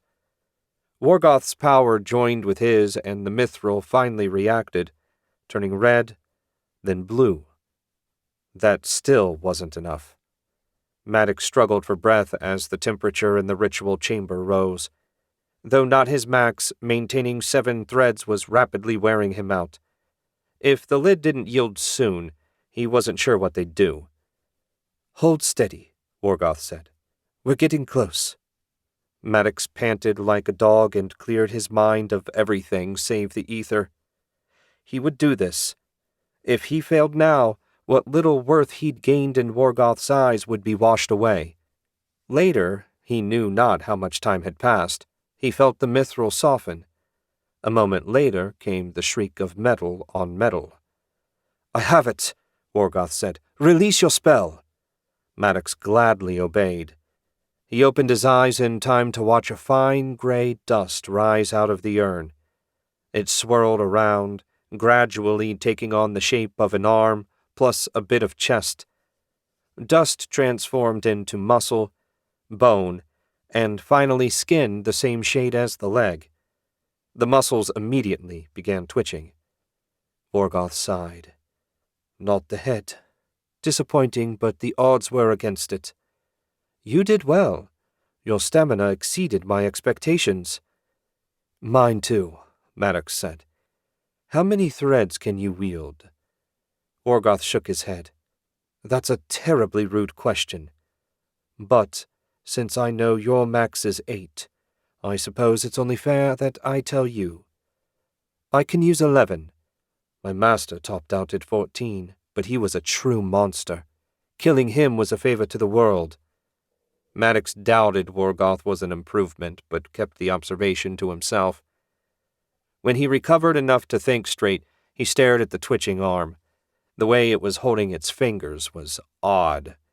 The thumb and forefinger were pressed together like it thought it was holding something. I think it wants to write, Maddox said. Worgoth crowded over beside him. Could it be possible? What? Even without his head, is the apprentice aware of our presence and able to communicate? It seems impossible. Yet I see what you mean about the way his fingers are held. Wait here. Worgoth hurried out of the chamber, leaving Maddox alone with the twitching body parts. Though far from squeamish, he found the situation rather uncomfortable.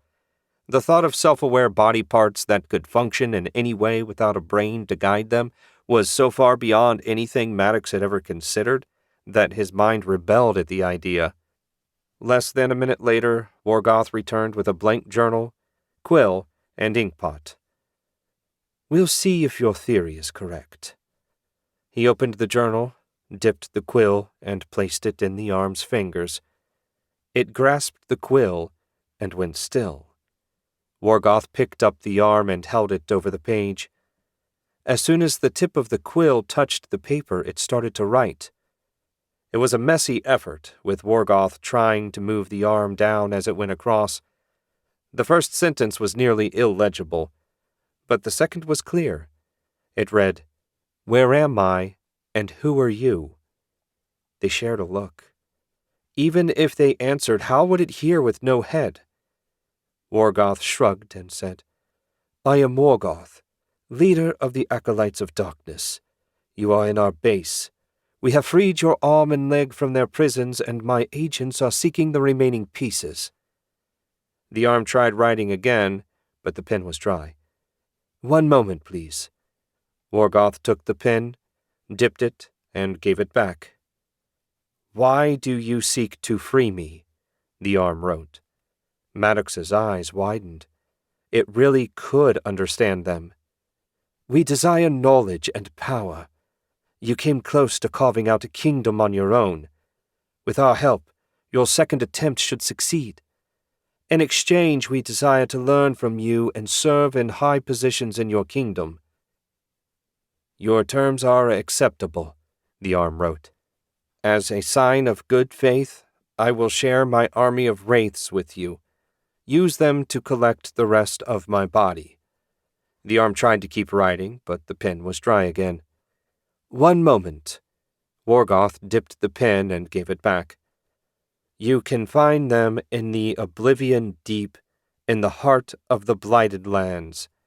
The wraiths are sealed behind an ethereal barrier. Only one who knows the correct ritual can free them, and in doing so gain the ability to control them. Anyone else will die in the process. Worgoth looked at Maddox, who shook his head. The names Oblivion Deep and Blighted Lands meant nothing to him.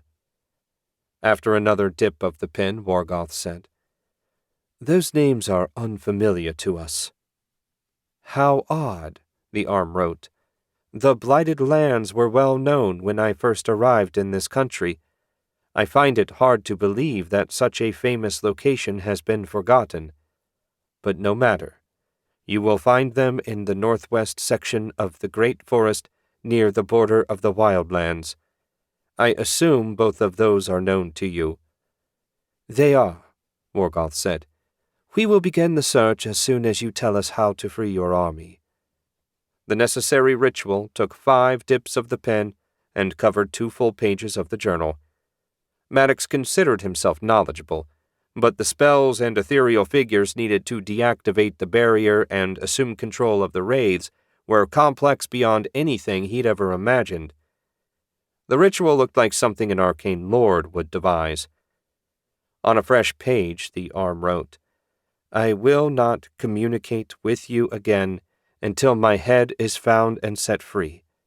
That will be a sign of your good faith. Best of luck." The arm went still, and Morgoth set it back on the stone slab. He grabbed the journal and nodded toward the exit. Once they were outside and the heavy door shut, he said, "This is a great day. We've made contact with the apprentice. That was something I didn't dream possible until we'd freed his entire body." "It certainly is remarkable," Maddox agreed. "And I don't want to rain on your excitement. But have you ever seen anything like the ritual he described?" "I have not. It will be necessary to perfect each phase of the ritual before attempting the entire thing. There may be something useful in my late master's library. Doing the necessary research and preparation will be my task. You and Ukazar will travel to the Great Forest and find the Wraith's prison. Once you've found it, send a message and I'll join you as quickly as I can." Maddox wanted to argue and demand that he be allowed to learn the ritual as well, but he didn't waste his breath. Morgoth would never grant that much power to anyone. If Maddox wanted the army for himself, he'd have to find a way to take it. Chapter 23. After destroying the ghouls, Harper led the way back to the ruined fortress. She snuck along, hiding as much as possible behind piles of broken stone.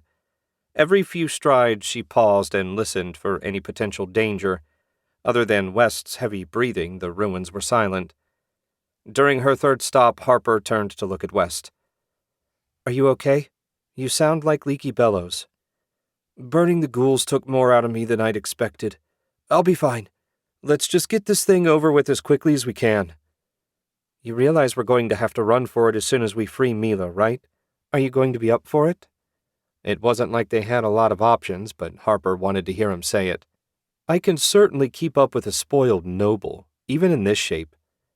Harper nodded and left it at that. She got moving again, working her way toward the center of the ruin as she checked every nook and cranny they passed for the entrance to the acolyte's base.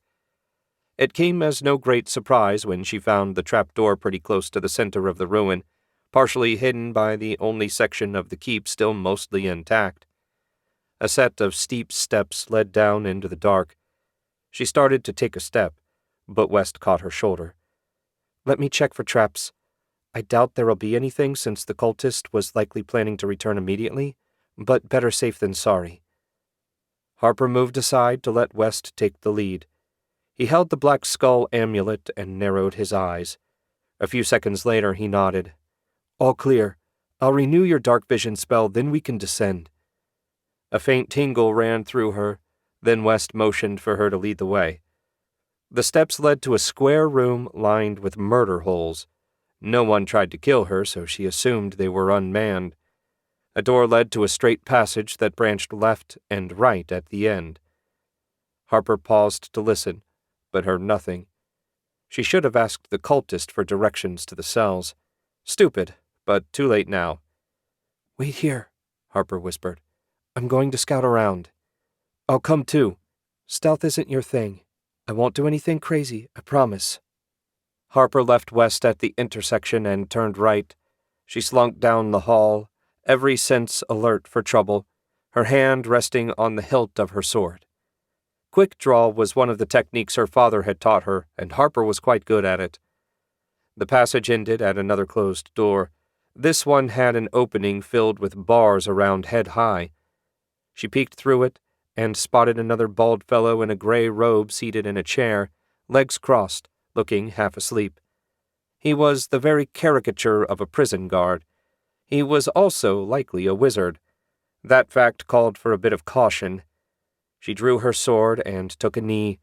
Steeling herself, Harper scratched at the door like a cat that wanted to come inside. She did it twice more, each time progressively louder until a muffled voice asked, "Someone there?" Harper stayed silent and listened.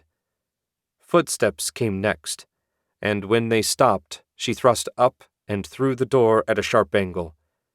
A gurgling groan was followed by the meaty thud of a body hitting the floor. Harper yanked her sword free of the door and smiled at how easily it cut. Silver steel really was amazing. Standing on her tiptoes and looking down, she could just see the dead guard bleeding out on the floor. When she tugged, the door rattled a little, but didn't open.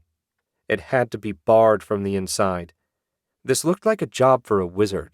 Since there were no more cultists visible, she returned to get West. "I found the prison," Harper whispered. "But the door is barred. Can you open it?" "One way to find out." West followed her to the barred door. A puddle of blood had oozed out from under it. "I think you left out a detail." "None that mattered," she countered.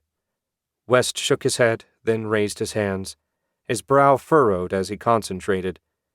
Soon enough, a soft thud sounded, and West let out a breath. "Got it."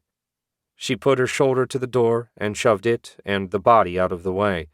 Lucky for her, the guard was a skinny little rat of a man. Just beyond the door, a black iron key hung from the wall. Harper grabbed it and made her way down the hall. The first cell she glanced in was empty. The second held a petite figure who sat on a rough cot holding her head. Harper couldn't make out much detail given the limits of the dark vision spell, but the size was right for the Baron's daughter. "Mila?" Harper whispered. The girl's head popped up and she stared into the darkness. "Who's there?" "My name's Harper Gale. My friend and I are here to bring you back to your father." She leapt off the cot and ran to the door. The bars were too high for her to see out. Not that she could see much in the near-total darkness anyway. "Really?" "Really. Move back a little and I'll get the door open." Harper unlocked the door with the black iron key and pushed it open. A moment later, she was nearly tackled to the floor by a trembling teenage girl. Mila hugged Harper with all her might. "Thank you, thank you, thank you. I feared those men might kill me." Harper patted her awkwardly on the back. "I don't think they would have hurt you since they wanted to use you as a bargaining chip with your father. Now, let's get out of here before someone shows up." "Just a moment," West said. Mila stiffened. "Who's that?" "It's okay. West is my friend. I just need to cast a spell to let you see in the dark. It won't hurt or anything." Mila relaxed a bit. "Okay." West touched her shoulder, and a moment later Mila said, "Heaven's mercy!" Shit. She was staring at the dead guy. "Sorry, I should have warned you about him. Just hold my hand and don't look too closely when we leave." Mila took Harper's hand, but when they passed the corpse, she paused to kick it before moving on. Prioritizing speed over stealth, Harper led them out to the trapdoor as quickly as she dared. As soon as they were outside, she let out a breath of relief. They weren't safe, by any means, but at least they were out of the dungeon. They headed for the road at a quick walk. Now that her vision was restored to normal, Harper took a closer look at Mila. Her red hair was filthy, as were her clothes. The once fine skirt was torn, and her blouse, Harper couldn't even tell what color it was supposed to be, had an arm missing. While she didn't look hurt, clearly the cultists hadn't taken especially good care of Mila. "Why did you kick the dead guard?" West asked. Mila glanced at West, seeming uncertain what to think about him. "He used to stare at me through the bars. I couldn't actually see him, but I heard him panting. It was disgusting." "He didn't touch you, did he?" Harper asked. "No, but he wanted to. The leader told him if he did, he'd end up in the ghoul pit. I don't know what that is, but it couldn't have been a horrible enough punishment." "Yuck," West muttered. Harper knew what he meant. She went from not feeling guilty about killing the guard to feeling good about it. They reached the main road and turned east. It was at least a 4-day hike to the Baron's estate, and with Mila along, there was no way they'd be able to maintain their usual pace. Harper figured if they made it in a week, they'd be doing well, and given the near certainty of enemy pursuit, just surviving might be tricky. Chapter 24. After the conversation, if you could call it that, with the apprentice, or his arm at least, Maddox found his mind rushing with possibilities. None of them were especially realistic, more's the pity, but at least he had options. Beside him, Morgoth was silent, clearly deep in thought, no doubt contemplating the same possibilities as Maddox. They were only a few strides away from Morgoth's suite when Luca came running around the corner, his bald head glistening with sweat. "Brother," Luca said, "something terrible has happened." "I thought I told you to rest in your room," Morgoth said, his tone sharper than what he usually used with a brother. Luca flinched like a dog that had been kicked once too often. "You did, and I tried, but I couldn't still my mind, and finally decided to check on the prisoner. She's gone, and Apprentice Finn is dead." "What?" Morgoth demanded. "How?" "Someone stabbed him through the door," Luca said. "I meant how did an intruder get in here without the wards going off?" Morgoth said. Luca frowned. "I have no idea." Maddox growled in the back of his throat. "Let's check the trap door. If that idiot didn't seal it properly when he finished disposing of the horses, I'll feed him to the ghouls myself." Maddox stalked off, but heard Morgoth say, "Get Apprentice Zane. We'll see what he has to say for himself." At the intersection, Maddox glanced toward the prison. The door lay beyond the range of his dark vision, but he could just make out bloody footprints. 3 sets of them. The prisoner, along with a wizard, and an archer, perhaps? It seemed too unlikely that a different duo from the ones that freed the commoners would show up here and rescue the Baron's daughter. He reached the entry chamber and stared up at the wide-open trapdoor. Faint signs of blood were visible on the stairs. Not enough to call them tracks, but he felt certain that's what they were. "Apprentice Zane isn't in the dormitory," Morgoth said from behind him. "Astaroth take his useless soul," Maddox turned. "What do you want to do?" "Send a pack of ghouls after them," Morgoth said. "It won't take them long to track the prisoner down, not with a trail of fresh blood to follow." "If we send just the ghouls, they're liable to tear Mila apart, along with her saviors," Maddox said. Morgoth shrugged. "We have no further business in Baron MacLeod's territory, and it's not like I planned to send her back to him. As far as he'll know, she's safe and sound in our care. Before he learns otherwise, we'll have an army of wraiths at our disposal." Out loud, Morgoth said we and our, but his tone said I and mine. But whatever, that was a discussion for another day. "I'll be right back." Maddox marched up the steps and headed straight for the ghoul pit. They were down to 10 of the undead, not nearly enough for all they needed to do. Maddox, along with each of the other teams, had taken a dozen to help with their missions. All of his had been destroyed, and if Serena was dead, hers were no doubt gone as well. They needed to create more, but there was no one with the time and skill to do it right now. If only they had even 2 more full acolytes. Useful ones, unlike Luca. He stopped 3/4 of the way to the ghoul pit. The undead horses were sprawled on the ground with Zane's headless body on top of them. Useless though he was, Maddox still regretted the loss. Even an apprentice would be missed given their manpower shortage. A strange scent drifted on the air, stronger than the hint of rot from the corpses. Smoke? No. Charred flesh. Maddox had smelled it often enough that he should have recognized it at once. His busy mind had distracted him. Shaking his head and fearing the worst, he continued on to the ghoul pit. At the bottom of the now undisguised pit lay the burned remains of their ghouls. Clearly they would not be sending them after the Baron's daughter. Thoroughly disgusted by the entire situation, Maddox marched back to base. When he closed the trap door behind him, he made sure to reset the wards. He found Worgoth and Luca waiting outside the former's chamber. "Did you send the ghouls?" Worgoth asked. "They've been destroyed. Burned beyond recovery. I found Zane's body as well, headless." "Both our apprentices gone and no ghouls," Worgoth said. "It's down to the three of us, then. Hardly an ideal situation." That was putting it mildly. "Do you want me to delay leaving for the Great Forest and go after them?" Maddox asked. "No, finding the Oblivion Deep is too important." Worgoth turned his gaze on Luca.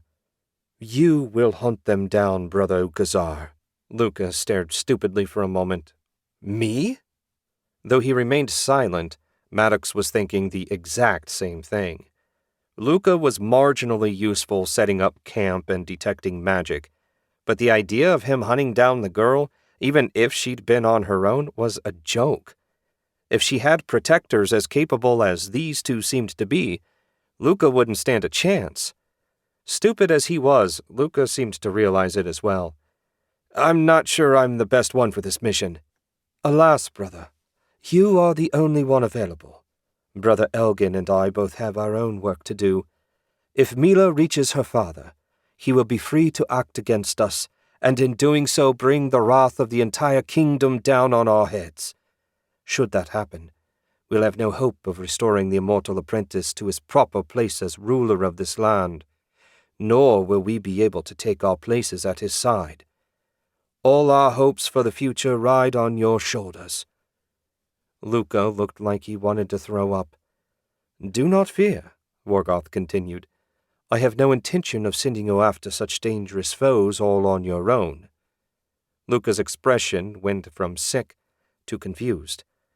There, at least, Maddox was in agreement.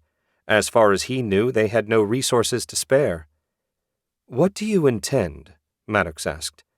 "Excuse me for a moment and I'll show you." Worgoth slipped into his private chambers and closed the door. Luca stared at Maddox. "I can't do this, Elgin." Maddox wholeheartedly agreed, but figured he'd better not say so directly. Luca had no confidence as it was. Anything Maddox said would only make it worse. He debated offering a pep talk, but doubted his ability to make it sound believable. Worgoth emerged a minute later, a skull-shaped black iron amulet in his hand. Unlike the ones the acolytes usually wore, this one had gems in its eyes and nearly burst with corruption. "Here you are," Worgoth said. "A special trinket I've been saving for an emergency." "I already have one of those," Lucas said. Worgoth chuckled. "This one is a good deal more useful than the imitation you're wearing now. The original is hell-forged, and the crystals hold bound demons that the wearer can summon. The left eye holds a hellhound and the right a black skeleton, both summoned and bound by my late master decades ago. Summon the hellhound to hunt the girl, then summon the black skeleton to help finish them off. Simple." Luca trembled. "I don't know how to summon a demon." Worgoth put a reassuring hand on Luca's shoulder. "It's simple. Funnel ether into the crystal holding the demon you wish to summon. As soon as the demon appears, stop. As long as you wear the amulet, the demons will obey you. There's nothing else you need to do. There is, however, an important limitation." "Limitation?" Luca said. "Yes. The demons can't stray more than 50 yards from the amulet. That's why I can't just summon them myself and order them to hunt down the girl and her rescuers. You need to work with the demons to get the job done. Feel free to make contact with any of our intelligence gatherers should you need their help. Lucas swallowed hard and nodded, looking as determined as Maddox had ever seen him. Nothing like being given a couple of pet demons to stiffen your spine. Maddox would have liked to get his hands on that amulet himself. A couple more things, Morgoth said. Should you need to enter a village or go anywhere else that requires subtlety, you can return the demons to their gems by pulling the ether back out of the gem. Finally, the amulet has the same abilities as the lesser version you're wearing now, so you won't need both. Morgoth held out the amulet. Luca took his current amulet off, swapped it for the new one, and slipped it back on. He hissed, "It burns." Hell-forged black iron is hard on mortal flesh. Best wear it outside your tunic. The layer of cloth will protect you. Maddox smiled inwardly at the subtle, pointless cruelty. It was easy to forget just what a bastard Morgoth was, given his lofty talk about brothers and equality. In the end, he was a power-hungry maniac that would do anything, and use anyone to get what he desired. No different than Maddox himself. "Why don't you summon the Hellhound now?" Morgoth said. "It needs to get the girl sent from her cell anyway. It'll be good practice, and we'll be here in case you have any trouble." "I just put ether into the left eye until the demon appears, right?" Luca asked. Morgoth offered a reassuring smile. "Exactly. Have a little more confidence in yourself, brother. You wouldn't have made it this far if I didn't have faith in your talents." Maddox could only marvel at Morgoth's ability to lie. Luca became a full acolyte because they needed the help and he was the least incompetent of the apprentices. He could only control 2 threads, and not particularly well at that. Only absolute desperation kept Maddox from hoping the Hellhound would eat him. 2 threads of ether flowed into the skull's left eye. At least he kept it steady. Even so, the process took nearly 5 minutes. Finally, a burst of blue flames appeared a few yards up the hall, and when they died down, a 5-foot-tall beast stood staring at them with glowing red eyes. Maddox had seen a hellhound once before, and it looked nothing like this gaunt, emaciated thing.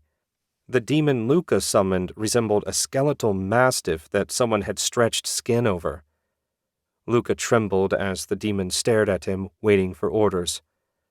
"You need to get Mila sent, remember?" Morgoth asked with great patience. "Right." Luca edged around the hellhound, pressing himself against the wall to stay as far away from it as possible. "Follow me?" Luca fled down the hall with the hellhound trotting along behind him. Maddox turned to Morgoth. "He's going to faint before he makes it outside. Once he's given a few commands and seen that the demon will obey, Ukazar will gain confidence.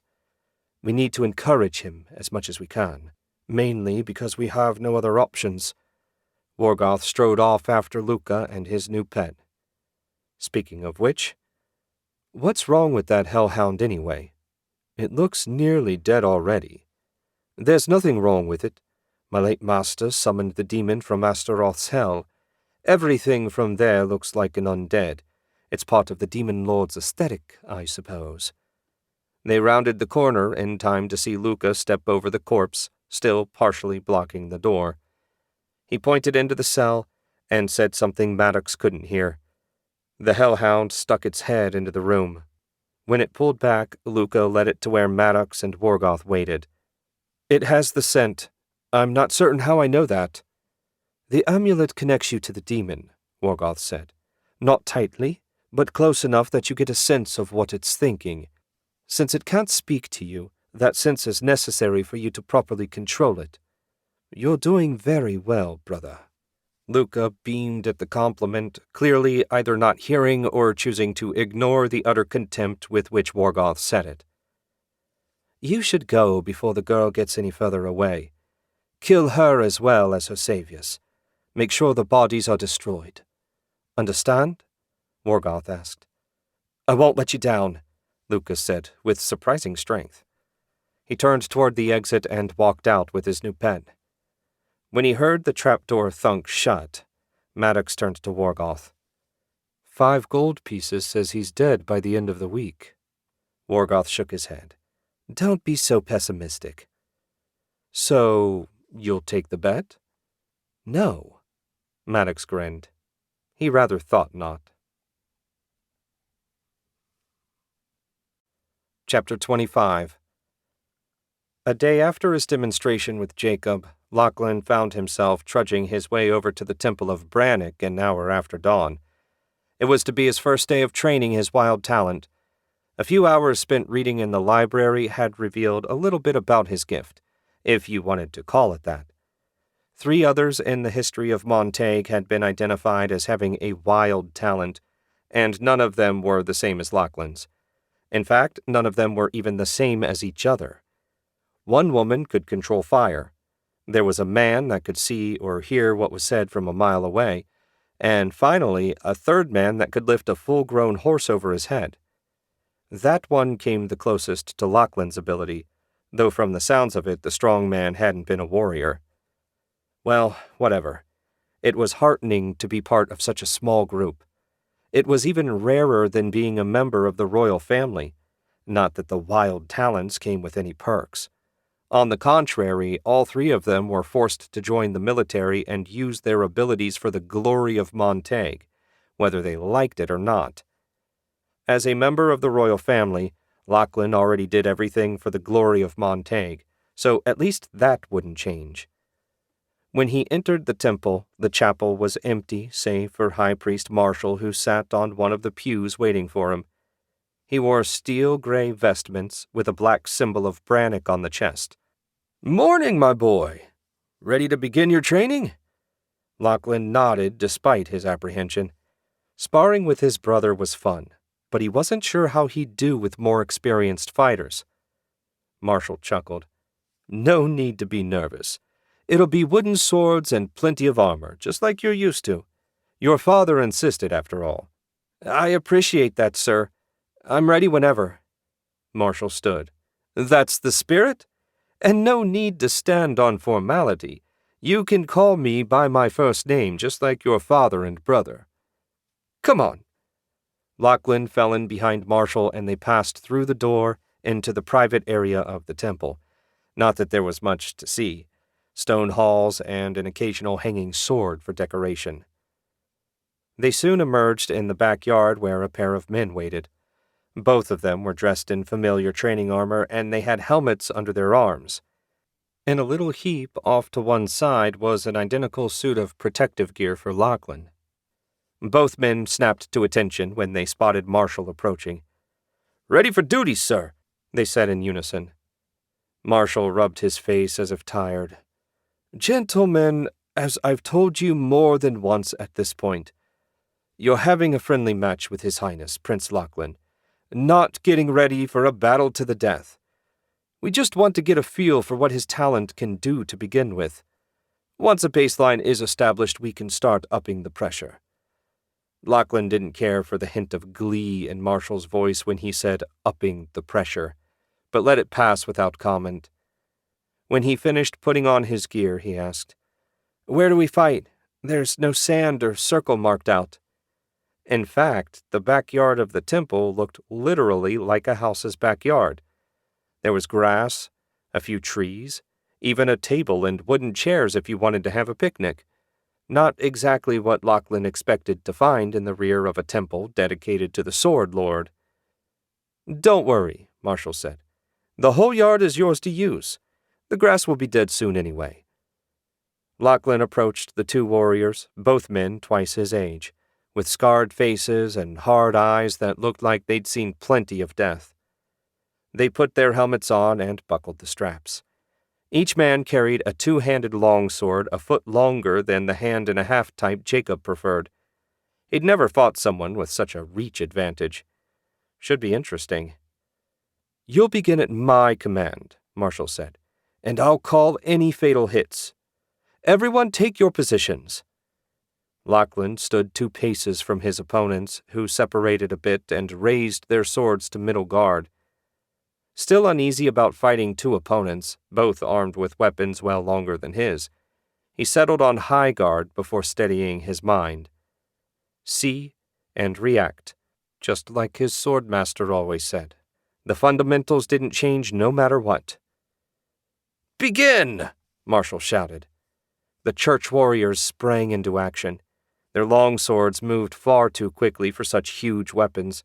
Lachlan ducked one slash and deflected another.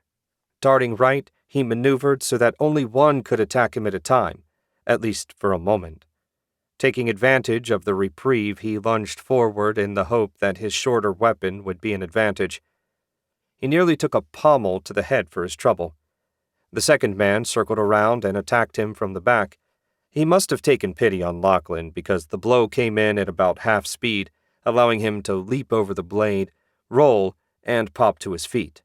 His breathing ragged, Lachlan met the next rush. A thrust came in at his chest.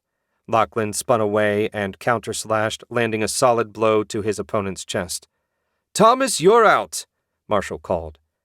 The man Lachlan hit backed out of the combat zone. Lachlan had no time to savor his success. The second fighter came in even harder.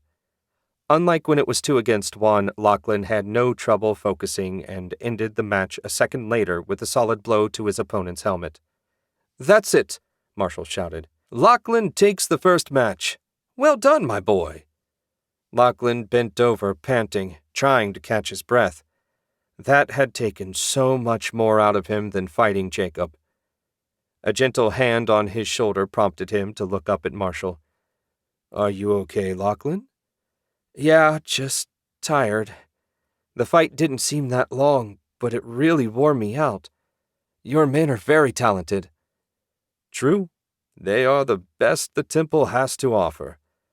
But that isn't why you're tired. About a third of the way through the fight, you started channeling more ether into your body. Quite a lot more. Did you notice any changes as you fought?" "They did seem to slow down. I assumed that was to prolong the fight since I was struggling." Marshall shook his head. "They didn't slow down at all. You sped up. I've never seen anything like the way you fight, and we've only scratched the surface. As you get more used to using your power, it will continue to grow. I don't know what your limit will be, but I am certain it will be astonishing. That said, having seen the toll it takes on you, I think we'll build up slowly.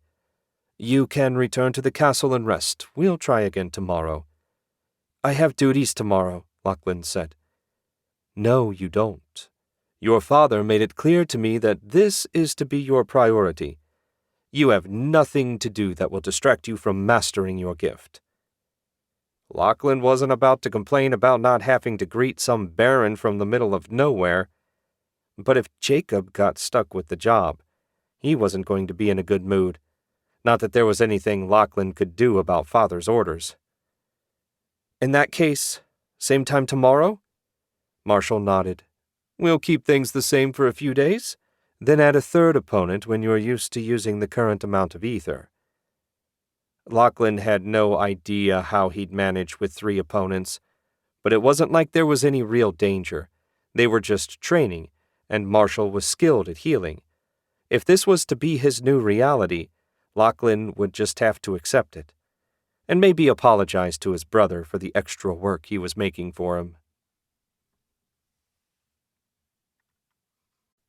Chapter 26. It was a little after noon on 7th day, and the plowman was jammed. A babble of voices filled the air along with a savory scent from the kitchen. The only reason they even had a table was Elias's friendship with Mark, the owner. Barrett hadn't expected to find himself back here again so soon. He and Tobias had tagged along with Elias. The former ranger planned to speak with a friend of his about the current situation. Elias didn't know what, if anything, Jackson could do to help, but since he worked in the throne room from time to time, it wasn't impossible that he might know a trustworthy noble. Barrett smiled at the thought. He wasn't sure such a thing existed, but as commoners their options were limited, and by limited he meant basically non-existent. The front door to the tavern opened, and Elias whistled and waved his hand. The new arrival, Jackson, Barrett assumed, waved back and wove his way through the crowd to their 4-person table. It was tucked into the rear corner near the entrance to the kitchen. It was about the worst seat in the house, assuming you didn't want to have a semi-secret meeting. If you did, it was perfect. Jackson and Elias shook hands. Both men had short hair and the worn look of men that had spent a lot of time outside in bad weather. Barrett knew that look well, as he saw it every time he glanced at a reflective surface. "Didn't know you were bringing guests," Jackson said. "Some things happened," Elias said. "Take a load off and I'll fill you in. The older gentleman is Barrett and the younger Tobias. They served with Dawson in the Parville Rangers." Jackson grinned and shook hands with them before sitting down.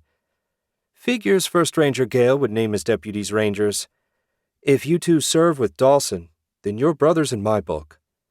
Barrett nodded his thanks. "It was an honor to serve with him." "Was?" Jackson said. "Dawson was killed in action," Barrett said. Jackson snapped his head around to look at Elias. "Is that what you wanted to tell me?" "I didn't even know Dawson was dead when I suggested we meet up. My plan was to get drunk and reminisce." Elias offered up the letter Barrett brought. "Read this. It's from Harper."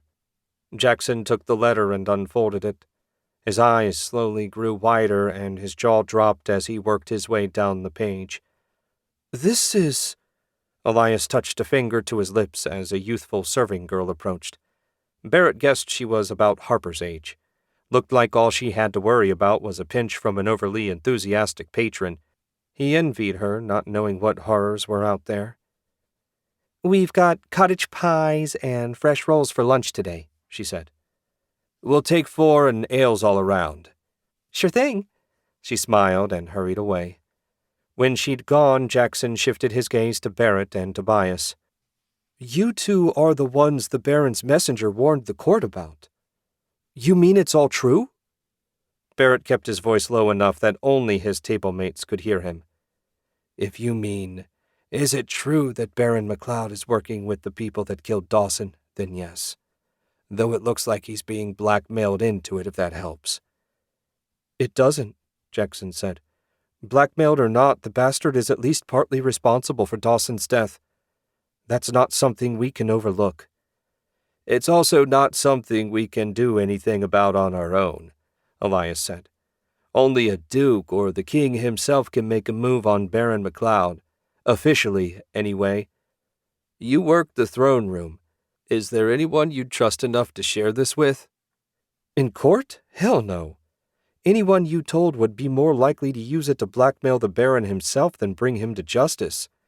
That's assuming you could even get one of the nobles to speak with you, an unlikely prospect at best."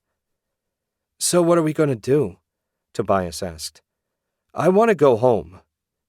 Barrett put a hand on his young friend's shoulder. "I do too. But as long as the Baron is hunting us, returning to Parville is suicide. Don't know about you, but I doubt Harper saved us just so we could do something so stupid." "Then what are we going to do?" Tobias asked.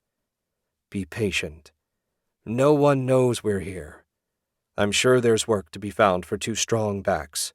It's not what I'd choose, but for now we'll just have to do our best." Jackson scratched the back of his neck. "I'll keep my eyes and ears open. Maybe something will come up that I can use." "I'll do the same," Elias offered. "Prince Jacob sometimes trains in the magical armor. No one has ever let me get close enough to talk to him, but you never know. With all of us working together, there's bound to be some way for us to bring Dawson's killers to justice." Barrett sat up straighter. The former ranger's determination shamed him. He wouldn't give up, no matter how long it took. Harper deserved nothing less for saving them. Chapter 27. Around mid-afternoon on their second day traveling together, Harper led her weary companions through a no-name village even smaller than Parville. She didn't bother to count, but if there were more than 30 buildings, she'd be surprised. Happily, one of the buildings, the largest by far and the only one with 2 stories, was a tavern. Hopefully it would have at least a few rooms for rent, and a bucket of water to wash up in would be a joy. To Harper's surprise, Mila kept up just as well as West. Granted, that wasn't the most difficult mark to hit, but it impressed her nonetheless. What impressed her even more was the lack of whining. The girl hadn't offered a single word of complaint since they freed her from her prison. Perhaps just getting away from the cultists was enough to make her appreciate freedom. Whatever the explanation, Harper was happy to accept the gift. The streets were empty at this time of day, most likely because everyone was busy at whatever they did for work. A hint of movement caught her eye, but when she turned to look, saw only a swinging curtain in the window of one of the more run-down houses. Just someone curious about the new arrivals. She felt certain they'd be the talk of the town by sunset. That was how it worked when strangers arrived in Parville anyway. This place probably got even fewer visitors. "Are you sure it's okay to spend the night?" West asked. "We can make a few more miles before dark." "We all need a good night's sleep, not to mention a proper cleanup. No one's stupid enough to try something in the middle of a village. If they're trying to be stealthy, a huge incident with dozens of witnesses won't suit their purposes. Besides, I've seen no sign of pursuit. Have you sensed anything?" "I haven't, and that worries me," West said. "There's no way they'll just let us go." Harper agreed, but considered an ambush on the way to the Baron's estate more likely. The cult knew where they were going, which made setting a trap easier. "What do you think?" she asked Mila. Mila flinched, then turned to look at Harper. "You want my opinion? No one ever wants my opinion." "Not even your father?" West asked. "Especially my father." "You spent more time with the cult than anyone," Harper pointed out. "That must have given you some insight." "They kept me in that dark cell, so I didn't really see much. From the little I heard, there don't seem to be many members. I don't know if they'd have much of a force to send out after us." "Especially considering we killed 2 of them and all their undead," West added. Mila's opinion meshed with Harper's. Despite all the horrible things they'd done, nothing she'd seen led her to believe there was a large number of people involved. Harper turned toward the tavern and pushed through the front door. The heat from the iron stove in the middle of the common room washed away the autumn chill. There wasn't a soul to be found at any of the dozen or so tables. That suited Harper fine, as the fewer people that saw them, the better she liked it. The lack of employees was another matter. A bar ran along the rear of the common room, and she strode up to it. A handful of bottles sat on a shelf behind it, and 2 large barrels sat on the floor, their lids slightly askew.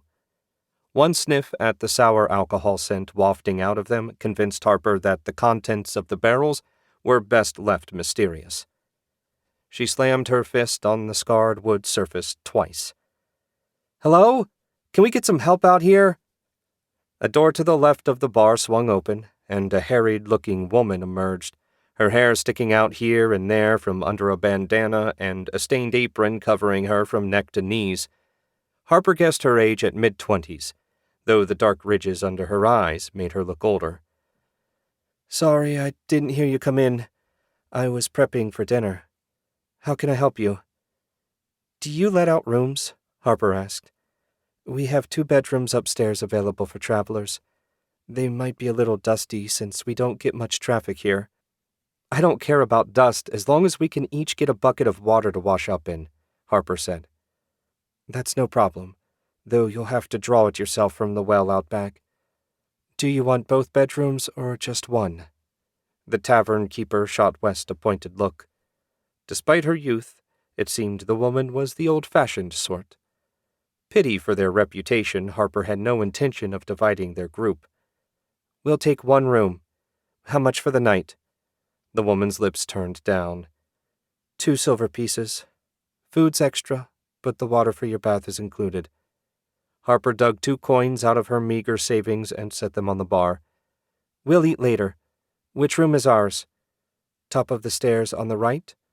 I run a proper establishment here, so you 3 had best behave yourselves." She scooped up the coins and dropped them in her pocket before ducking back into the kitchen. "No orgy tonight, I guess," West said. Harper slapped him on the shoulder. She wasn't sure how educated on those matters Mila was and didn't want to have to explain anything. "Let's see what 2 silver coins buys us." Harper led the way upstairs. The lack of a key worried her, but hopefully the door's locked from the inside. At the top of the steps, she turned right and soon found herself facing an open door. Light streamed through a window, revealing a pair of narrow beds and a table with a wash basin on top. Not exactly the comforts of home, but it beat camping. "I think you've been cheated," Mila said. "Our servants have nicer rooms than this." Harper smiled. Having seen the Baron's estate, she had no doubt that was the truth. "We'll just have to make do. I'll get the water. You two wait here." "Don't let the tavern keeper see you," West said. "She'll really be worried if she finds out Mila and I are up here alone." "What did I just tell you?" Harper asked. "It's okay," Mila said. "One of the maids explained sex to me. I promise I won't ask you any awkward questions, though I am curious what an orgy is. I believe I understand based on the context of the discussion, but a clarification would be nice." "This is your mess. You clean it up." Harper shut the door and stalked back downstairs to find the well. Who'd have thought that traveling with a little girl would be more stressful than hunting wizards? Chapter 28. Luca Harris, and he loathed to admit this, but he still, in the depths of his mind, thought of himself by his dead name, rode along on the back of the hellhound Master Wargoth had loaned him. His heart had nearly beat out of his chest when he first climbed on, but an hour out from headquarters it became painfully clear that he had no hope of catching up to the girl at his meager walking pace. When he ordered the hellhound to let him climb on its back, the beast hadn't made a sound or motion of complaint. It even used illusion magic to make itself look like an undersized horse. Despite his fear, it seemed fully obedient to his will. Even knowing that, Luca expected it to turn on him at any moment and bite his throat out. That fear and weakness was why he couldn't fully embrace his new identity as Ukazar. He'd been a full acolyte for over a year now, and yet he still acted like an apprentice. It was contemptible. That's why he never said anything when Elgin looked down on him. He deserved to be looked down on. That and Elgin scared the living hell out of him. His sometime partner was everything a true acolyte should be. Powerful, confident, skilled, and merciless. There was a reason he was second only to Wargoth in strength. Luca would do his best to live up to the example he set. This mission would finally prove to everyone, including Luca himself, that he really was worthy of joining the Acolytes of Darkness as a full brother. If he succeeded. The hellhound slowed and loosed a low growl. Luca had been so engrossed in his own thoughts that he'd lost all track of his surroundings. That could be a deadly mistake, even with the demon to protect him. Ahead of them, he could clearly see what drew the demon's attention. There was a little village about 100 yards down the road. It was nothing special, one of hundreds dotting Montague. Luca himself came from a place not much different. "They went in there?" he asked. Through his connection to the demon, he sensed its positive reply. "You'd better stop and let me down." It obliged, lying down to make it easier for Luca to reach the ground.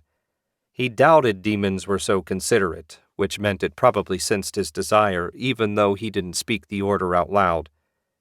Luca found the idea that it could read his mind to that extent troubling, but there was nothing to be done about it as long as he wore the amulet. Feet firmly on the road, Luca considered his options. Since this was supposed to be a stealth operation, sending both demons in to kill everyone probably wasn't the way to go. If even one person escaped, it would draw scrutiny down on them from the capital. For that matter, if no one escaped, eventually someone would show up and find a village full of dead people. Also not ideal. No. Better for him if he went in and had a look around first. He walked on, holding an illusory rein. Night had fallen and the town street was empty. The only real source of light came from the windows of a large 2-story building. The town's tavern, he assumed. Luca had visited many small towns over the years and had yet to find one so small that it didn't have a tavern of some sort, and a lot of the smallest it would even serve as the town hall. If there was information to be found, he would find it there. He pretended to tie the demon to the rail in front of the tavern. In reality, he just manipulated the illusion to make it look tied, but the demon wouldn't wander off anyway. Leaving the hellhound with a silent admonition to behave like a horse, Luca pushed through the tavern door. The first thing that hit him was the savory scent of roasting meat, followed by the sour stink of many unwashed people gathered in too small a space. Every table was filled, and 4 people sat at the bar that ran along the back wall.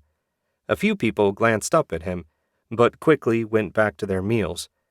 The only advantage Luca had over Elgin and Master Wargoth was his non-threatening appearance. No one ever gave him a second look.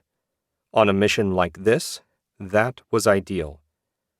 It didn't take long to confirm that his targets weren't in the common room. Just to be sure, he shuffled ahead to take a better look at everyone. He debated asking the harried-looking woman behind the bar about her guests, but assumed she'd just tell him off. That, of course, was the downside to looking like you weren't a threat. When Elgin approached someone with a question, he quickly got an answer. Halfway across the room, a rather unhealthy-looking fellow with a sallow complexion and deep-set eyes, dressed in a dirty tunic and trousers, stood and said, "If you'd like to join me, there's plenty of room." Luca wanted few things less than to join the filthy fellow. Then Luca noticed he'd lifted the left sleeve of his tunic and subtly tapped his forearm. Shifting his view to the ether, the glowing skull that one of the acolytes had placed there became visible. This disgusting person was one of their intelligence gatherers. He couldn't fathom why anyone would bother to recruit someone in such a dinky backwater village. But whatever. His presence worked to Luca's advantage, and he had few enough of them that he wasn't about to pass one up. "Thank you," Luca said. "Rather crowded in here." "It's always busy this time of night," the spy said. "You should see it after the spring smelt run. The locals sometimes have to eat standing up." Luca pulled out a chair and sat facing him. Curious despite himself, Luca asked, "Smelt run?" "Yep. Every year after ice out, there's a huge run of smelt. Fishermen catch and preserve them to sell all year. Plenty of people pass through here that time of year." Luca nodded. So the spy was here to keep an eye on whoever came and went in the spring. He still couldn't fathom why Master Wargoth would care, but it didn't really matter to his current mission. Leaning closer and pitching his voice low, Luca said, "I'm on the trail of a girl. Red hair, freckles, about 13. She would be traveling with at least one other person." The spy nodded. "I saw her arrive this afternoon, and she has 2 companions, a man and a woman. The woman carried a bow and sword and looked like she knew how to use them. The man had a dagger, but no other visible weapons. They entered the tavern, and the woman emerged to collect water from the well, I assume to wash with. I haven't seen any sign of the man and girl, so I assume they're still in a written room upstairs." Luca's eyes widened at the detailed report. Despite his appearance, the spy clearly knew his business. Offering a mental apology for his rude thoughts, Luca said, "That's very helpful. Thank you." "An honor to serve. Is there anything else I can do for you?"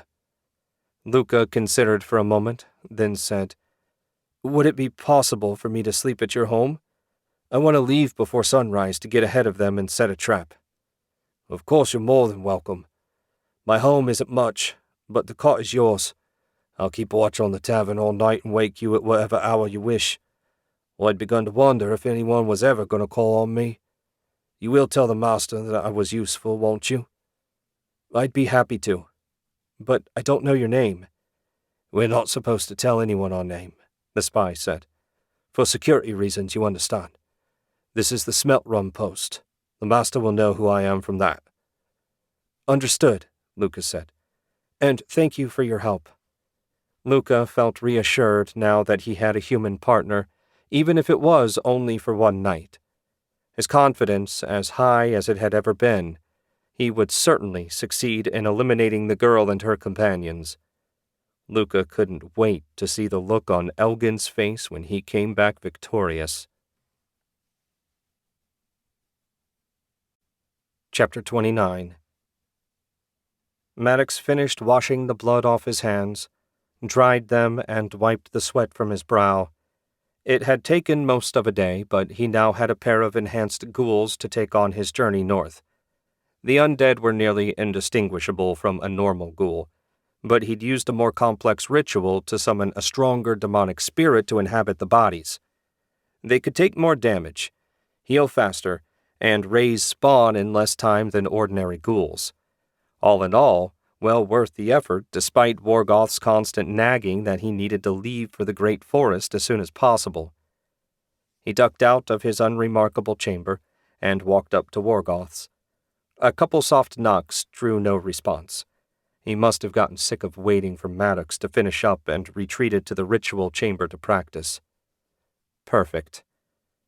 A little ether around the hinges ensured that no sound emerged when he opened the door. Wargoth set no wards on his private chamber, believing, rightly for the most part, that no one would dare enter without his permission. Maddox was a bit more daring than the rest of the acolytes. He respected Wargoth's power, but didn't hold the man in awe the way the other acolytes did. Maddox slipped inside and marveled once again, just for a moment, at how much nicer Wargoth's room was than the rest of theirs. Bookshelves covered 2 walls, and a fine walnut desk sat facing them. One door led to a separate bedroom, and another to a private garderobe. As in all organizations, it was good to be at the top. Putting the relative luxury out of his mind, Maddox went right to the desk where an open journal waited. It was on the page to the ritual the immortal apprentice wrote down for them. Whenever he practiced, Wargoth used a copy just in case the magic ran out of control and he damaged it. Prudent, and in this case it would work to Maddox's advantage. Pulling a scroll out of his satchel, Maddox quickly but accurately copied the instructions. If he could master it on the journey north, he'd claim the army of wraiths for himself. Once he had them, taking Wargoth's place at the top of the group would be easy. Relatively easy, anyway.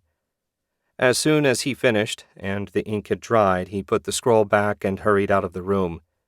No sign that anyone had noticed the intrusion. Good. He went to the ritual chamber and knocked harder. It opened a minute later, and a sweaty Wargoth glared at him. "What?" "The ghouls are done, and I'm heading out. You said I should contact you when I find the Oblivion Deep. How do you wish me to do so?" Wargoth wiped the sweat off his bald head. "Right, I didn't give you the artifact yet. Follow me." They returned to Wargoth's room. Maddox's breath caught in his throat, but he let nothing show in his expression. He needn't have worried. Wargoth ignored the desk and went straight to one of the shelves where he picked up a jewelry box and brought it over. From inside he took out a perfectly round crystal about the size of a hen's egg and handed it to Maddox. Another one just like it remained in the box. "This is another of my late master's toys. Charge it with ether, then speak up to 20 words.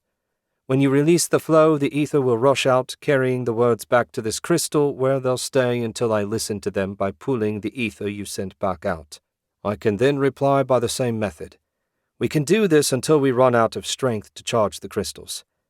The only issue is, once you listen to a message, it's gone forever, so you need to pay attention." Maddox put the crystal in his satchel. "Handy. Pity we don't have a few more sets. We'd be able to tell how the other teams are doing." "That would be ideal," Wargoth said. "However, I don't know how to make them, only how to use them. I'm not entirely sure my master knew how to make them. My guess is he found them somewhere and figured out how they worked. A magical engineer might be able to reverse engineer the crystals, but that's not my area of expertise." "Nor mine. Maddox had always considered magical engineering a weak, poor substitute for real wizardry. That said, there were times that its unique skill set would come in handy. Unlike Lord Colt, Maddox didn't have eternity to learn everything there was to know about magic. At least, he didn't yet. "If there's nothing else, I'll be on my way," Maddox said. "Best of luck, brother. I look forward to hearing good news." Maddox nodded and strode out of the room, down the hall, and out of the dungeon. His ghouls were waiting silently outside. He'd worked through the night, and now it was a few hours after dawn. He'd have to walk until they reached a farm. Then it would be a simple matter to steal a horse. It was a long ways to the northern edge of the great forest, and he didn't have forever to get there. Chapter 30. A hand on his shoulder shook Luca awake. It took him a moment to remember where he was, since the pitch-black room and hard cot weren't all that dissimilar to his room at headquarters. Then he sensed the hellhound's looming presence in the back of his mind, and it all came rushing back. "It's an hour until dawn," the spy said. Luca just barely made out his silhouette against the open door. "Has there been any movement?" "None, sir. The village is as silent as always at this time of day. You can leave with no one the wiser. I have a hot cup of tea and a biscuit ready for your breakfast. My apologies for not offering something finer." Luca swung his legs out of bed and scrubbed a hand across his face. An effort of will agitated the ether enough to make a small light. "That will be fine. I'll eat and be on my way. I'm sure you're anxious to reclaim your bed." "Not at all. It's been a great honor for me to host you in my humble home. This is the first time I've been able to do anything for the group, so your visit has been very satisfying for me." Luca nodded, surprised by the man's enthusiasm. He'd long assumed that all the spies were just interested in the potential gains they'd accrue should the acolytes succeed. It had never crossed his mind that they'd be as dedicated to the mission as Luca himself. He pulled on his socks and boots, stood and went to the kitchen. A 5-minute meal did wonders to wake him fully. When he finished, he said, "I doubt we'll see each other again, but thank you for your help, and rest assured that I'll tell Master Wargoth of your good work." The spy bowed, a surprisingly courtly gesture for someone that looked like a grubby farmer. "Good luck in your hunt." Luca went outside and found the hellhound standing exactly where he left it. At his mental command, the demon crouched to make it easier for Luca to climb on its back. Despite the illusion, it didn't actually have a saddle or reins, which left him to basically cling for his life as it trotted along. Luckily for him, the demon was vastly smarter than a horse, and it did its best to make the ride smooth for him. Leaving the no-name village behind, Luca let out a soft sigh. On his own again, during his brief stopover, it had been nice having someone to share the burden, even if it did only ease the weight a tiny fraction. When it was just him, Luca always felt right on the edge of being overwhelmed. It did nothing for his confidence when he imagined Elgin's response to his weakness. He rode an hour east down the main trade road until he spotted a stand of trees about 30 yards off to the side that would make a good hiding place. He dismounted there and ordered the hellhound to turn invisible at the edge of the road. Should he summon the second demon? He debated for a moment, then decided not to. The hellhound attacking with surprise should be enough to deal with 3 people, especially since one of them was a teenage girl. Not to mention that if the worst happened and both demons were destroyed, he'd be totally alone. No, better to keep something in reserve just in case. Now all he needed to do was wait for his prey to arrive. Harper put the last stitch in Mila's blouse and tied off the thread. That closed up the biggest hole, though she couldn't do anything about how dirty her clothes were. A few minor repairs made the girl a little more presentable. Despite ending up on the floor, Harper got a decent night's sleep. The stress of the rescue and traveling while expecting an attack at any moment had left her exhausted. Their little rented room with its barred door made her feel safer than she had since before her father died. The sun had risen half an hour ago, and they were finally ready to hit the road again. "I didn't know you could sew," West said. "I'm useless for fine work, but I tried my hand at making sheaths and other items out of buckskin last year. The results were functional, but not beautiful. I did get a little more coin for my work than I would have for the leather on its own, but in the end decided I'd make more money hunting than I could sewing." "Thank you for fixing my shirt," Mila said. Since she'd washed up, it was clear just how pale her skin was. Harper figured she'd burn up in an hour during the height of summer. "You're welcome. Shall we see about breakfast before we move out?" "What do you suppose they have?" West asked. Harper shrugged. While she had her favorites, as long as it was edible, Harper wasn't fussy. She led the way out with Mila behind her and West bringing up the rear. They'd settled on this marching order as soon as they left the dungeon. It made the most sense and kept Mila safest. The tavern keeper was puttering behind the bar when they reached the ground floor. The woman scowled at them, no doubt imagining all the impure things they'd gotten up to last night. Little did she know that even if they were inclined to do that sort of thing, they were all too tired to indulge. "Do you offer breakfast?" Harper asked. "I've got griddle cakes with sausage or eggs. 1 silver coin per plate, and includes a small beer or tea." "I'll have sausage with mine," West said at once, "and tea." "I prefer eggs and tea," Mila said. "Same for me." Harper put 3 coins on the bar. Her money pouch was still plenty heavy, but if they stayed at taverns like this on a regular basis, it wouldn't remain heavy for long. Halfway through the meal, the tavern door opened, and a dirty man wearing a tunic and trousers that made Mila's outfit look like a ball gown settled at a table off to one side. Harper put him out of her mind and focused on the surprisingly tasty food. Though prudish and lacking in personality, the tavern keeper was a fine cook. As soon as they were done, Harper led the way out of the tavern and up the road. She kept to the main road east until the town was out of sight. Then she paused and looked left and right. The fields looked like easy walking, and she'd prefer to avoid the road if at all possible. "What's up?" West asked. "We're turning north." "Why are we turning north?" he asked.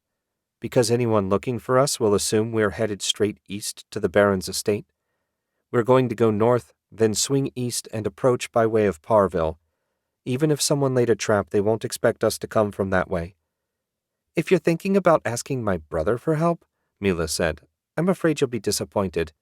Yes, I've met Mayor Brady, and no, I don't plan on asking him for help. I don't even plan on stopping in town. I just want to approach your father's estate from an unexpected direction. It might not even do any good, but taking at least basic precautions seems wise, given that we're on the run from wizards with a penchant for murder." She looked from West to Mila, but no more questions were forthcoming. Satisfied, Harper left the road and set out across a field that, judging from the stubs sticking up, had been planted with oats.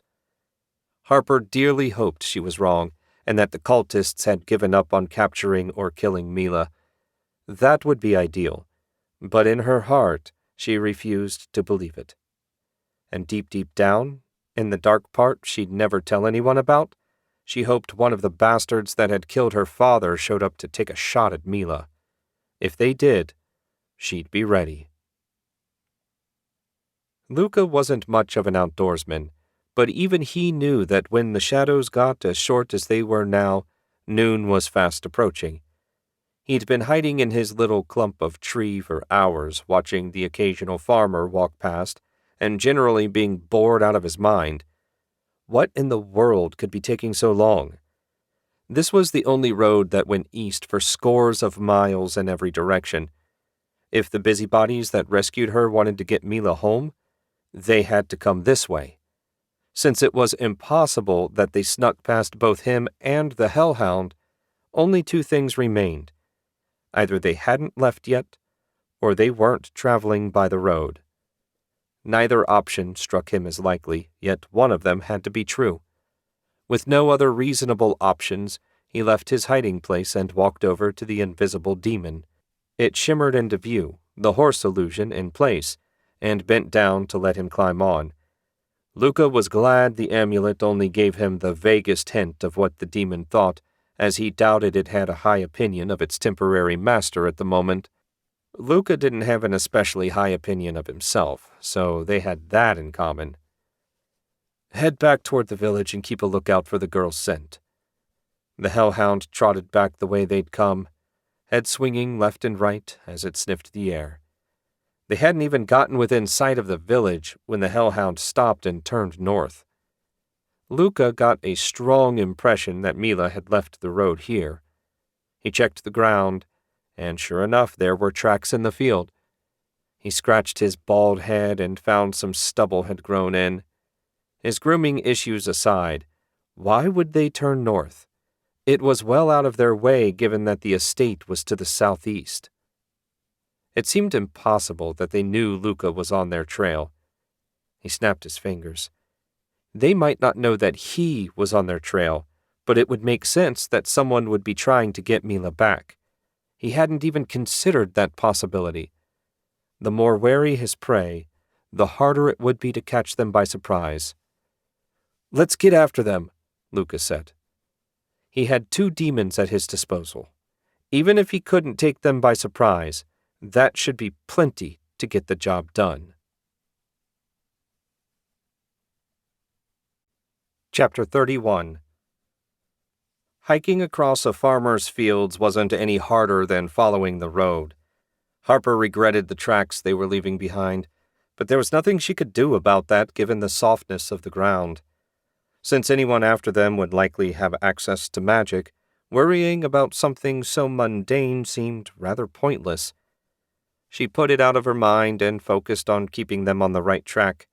That was simple enough, considering she planned to head due north until they reached a road running east.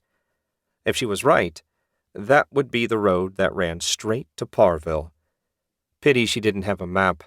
That would have made her life a little simpler. Harper glanced back at Mila and found the girl trudging along, head down and looking determined. She'd shown far more grit than Harper had expected from a baron's daughter. Her time in captivity, combined with a desire not to return to it, no doubt did wonders for her attitude. "Harper?" Her gaze shifted to West.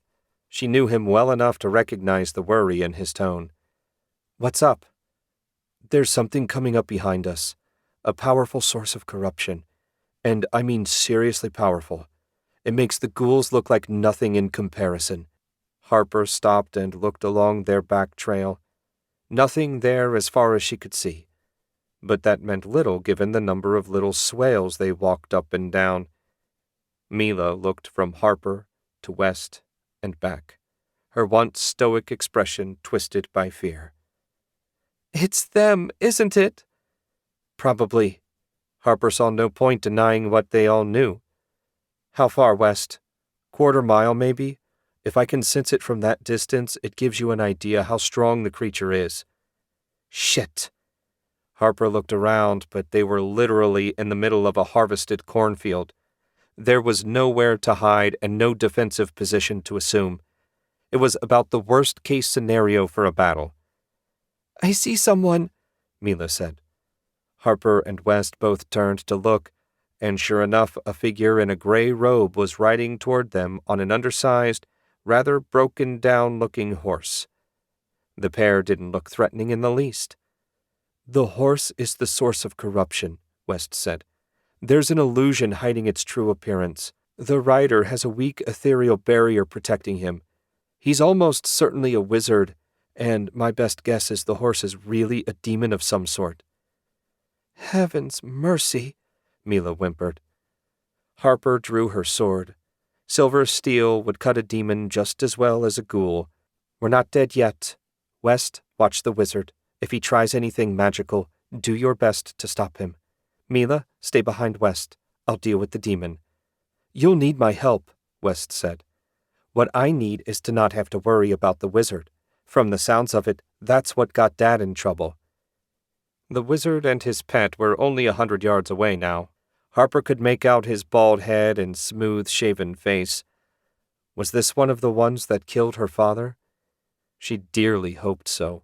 Sending him, along with his demon, to whatever hell was waiting to claim his soul would please her a great deal.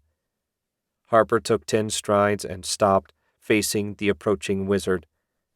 The wizard brought his mount to a halt, she guessed about 40 yards away, and got down off his whatever the hell it ended up being. The answer came a moment later when the horse wavered and vanished, revealing a disgusting, rotted, dog-looking thing with glowing red eyes. If this wasn't a demon, then Harper had no idea what it might be. She raised her sword. They were too far away to talk, and she had no desire to do so anyway. The wizard pointed at her, and the demon roared, blue flames streaming out of its mouth. Harper shuddered as some force rolled over her. "That was a wave of corruption," West said. "It shattered on your sword." She didn't really understand what that meant, but was glad the sword had offered her some protection. The next phase of the battle, she feared, would be less easy. The demon leapt toward her, claws digging into the earth as it charged, fangs bared and blue flames dripping like saliva from its mouth. Harper stared it down, not moving an inch. 6 feet out, the demon sprang, claws leading. Harper spun away and slashed.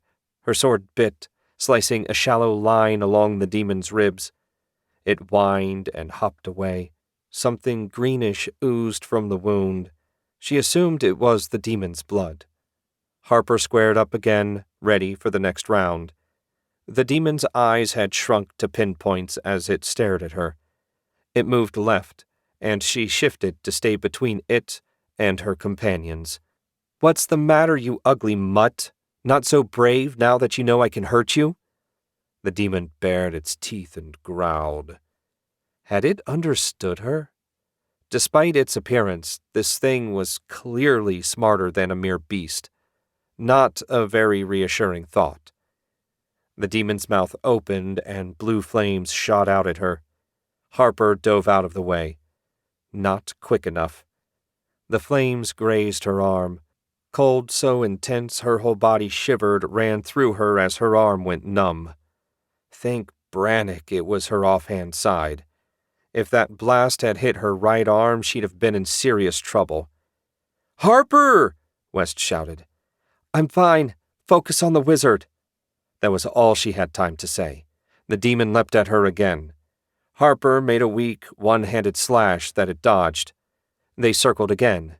As she watched the ugly thing, Harper flexed her fingers, slowly working some feeling back into them.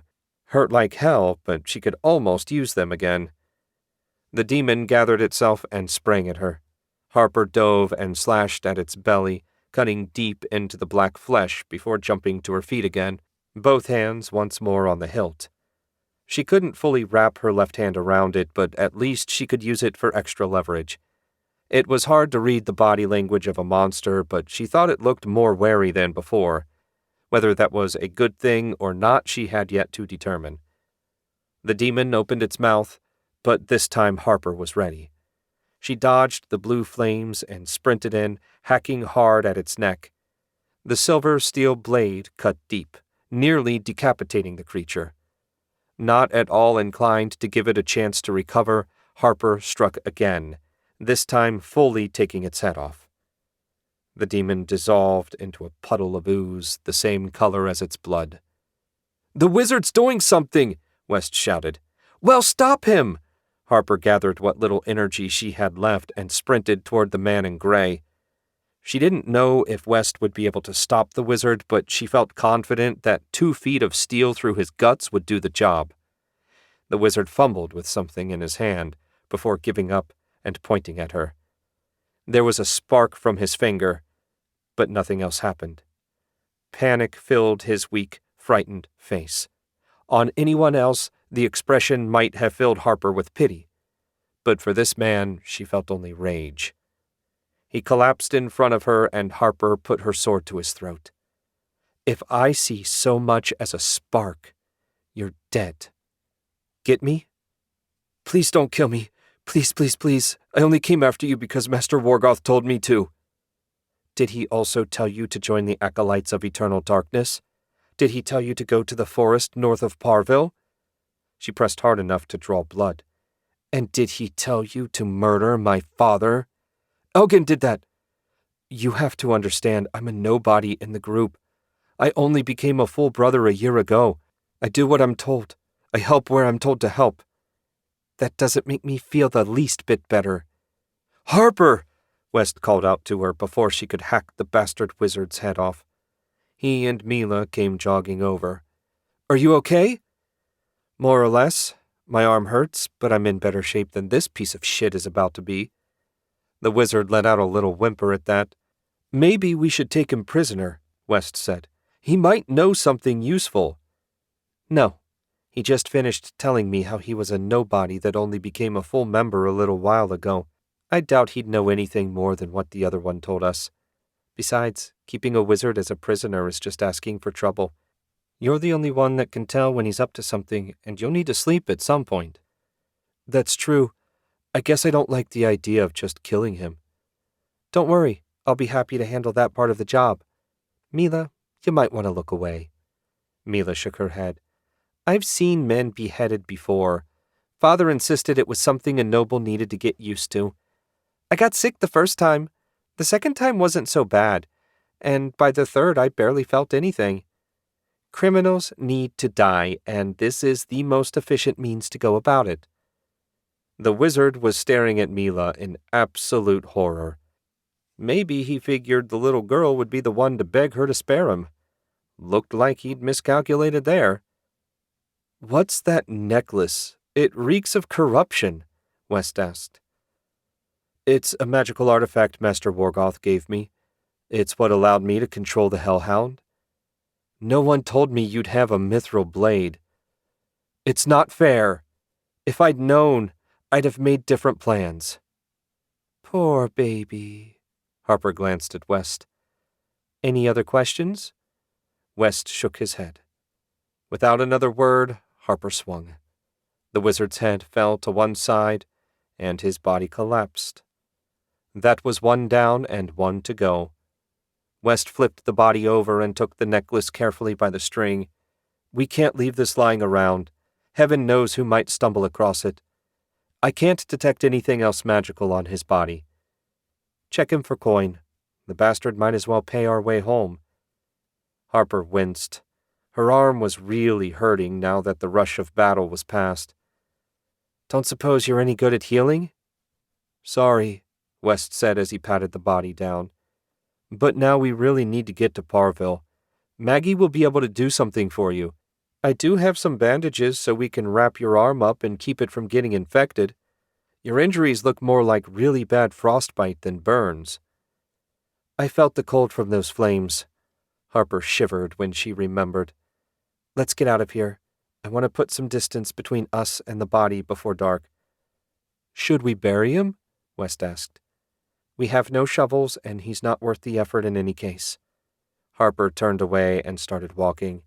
She'd hoped that getting part of her revenge would help ease her mind. Instead, all she felt was emptiness that she doubted would ever be filled. Chapter 32. Elias reached Montague Castle at his usual time and was waved through by the guards. Everyone knew him now, and no one felt like wasting their time asking the same questions over and over again. That suited Elias fine, as he had plenty of things on his mind already, namely how he was going to get word to someone in authority about Baron MacLeod's betrayal. It had been days since the Parville Rangers, he still smiled whenever he thought about that name, had arrived to deliver the bad news about Dawson, and neither he nor Jackson had come up with an idea. The simple truth was that getting a meeting with a nobleman when you were a commoner wasn't easy, and by not easy he meant nearly impossible. Elias hadn't even seen a member of the nobility since they got the news, much less had a chance to talk to one of them. The courtyard was empty at this time of the morning, but in an hour or so, the new recruits would file out of their barracks and begin the day's training. Hours of marching, swinging a weighted practice sword and sparring with each other and the older soldiers would leave the recruits exhausted. Elias remembered his own training, what felt like a lifetime ago. He'd thought it was the hardest thing ever, at least until he joined the Rangers. Basic training was playtime compared to what Dawson put them through. He swallowed a sigh and put his former commander out of his mind. The armory waited just ahead, and he had to focus, or he'd catch hell from whichever magical engineer he was working with today. As soon as he stepped through the human-sized side door, he froze and stared. All the magical engineers and their assistants were swarming over a pair of Mark IVs like they were expecting to have to fight a battle in the next hour. He'd never seen such a frenzy of activity at this time of day. Usually it was just him and whichever magical engineer drew the short straw of having to work with him and the Mark V. A squire loaded down with polishing rags rushed through the door and nearly collided with Elias. He steadied the boy and asked, "What's going on?" The youth stared at him in disbelief. "You haven't heard? The princes are having a mock duel today at noon in magical armor. Even the High Priest of Brannock is coming to observe." The squire trotted off to join the chaos. Elias just shook his head at the stupidity of the whole thing. Surely the princes must have something better to do with their time than showing off for the high and mighty. As soon as the thought popped into his head, Elias realized his foolishness. They were both spoiled, noble brats. In truth, they probably didn't have anything better to do. Montague wasn't at war, and there were no famines or plagues. Life was good. Good enough that if the princes wanted to waste the entire day of everyone that worked in the armory, it wouldn't really matter. Even better, if Elias got lucky, maybe he could pass some useful information on to the Crown Prince. He might not believe a note tucked into his magical armor, but at least someone in authority would be warned about what was going on. If nothing else, it would make Elias feel like he'd finally accomplished something. The trick would be getting close enough to put a note in the control chamber. With all the hustle and bustle, someone was bound to notice him mucking around. First things first, he needed to find paper and ink to write the note in the first place. There was an office used by the magical engineers to organize their research. That should be free at the moment. Leaving the madness of the armory floor behind, he strode off to the side where a set of steps led to the observation booth. At the top, he pushed the door open and stepped inside. The last thing he expected to find was Octavia standing with arms crossed, glaring down at the preparations being made. She looked his way, and her expression softened into its usual kind smile. "I fear we won't be getting much work done today." "So I noticed. It all seems like a terrible waste of time." "Yes, exactly my words. And do you know what I was told?" Elias didn't even have a chance to shake his head before she went on. "The courtier that showed up said it wasn't like we were accomplishing anything anyway, so what difference did one day make? He said we should be honored to be prepping the prince's armor." "What did Chief Reed say?" "All the right things, but he's a nobleman himself, so he didn't really have a choice." "What brings you up here? I don't think you've ever visited the observation room before." Elias only debated for a moment. "There's something I'd like to share with you, but you might think it sounds crazy." Octavia frowned and said, "Go on." Elias told her everything he'd learned about Baron MacLeod and Dawson's murder. When he finished, he added, "I was hoping to sneak a note into the Crown Prince's armor. Probably won't do any good, but at least someone will know what's happening." "That's crazy. Are you sure these people are telling you the truth?" "As sure as I can be. There's no way Harper would make up a story about her father being killed, and I'm sure she wrote the letter based on what's in it. As for the rest, I just can't imagine why two guys from the middle of nowhere would come all the way here with a made-up story about their baron. What could they hope to gain? If anything, they should be running for their lives toward the border with Port Settle. That would be safer anyway." "True. Assuming they're not insane, and from what you've told me they don't seem to be, then they're almost certainly telling the truth. Then you believe me? The weight on Elias's shoulders lifted a bit. If he could get someone as smart as Octavia on his side, surely they could think up some way to set things right. I do. The problem is with your plan. Elias cocked his head. What's wrong with it? The Crown Prince is what's wrong with it. She went over, closed the door, and hung a disc made of bronze from the handle. What's that? It's a privacy disc. As long as it's there, no one can listen in on our conversation. What I'm about to tell you could get me into serious trouble. Like the kind of trouble that ends with my head no longer attached to my neck. Elias swallowed hard but didn't tell her to stop. She'd listened to his crazy story. The least he could do was return the favor. Go ahead. Prince Jacob is an idiot that thinks he's far smarter than he is. He has no patience or dedication to anything other than fighting. The problem is he's not even as good a warrior as his younger brother. We're all very lucky that the king is in good health. If anything were to happen to him, Montague would be in a great deal of trouble. Now Elias understood why she didn't want anyone to overhear them. So telling him about Baron MacLeod would be a waste of time? At best. At worst, the prince might leap to conclusions and rush around doing things that would make it more likely that the Baron's daughter would end up killed rather than rescued. Granted, if she were killed, that would at least remove a pressure point from the Baron, but it might also turn him against the crown for real. No, I fear telling the prince what's happened would only make the situation worse. Okay, so what should I do? I wish I had a good answer for you, Elias. Tell you what, give me a day or two to think about it. We can get together again one evening after our shifts end to discuss other options. Perhaps at my home? Elias's heart leapt at the way she asked that last bit. I'd like that very much. And thank you for your advice. I'm glad I decided to trust you with this. Octavia's smile was genuine and warm. I am too. You should get back downstairs. We wouldn't want anyone getting curious about us being alone together. We certainly wouldn't. Until later, then. Elias slipped out of the observation room and nearly danced down the stairs. None of his problems had gone away, but now he had a reliable, clever, charming, and pretty ally. Surely, together, they could find a way out of this mess. Chapter 33. Jack sent a silver coin dancing across his knuckles. He was sitting in the prep room near the armory where the knights stored their magical armor. Lachlan hadn't arrived yet, but they still had nearly an hour before their match. Today was going to be a good day, no matter how it turned out.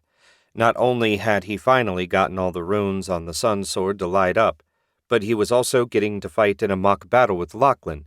And not just any mock battle, but one fought in the giant suits of magical armor. He hadn't had a chance to pilot one in far too long. Father said it was a waste of time since Jack would never be allowed to use the armor in an actual war. And he was right. Princes and kings didn't fight on the front lines. But it was so much fun. He never felt more powerful than he did when controlling the giant armor. And he was good at it. Or so the knight that used to train him had claimed.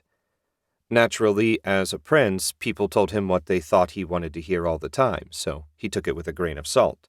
Still, there were few enough things that he got to do that he really enjoyed, and this was one of them. It annoyed him only a little that the reason he got to do it was to help with his brother's ongoing training. He had no idea what Lachlan had been doing at the temple, but having seen him return so exhausted he could barely walk, Jack hadn't been envious. The door burst open, and Lachlan came in. I'm not late, am I? Nope. We've still got nearly half an hour to go. What kept you? Marshall had some last-minute instructions for me. Stuff he wanted me to try, that kind of thing. I'm not really sure how my power's going to operate since the armor does all the work. Jack shrugged. The whole point of this test is to find that out, right?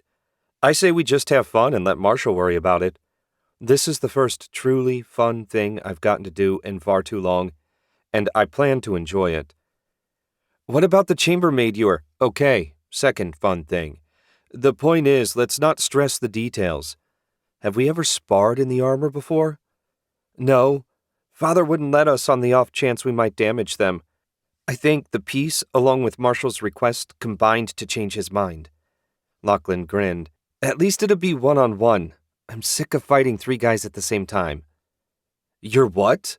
Jack asked, hardly believing his ears. Marshall has me sparring with 3 veteran warriors at the same time. He says the amount of ether I can use has already doubled. I even win 2 out of 3 matches. The problem is, all I want to do is sleep when we're done. Apparently, much like with anything else, I need to build up my stamina. And here I thought training to use the sun sword was tough. At least you don't have Father breathing down your neck. Marshall's no pushover, though he is nicer about it than Father. Jack snorted. That's faint praise. The brothers shared a laugh, and Jack grinned. It felt good to spend time with Lachlan, just relaxing like brothers. They got to do that far too seldom. Someone knocked, and the door opened, revealing a knight dressed in a green and black tunic. The armor is prepared for you, your highnesses. Jack jumped out of his hard chair. Time to play! They followed the knight down a passage that led to the armory. Montague's collection of magical armor filled the massive building. 2 Mark IVs had been cleaned and polished until they gleamed. Some of the servants were still busy carting supplies out of the way, while on a platform above, 2 figures, a man dressed in a standard uniform and a woman wearing the green robes of a magical engineer, were watching them approach. It felt like the pair was looking right at Jack. This bothered him less than it might have since, as a prince, people stared at him all the time. The right unit is yours, Prince Jacob. Prince Lachlan, yours is the left, their guide said. You remember how to power them up? Jack gave him a thumbs up. No problem. What are we using for weapons? Training staves. The ends are padded to keep any damage to a minimum. Not as much fun as swords, but Jack wasn't about to complain. Given the cost of repairs, he was lucky Father allowed them to use staves. Jack shot his brother one final grin and hurried over to his unit. It rested on one knee, and the control chamber had been opened for him. He clambered up its leg, using decorative depressions that also served as hand and footholds to climb up. He settled into the control chamber and thrust his legs into the slots that allowed him to control the armor's legs. Now to power it up. A line of crystals ran along the front of the armor. He touched the central crystal until it started to glow. A display lit up, showing an outline of the armor. Okay, primary power-up was complete. Now he touched the leftmost crystal, and a faint charge ran through his legs. He could now feel the armor's feet standing on the stone floor. Finally, he pressed the rightmost crystal and leaned back. His arms slid into their slots, and the control chamber sealed around him. His mind fully linked with the armor, and he could now see through its helmet. It was like being a giant. I'm all set. Jack stood and found himself steady on his massive feet. A couple minutes later, Lachlan stood as well. Me too. The knight nodded. Go out the door and turn right to the training ground. The area has been cleared, but do be careful where you step. Jack stomped out ahead of his brother and made his way across the yard to the training grounds, basically just a huge open area between the castle and the northern wall. A large group had gathered a safe distance away to observe, including Father and Marshall. Now that Lachlan had magical abilities to draw on, Jack figured his odds of winning were even smaller, but he was still determined to give it his best. Magic didn't decide everything after all. A pair of staves, the size of small trees and wrapped in hundreds of yards of cloth, were held upright by 6 soldiers on opposite sides of the training area. Jack went right and Lachlan left. He wrapped his hand around the staff but didn't move until the soldiers had let go and run away. The way everyone acted like he might step on them was hurting his feelings. How are we going to handle this? Jack asked. A knight approached and said, This will be a simple sparring match. 3 strikes ends it. Don't hit each other with anything other than the staves. Got it, Jack said. Understood, Lachlan said. The knight trotted off the field, and Jack said, Want to call it? Sure. Ready? Jack raised his staff in a 2-handed grip, and Lachlan did the same. Go! Jack charged, closing the distance between himself and his brother in 3 strides. His staff came down at Lachlan's shoulder, only to be turned aside at the last moment. Lachlan stepped in and slammed the butt of his staff into Jack's chest, staggering him a step. That's 1 for me, Lachlan said as they returned to their starting positions. Jack muttered about overconfident, magical little brothers and raised his staff for the next round. At Lachlan's go command, he approached more cautiously. A few probing blows were turned aside by each of them. This time, Lachlan took the initiative and swung a hard, overhead blow. Jack raised his staff to block, then caught himself as he was about to kick Lachlan in his exposed stomach. That's exactly the right move in a real fight, but against the rules here. Instead, they jostled for position, pushing back and forth. The 2 suits of magical armor were perfectly mirrored, and neither prince could take the advantage. Jack waited until Lachlan made his next surge and stepped back. His brother stumbled and took a blow to the side from Jack's staff. Ha! 1 each! Jack barely caught Lachlan mutter, Gotta watch my balance. The duel continued for another 5 minutes, ending with Jack winning 3-2. He could hardly believe it, but didn't plan to complain. He seldom beat Lachlan at anything these days, so any win was a good one. They returned the armor to their slots in the armory and climbed down. Both men were covered in sweat from the heat of the control chambers. Lachlan grinned and trotted over. Good match! They shook hands, and Jack grinned back. You too. Jack glanced around to make sure they were alone. Did the magic do anything for you? Not so far as I could tell. I've got to meet with Father and Marshall and see what they say. Want to have lunch together afterward? You're on. Meet you at the usual place? Lachlan nodded and trotted off toward the castle. Jack went outside and took a deep breath. He had no lessons or plans today. That was rare enough that he planned to enjoy it as much as he could. Hopefully, Lachlan would get good news, though what good news would look like for him under the current circumstances, Jack had no idea. After the prince's sparring match, King Jacob led Marshall back to his office, where they settled once more in the overstuffed leather chairs. He wanted to get the high priest's impressions of what happened before Lachlan arrived. To say that the younger prince's loss had been a surprise was putting it mildly.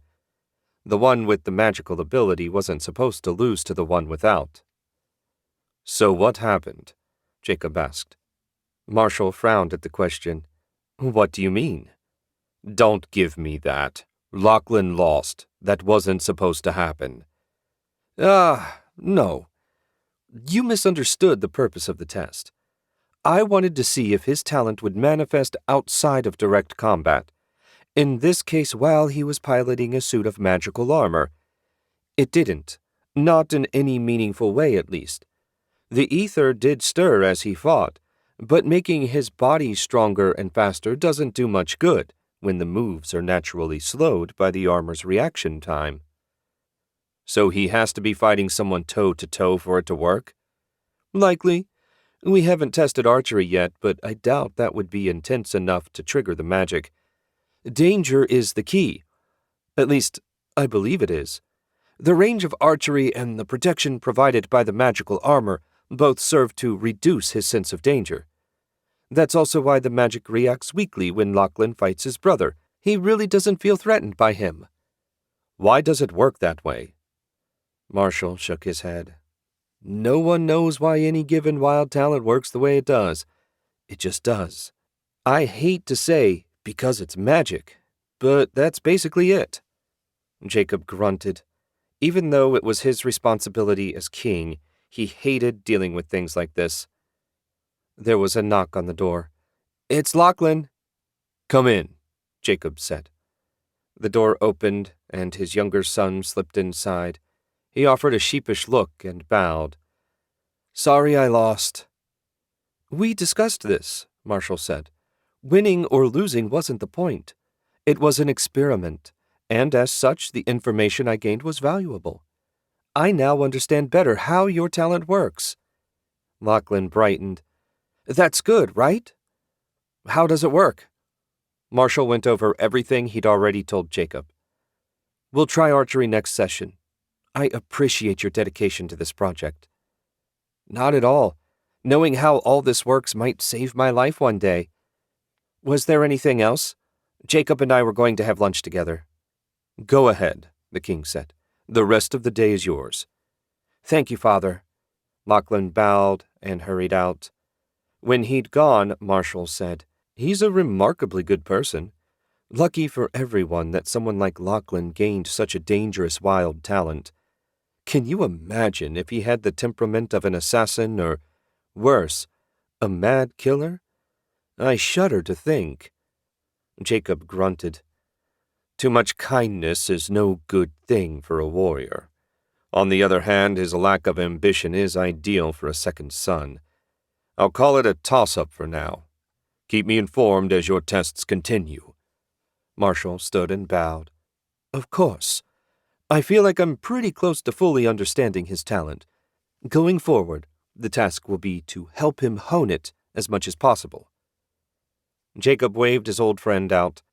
Interesting as all the magic business was, he still had a kingdom to run, and he needed to get back to work. Chapter 34. West walked through a dark forest. Mist shrouded everything, making it hard to see more than a few feet in any direction.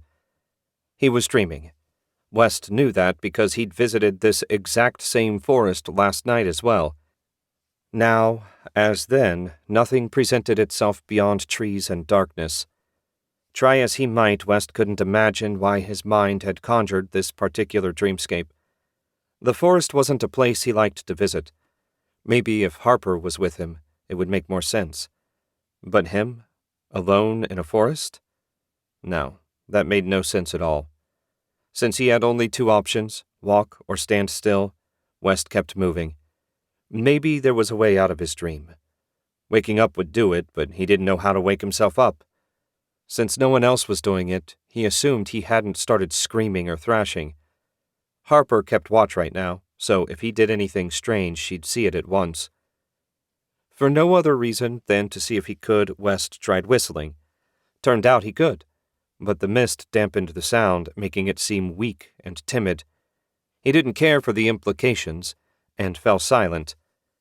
Cold, dark laughter filled the air. He stopped and spun in a circle, hands raised and ready to cast. Your magic doesn't work here, boy. The voice sent a chill up his spine. He'd never heard anything so evil. You have no idea what evil is, the haunting voice said. West looked all around, trying to figure out where it was coming from. This is your mind, boy. I'm coming from inside you. Liar!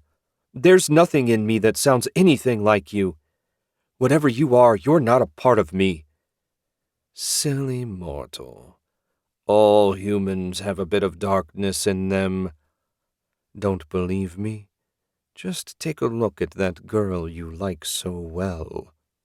Sweet Harper killed those wizards as easily as you might an ant. She wasn't even upset afterwards. What sort of 18-year-old girl murders 3 people without blinking an eye? The sort that just had her father killed by those same people.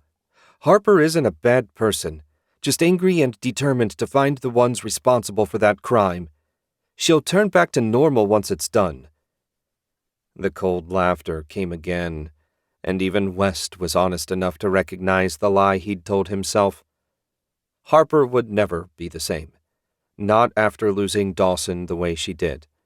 It would be unreasonable of him to expect her to be. But even if she wasn't the same, she was still Harper, and that was all West cared about. "You're too weak to be with her." West spun and found himself standing face to face with another him, a harder, sneering version dressed all in black, his eyes sunken and dark, his skin pale like he hadn't seen the sun for months. "You don't have to be weak," the dark version said. "I can make you strong. Strong enough to stand beside Harper instead of holding her back. Strong enough to protect her from any danger. That's what you want, isn't it?" "Who are you?" "I am the version of you that isn't a weak, pathetic excuse for a man. I am the version of you that had the courage to pour ether into the amulet's eye and summon the demon within. I am the version of you not afraid to embrace true power." West's mind reeled. He knew there was something dark about the amulet when he felt it burning through his pocket, but the idea that it held a demon was too much for him to process. Some of the things it said were true. He did want to be strong enough to protect Harper and make her happy. Of course, if he tried to protect her, the last thing it would do was make her happy. "Choosing evil won't get me what I want. You can stay in your prison and rot for all eternity." Dark West smiled. "You say that now. Every mortal says that at first. Well, maybe not every mortal, but most of you. Once in a while you find a human willing to embrace their true nature immediately. Those people are treasures beyond compare.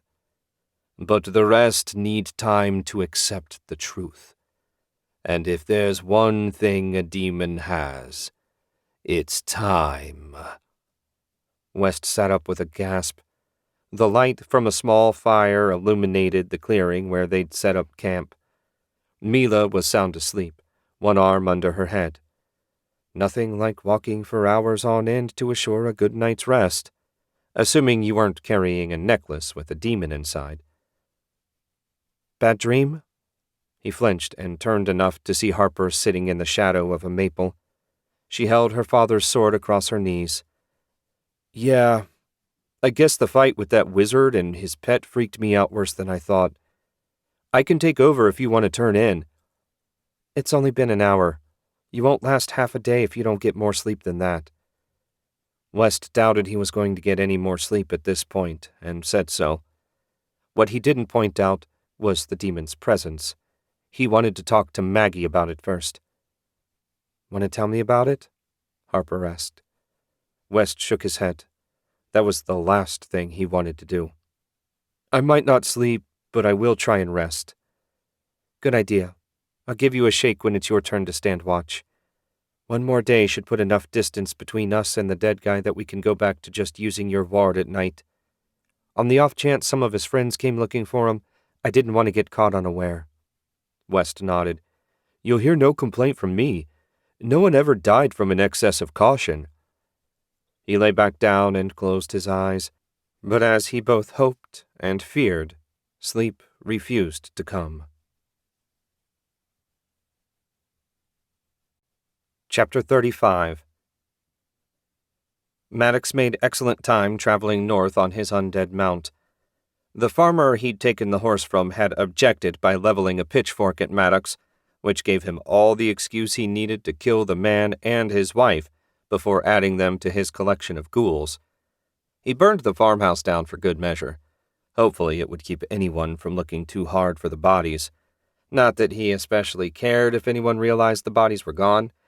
He'd visited the farm in the middle of the night, and none of the neighbors lived within 2 miles of the place. Now the edge of the great forest was in sight. Evergreens taller than the ruined tower he and Luca had visited jutted into the sky.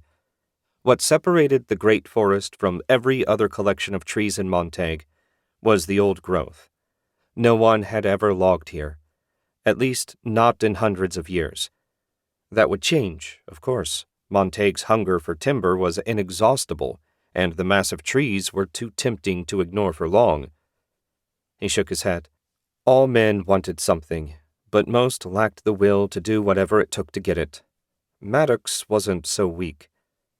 That said, figuring out the complex ritual he'd copied in Worgoth's chambers was taking far longer than he'd hoped. He spent a few hours studying it every night when he made camp, and still barely understood the first paragraph with its multi-layered ethereal construct. Worgoth might be stronger than him, but Maddox didn't think the man was smarter. Though if they were to have any real hope of unraveling the immortal apprentice's puzzle, maybe he'd better hope Worgoth was as smart as he thought he was. At the edge of the woods, where the trees were still short and scrubby, Maddox reined in and dismounted. The horse would be more of a hindrance than a help in the forest. He grabbed his laden pack, handed it off to one of the lesser ghouls, and ordered the undead horse to remain in place until he returned. For the last 2 days he'd seen no sign of civilization, so the odds of someone stumbling onto the creature were minimal. With a mental command, he sent the greater ghouls forward to rip a path into the woods. The monsters tore at the flexible limbs, ripping them to pieces and quickly making a path for Maddox. The ghouls seemed to enjoy shredding the trees nearly as much as they did flesh. Destruction for the sake of it was very much a ghoul trait. Actually, it was a trait of all undead with even a hint of personality, and demons were worse. As long as they destroyed what he told them to, and only what he told them to, Maddox didn't care what they felt.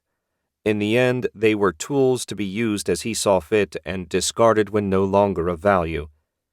Speaking of disposable tools, Maddox wondered how Luca was doing. Giving that weakling demons was a bit like giving a toddler alchemist's fire. You just knew nothing good would come of it. Banishing all his extraneous thoughts, Maddox focused.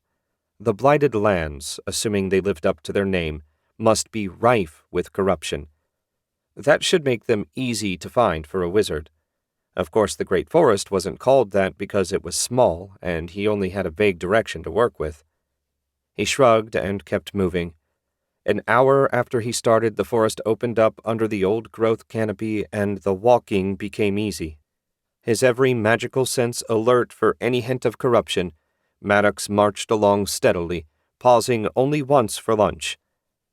By the time darkness fell, he'd gotten miles from where he started, yet he felt no closer to his destination. No one ever said the search for power would be an easy one. His camp consisted of a small fire contained by magic and a bed of spruce needles. After eating, he dug out the copied pages and studied the spell. Feeling at least somewhat confident with the first stage of the ritual, he summoned 6 threads and did his best to recreate the layered design, and failed miserably. 2 more attempts left him exhausted and frustrated. Falling back into his slightly prickly bed, Maddox released the ether and dismissed the ritual from his mind. Time to sleep and get a fresh start in the morning. Worgoth sat on the floor of the ritual chamber and focused on maintaining the first part of the spell while putting the second part in place. So far, this was where the whole project fell apart, and a moment after he thought it, the ether exploded into glittering sparks that quickly faded. He glanced at the arm and leg sitting on the stone table and swallowed a curse. If the apprentice's consciousness was truly present in his limbs, he was no doubt laughing hysterically at Worgoth's pathetic failure. Not that he needed to justify himself to an arm and leg, but unlike the apprentice, Worgoth hadn't been trained by the most powerful arcane lord of them all. His master had been powerful and skilled, but a powerful and skilled human was still little more than a child compared to one of the lords. A faint warmth on his chest distracted him. Worgoth pulled the black skull amulet out and found the eyes glowing red. Unlike the sad imitations he'd provided to his followers, Worgoth's amulet had a number of other useful abilities. The glowing red eyes, for example, meant that one of his agents in Astaroth's hell wished to speak to him. They weren't carrying out any projects for him at the moment, so he couldn't imagine what prompted the contact. He shrugged. One way to find out. He poured ether into the eyes and concentrated. Morgoth recognized the magical signature as the weaker of his two demonic servants, an imp bound to watch over the area of hell nearest their world. The imp's job was to ensure no one from that side interfered with Morgoth's plans in secret. It wasn't strong enough to stop anyone, but at least it could alert him to the danger. "Go ahead. A human soul just arrived from your world, Master, along with a hellhound." Morgoth swallowed another curse. That had to be Ukazar.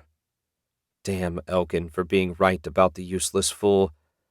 Now he had to assume the worst, that Baron MacLeod would be coming for payback.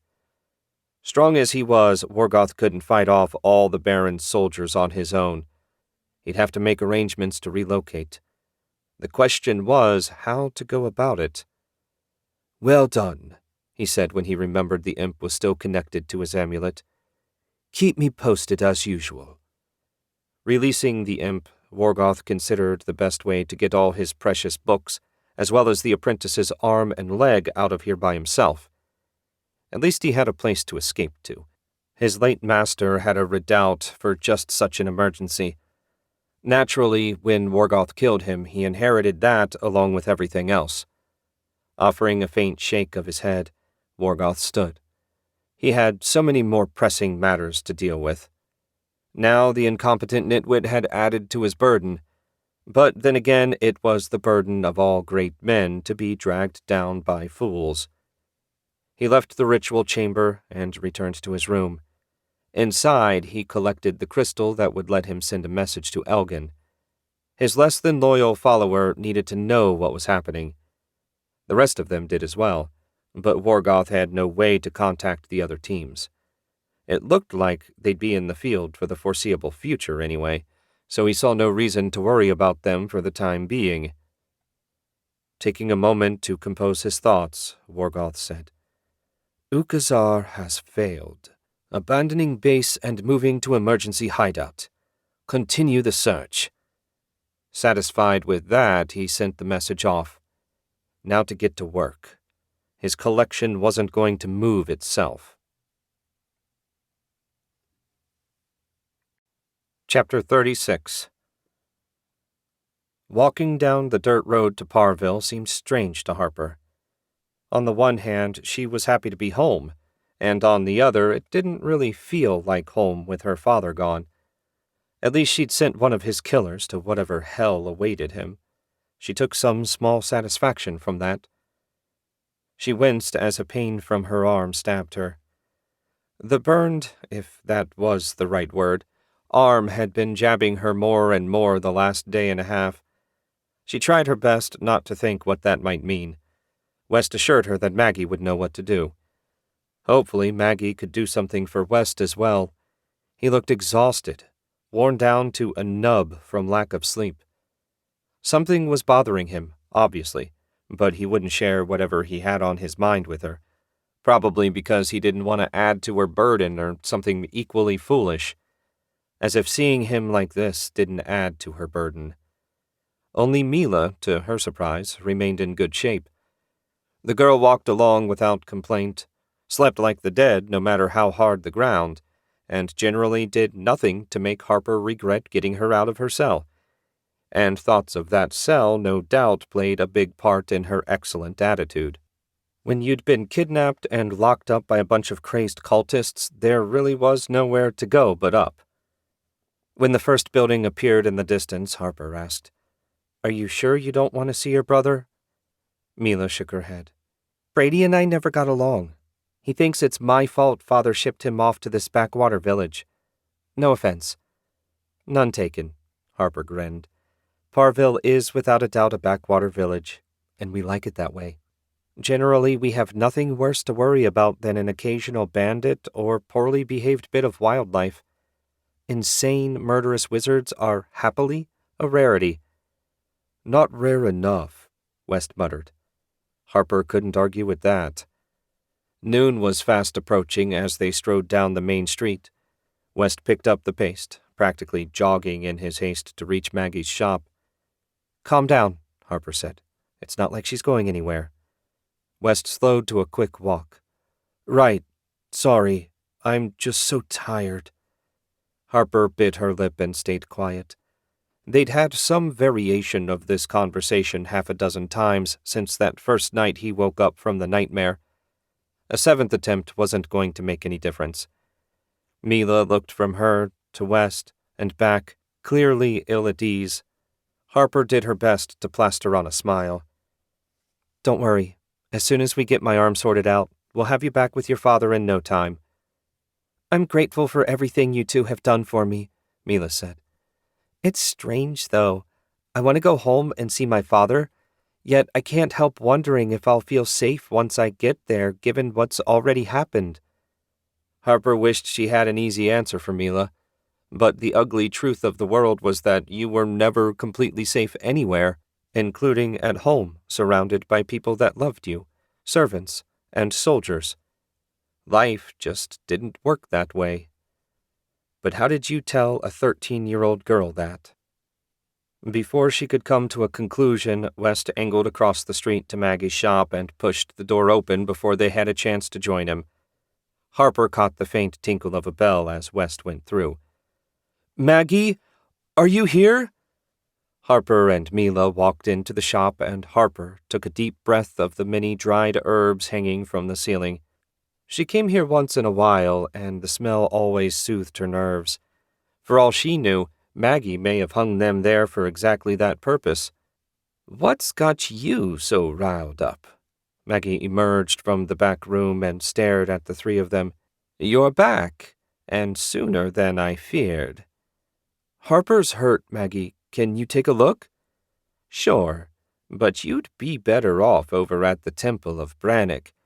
The priest on duty will get you healed up lickety-split."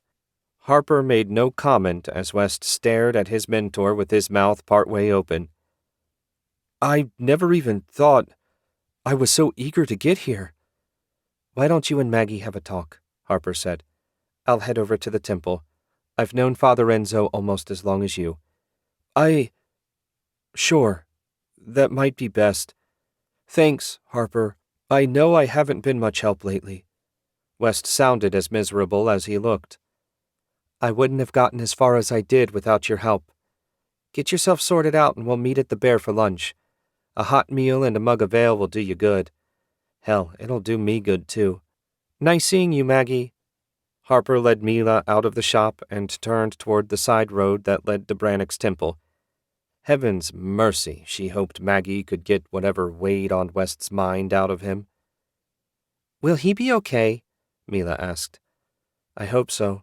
West is my best friend, and seeing him like this hurts. What makes it even worse is that I can't do anything to help him. If the problem, whatever it is, could be stabbed or shot with an arrow, I'd happily take care of it. But clearly the problem is in his head, and I'm much less used with that sort of thing." "It was nice that you humored him and went to his master's shop first, especially with your arm so messed up." Harper shook her head. "Physical pain is nothing compared to emotional pain. I'm much better at dealing with the former than the latter." The Temple of Brannock was a sight for tired eyes. It always looked the same. Same scarred wooden walls, same door hanging slightly askew, same two windows in constant need of washing. The place remained as unchanging as the archangel she followed. At the door, Harper made the sign of the inverted sword over her heart, and noticed out of the corner of her eye Mila doing the same. "Do you follow Brannock?" Harper asked.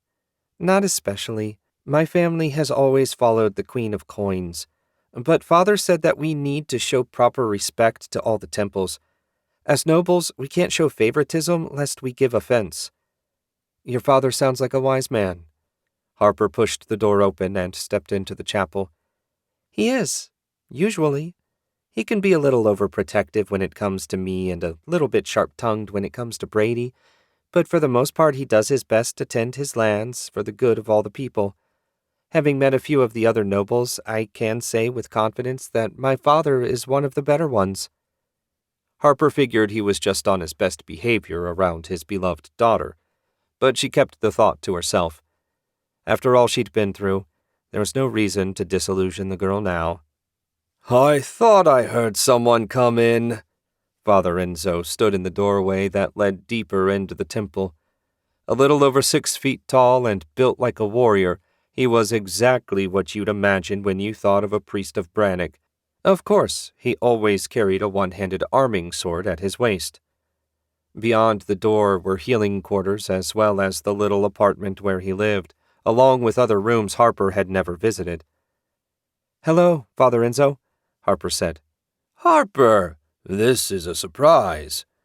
My condolences on the loss of your father. Dawson was a good man, maybe the best I've ever known. He'll be missed." "He certainly will, though I hope his soul takes some comfort in the fact that one of the people responsible for killing him is dead. Unfortunately, I didn't come out of it unscathed." "Brannock, curse my thick skull. I was so surprised to see you I didn't even notice your arm." Enzo motioned toward the pews. "Have a seat and let me see." Harper gratefully did so. Enzo knelt beside her and passed a hand over the bandages. The pain vanished, and he started to unwrap them. "That was quick," Harper said. "I didn't heal anything, only blocked the pain. If I hadn't, unwrapping these would have hurt like the 9 hells." "Appropriate, considering how I got the burns." Enzo grimaced. "Looks pretty bad. Why don't you tell me about it while I get started?" His hand started to glow, and Harper began her tale. She also, after a quick glance at the blackened flesh of her arm, decided not to look that way anymore. The healing took a bit longer than her story, and when Enzo finished, he said, "Sounds like a hellhound summoned from Astaroth's hell. Unlike most, their flames are super cold rather than hot. Nasty things. As for the cultists, I've never heard of them. Flex your arm for me." Harper did so. Everything seemed to work okay, even if she was a little stiff. They didn't look like a very big group, and West and I killed a few of them before and after we rescued Mila. I wish I knew what they were after. "Nothing good, you can be sure of that."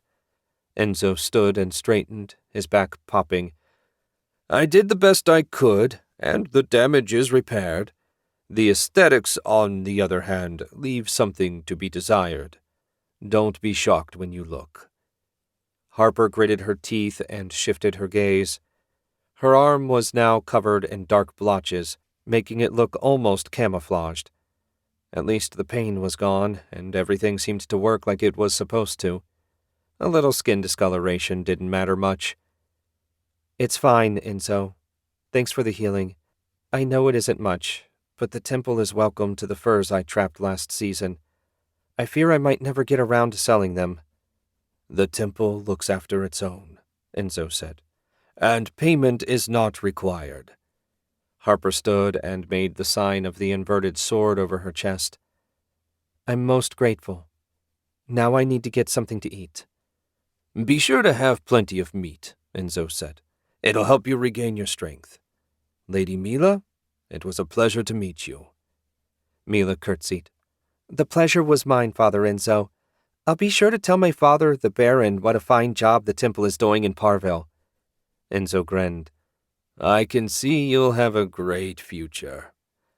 All right, off you go. Harper, don't be a stranger." "I'll do my best." Harper said that, but the truth was she doubted a quiet day of prayer would be in her future anytime soon.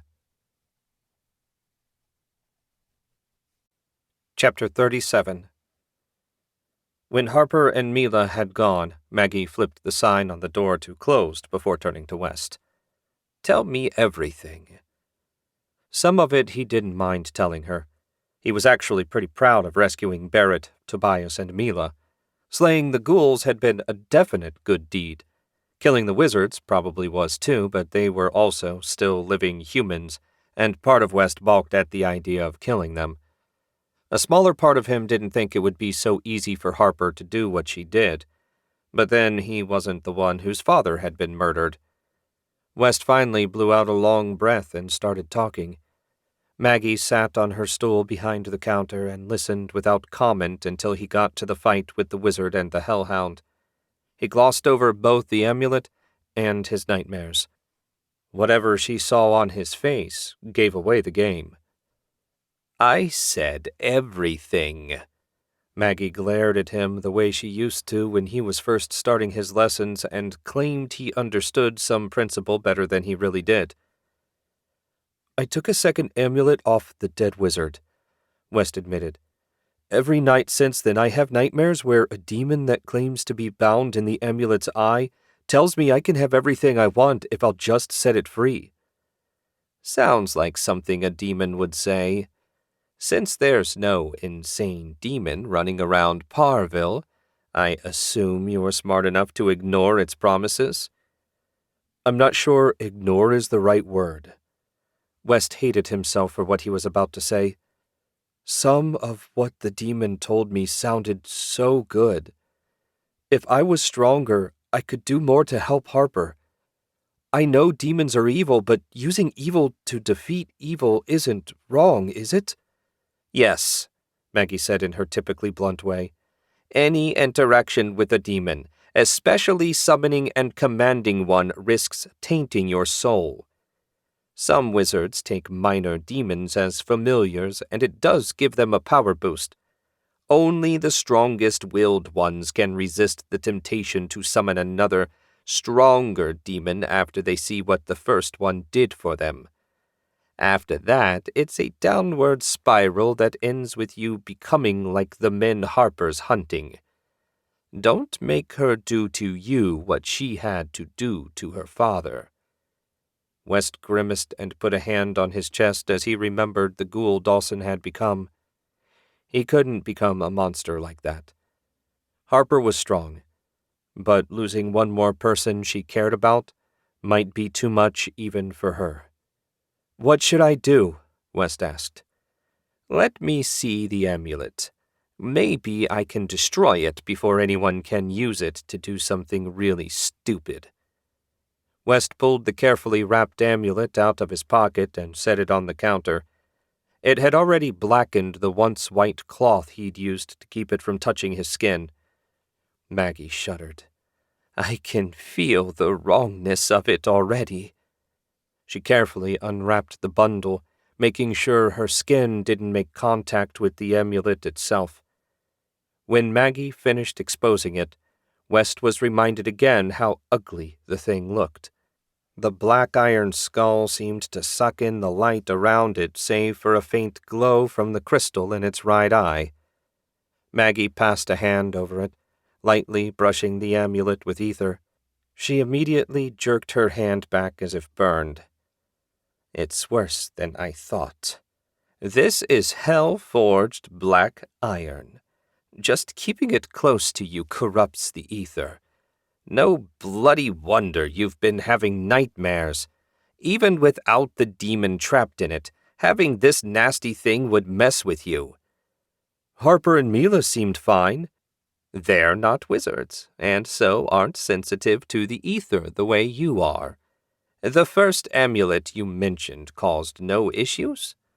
West pulled it out from under his tunic and laid it beside the first. It seemed like a pale imitation now that he saw them side by side. The black metal lacked the luster of the hell-forged iron, and the eyes were dull and empty. "No, the one I took from the first cultist doesn't have the same feeling as the second. I don't know why." Maggie made an identical pass over the second amulet. "I know why. The first is hell-forged black iron. The second is regular old iron someone stuck in a fire until it turned black. It has a very minor enchantment that I suspect has only one purpose: to let the wearer activate and deactivate the wards at the cult's base. You can wear that one or not, as you prefer. There's no danger." West nodded, feeling a bit better since he'd been wearing the safe amulet for days longer than he'd been carrying the other. "So can you destroy it?" "Not a chance. Now that I've seen it, I'm confident that the amulet is too powerful for me to deal with." "Then what?" "Someone else will need to take care of the horrid thing. We can't leave it lying around where anyone might find it. Heaven knows what sort of mischief a wizard with less willpower than you might get up to with a demon under their control." West snapped his fingers. "I was so wrapped up in the amulets that I forgot to show you the book I found in the tower ruin. I can't make heads or tails of it and didn't want to risk destroying any of the writing with a translation spell." He dug the book out of his satchel and set it on the counter. Though battered, some magic had preserved it in surprisingly good condition. Maggie flipped it open, paged through it, and closed it again. "I don't believe in fate, but if I did, I'd say it was fate that you found both the amulet and this book." "Can you read it?" West asked. "No, but I recognize the language. It's the writing alchemists use." "Alchemists?" "They're refugees from the Celestial Empire. A group of them came to Colt's land a few decades after the arcane lords vanished. Montague's king at the time granted them asylum in exchange for them supporting the kingdom. They have a hidden village in the Great Forest to the northeast." "If it's hidden, how do you know about it?" West asked. "Every year they send a small delegation to the capital with their annual tax. 100 of the finest healing potions. My master was in the city during a yearly visit. He had a chance to talk with one of them, a rather attractive lady as it happens. You never met him, but my master fancied himself a lady killer, and I suppose he was handsome enough. He received an invitation to visit, though whether he did or not after I completed my apprenticeship I can't say. Anyway, the alchemists will know how to destroy the amulet and read the book." "But if their village is hidden, how will I find it?" "You won't. The royal family knows how to find it. You'll need to go to the capital and speak with them. Baron MacLeod will be the perfect person to introduce you. Since you rescued his daughter, he should be grateful enough to oblige with a little polite coaxing." West's stomach churned. This was turning into something far bigger than just Harper's quest for revenge. He didn't feel up to it. He'd barely left Parville before this mess began, for heaven's sake. "Don't underestimate yourself," Maggie said as if reading his mind. "I know it sounds hard, and if I wasn't older than dirt, I'd take this responsibility off your hands. But the truth is, I'm in no shape to do anything more than run the shop and help out where I can here. You youngsters are going to have to carry this burden yourselves." "Right. I need to talk to Harper." West waved at the counter. "What should I do with this stuff?" "Leave them with me. I'll work up something that will hopefully let you carry the amulet without getting nightmares." She thrust a finger at him. "But don't think that removes the temptation. As long as the amulet exists and you know about it, a little bit of you will think you can handle the demon, and that its power would be more help than curse. I'm telling you right now, both of those things are wrong. You can never listen to that voice. It'll lead you down the road to hell. Literally." "I got it, Maggie. Believe me, I do. I've never felt anything as nasty as the demon's touch on my mind. If I never feel it again, that would be fine." Maggie nodded, seeming satisfied. "Good. Talk to Harper and make sure you visit your parents tonight. They've been worried about you." "I will. And thanks for everything. My mind is more at ease than it has been for some time." "What else is a teacher for?" West smiled at that and took his leave. A hot meal at the Bear would be just the thing. Figuring out how much to tell Harper about his dreams, on the other hand, would be another matter altogether. Chapter 38. 3 days on the road saw Harper and her companions within sight of the Baron's estate. The sprawling compound looked exactly like it had on their first visit, minus the ghouls. The mid-morning sun shone down on the many buildings and glinted off the guards' armor and spear tips. They paused for a moment at the top of the gentle slope that led to the southern gate. It seemed strange to be back again so soon. After their late lunch at the Bear and West's confession about the black amulet, she'd brought Mila home for the night. West got an invitation as well, but he wanted to see his parents before they left for the Baron's estate. And now here they were, about to complete at least the first part of their mission. Going to visit the village of alchemists West told her about was another matter. It sounded like something out of a story to Harper, but if Maggie said it was so, then it was. There were few people living that Harper trusted more than the old woman.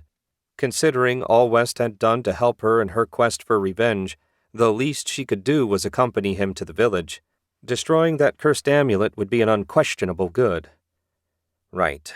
Time to stop fooling around. Ready to see your father? Mila nodded. Very ready. Then let's go. Harper led the way down the slope. 15 minutes found them striding up to the gate. Mila hurried to the front of the group. After a moment of stupid staring, the 4 guards snapped to attention and saluted. One of the guards took a step forward. Lady Mila, this is a surprise. Your father will be so pleased to see you safe. He's been beside himself with worry. Who are these people with you? All 4 guards eyed Harper and West with suspicion at a minimum. Not that Harper could blame them under the circumstances. Mila introduced them. Harper and West rescued me from the acolytes of darkness. If not for them, I'd still be locked in a cell in the dark. I'll thank you not to look at them as if you fear they might steal the good forks.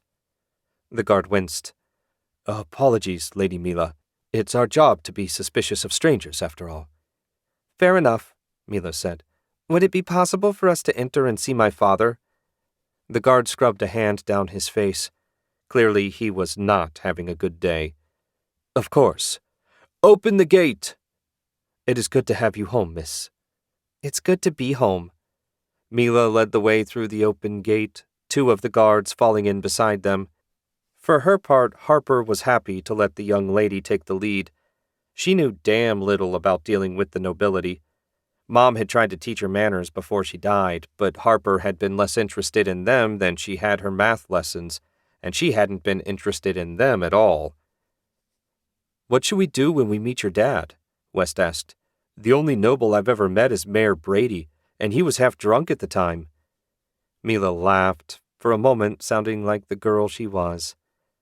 My brother hardly counts as a proper noble, and if you met him only half drunk, you caught him on a good day. As for father, just be polite and answer his questions honestly. As long as you do that, I'm sure he won't complain. At the door to the residence, one of the guards clanked the knocker and backed away. A minute later, the door opened, and a man in black robes so thin and sunken in that Harper nearly mistook him for an undead stepped out onto the porch. Hello, Wist, Mila said. Is father free? The cadaverous fellow smiled, a more unnatural expression Harper had never seen, and said, Even if he was busy, I'd interrupt him to let him know you were home and safe. Should I do otherwise, I'd soon be looking for a new job if not facing the lash. After a quick, dismissive glance at Harper and West, Wist led them into the house. A few twists and turns down rather unremarkable halls brought them to a closed door. Wist knocked, then slipped inside. I thought a baron's mansion would be fancier, West whispered. Father's not fond of pointless decorations, Mila said. Practicality and comfort are his bywords. He's gotten worse since Mother died. I can relate to that, Harper said. As long as things were neat and tidy, Dad didn't care about much else. Not that he was home enough to worry about decorating. I fear I've inherited his preferences. The door burst open, and a man built like a warrior emerged and swept Mila off her feet, hugging her and kissing her cheek. I feared I'd never see you alive again. Brannock be praised. It's a miracle." Mila hugged her father back, and a lump formed in Harper's throat. What she wouldn't give to hug her father one last time. West put a hand on her shoulder, and Harper covered it with her own. When the touching scene finally broke up, Mila said, "Father, let me introduce you to Harper and West. They freed me from the acolytes and escorted me until we got back safe. I am greatly indebted to them." Baron McLeod looked them over, his gray eyes hard and his expression, what little she could see of it behind his beard, stony. "We certainly do owe them. Step into my office, all three of you. This is a story I need to hear in detail." Harper bowed and marched into the room. Like everything else she'd seen, the room was utilitarian, with a desk, chairs, a bookcase, and little else. The Baron sat behind his desk and motioned Harper and her companions into the empty chairs in front of it. Mila sat in the middle between Harper and West. Wist stood behind the Baron, looking for all the world like a vulture waiting for someone to die. "All right," the Baron said without preamble. "Let's hear it. Those bastards took my little girl and forced me to betray my king and my country. I'm sure I will pay a price for my decisions. But first I'll see every last one of them put to the sword." "My name is Harper Gale, and 2 of the wizards murdered my father, Dawson." "I knew Dawson," the Baron said. "We met when he first arrived as sheriff, and we spoke regularly. He seemed a decent, solid man, as expected of a ranger. My condolences for your loss." "Thank you, my lord." Harper told him everything that happened, with West chiming in with a magical detail here and there, including the amulet with the demon trapped inside. "And so, after getting my arm healed, we came here to return your daughter. There's one more wizard that I need to kill.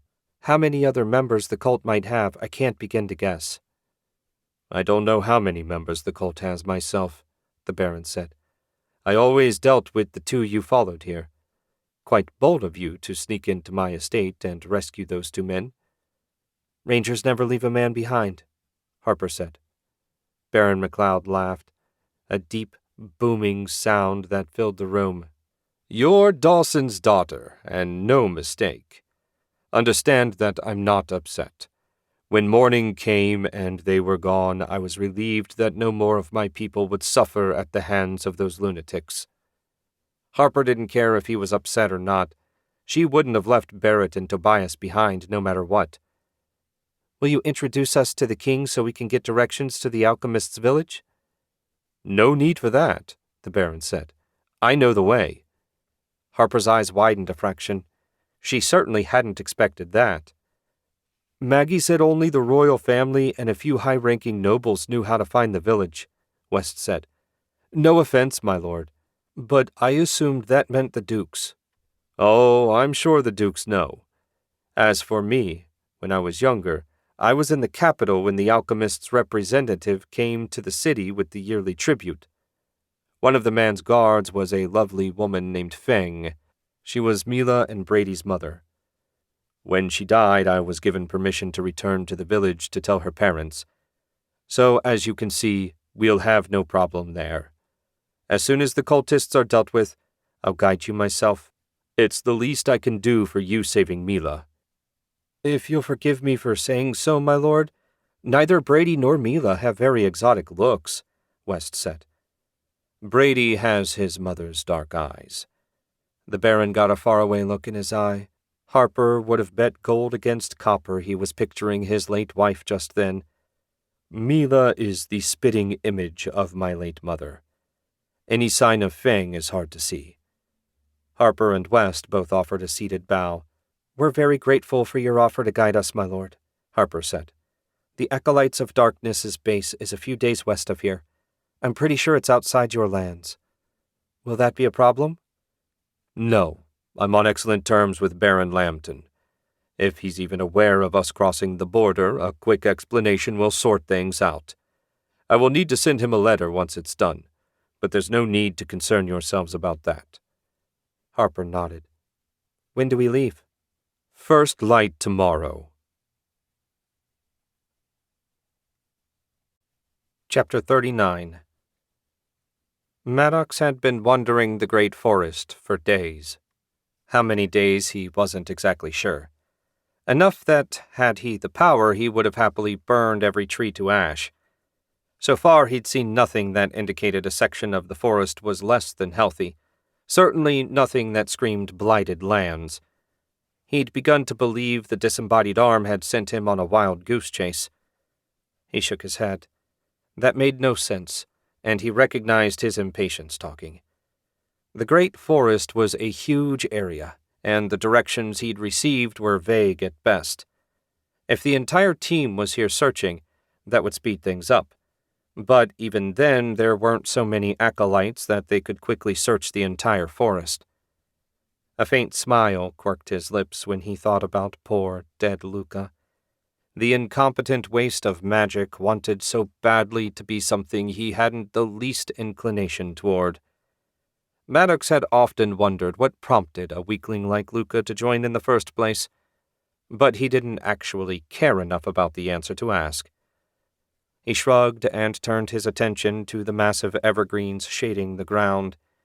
Each of them stood at least 200 feet tall, and were so big around all his undead together wouldn't have been able to get their arms around them. Clearly there was nothing blighted about this section of the forest. Closing his eyes, Maddox sent ether out in every direction. If there was any corruption within half a mile, he'd sense it. Of course, there wasn't. The ether felt as pure here as any he'd ever worked with. And so he marched on, surrounded by his ghouls, and feeling as bored and frustrated as he ever had. His work with the stolen ritual did nothing to improve his mood. He'd mastered the first part of the process and felt like he understood the second. The problem was, he lacked the power to maintain the first while forming the second ethereal construct. How he could even begin the third and final process he had no idea. For all his confidence, right now Maddox was accomplishing every bit as much as his late, unlamented former partner. A few more hours of fruitless searching passed before he stopped for lunch. He'd barely pulled out one of his minimally palatable dried sausages when a faint vibration ran through the ether. He recognized the magic at once and dug out the message orb in the hope of good news. "I've completed evacuating the ruined fortress. Everything is secure at the secondary base. Send progress update." Maddox didn't consider having to abandon their base good news, but at least it had been done with no loss of resources. All things considered, that wasn't a terrible result. As for the update, that wouldn't take long. Still looking, no sign of corruption. Message sent. Maddox got back to gnawing on his uninspiring lunch. As he chewed, one of the greater ghouls snuffled the air. That was new. The ghouls never reacted to animals, not unless Maddox sent them hunting. Only an approaching human or a magical threat would interest them. And what were the odds of running into someone out here? Long odds or not, Maddox meant to find out for sure. He closed his eyes and sent his sight flying up and out of his body in the direction the ghoul had been looking. 100 yards from where his body sat, a pair of humans, a man and a woman, both dressed in orange and gold robes, walked through the trees, peering left and right as if searching for something. Maddox shifted his vision to the ether, and sure enough, both of them had the telltale glow of wizards using magic.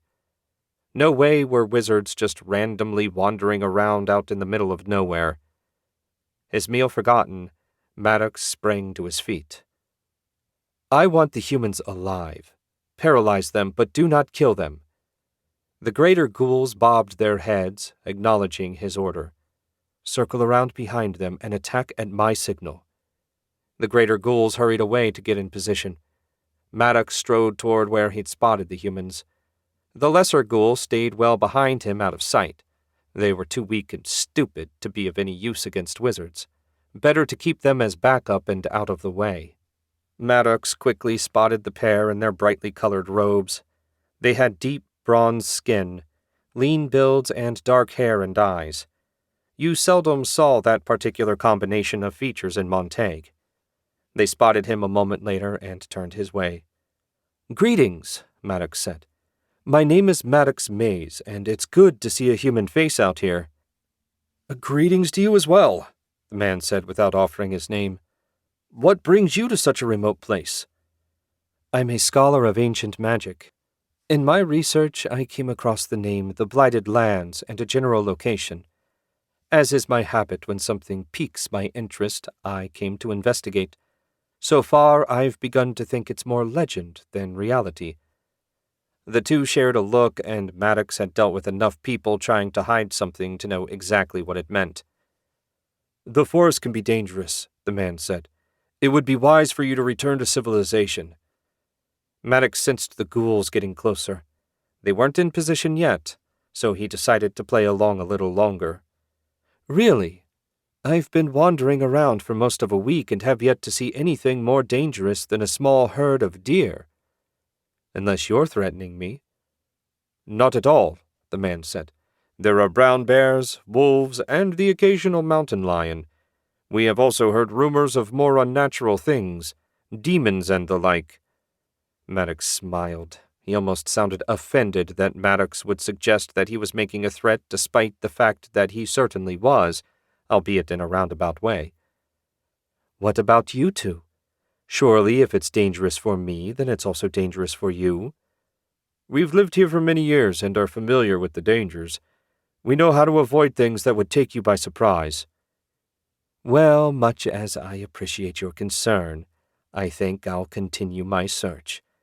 No one ever found a great secret without facing some risk, after all." The man took a step closer, and his voice hardened. Ether gathered around him. "Won't you reconsider?" "I don't think I will." With all their attention focused on him, Maddox gave the order. "Now!" The ghouls roared and charged from the rear. As soon as they did, both strangers spun to face them. Lightning lanced out, but greater ghouls could handle far stronger magic than their lesser cousins, and they shrugged the spells off. Maddox hit the man from behind with a 7-thread force blast that picked him up and slammed him into the trunk of the nearest tree. He slid to the ground and didn't rise. Shit! Did he kill the man? It was damned difficult to get information from a corpse. Not impossible, of course, but he preferred to save that for a last resort. His ghouls had the woman down, and one of them wrapped a clawed hand around her throat. "Try anything else," Maddox said, "and you'll wish you hadn't." She stiffened, and the ether around her dissipated. "Good. Behave yourself while I check on your companion. Husband? Boyfriend? Lover? Help me out."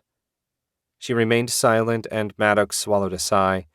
He was going to have to torture the information out of them. That didn't surprise him, but it was disappointing.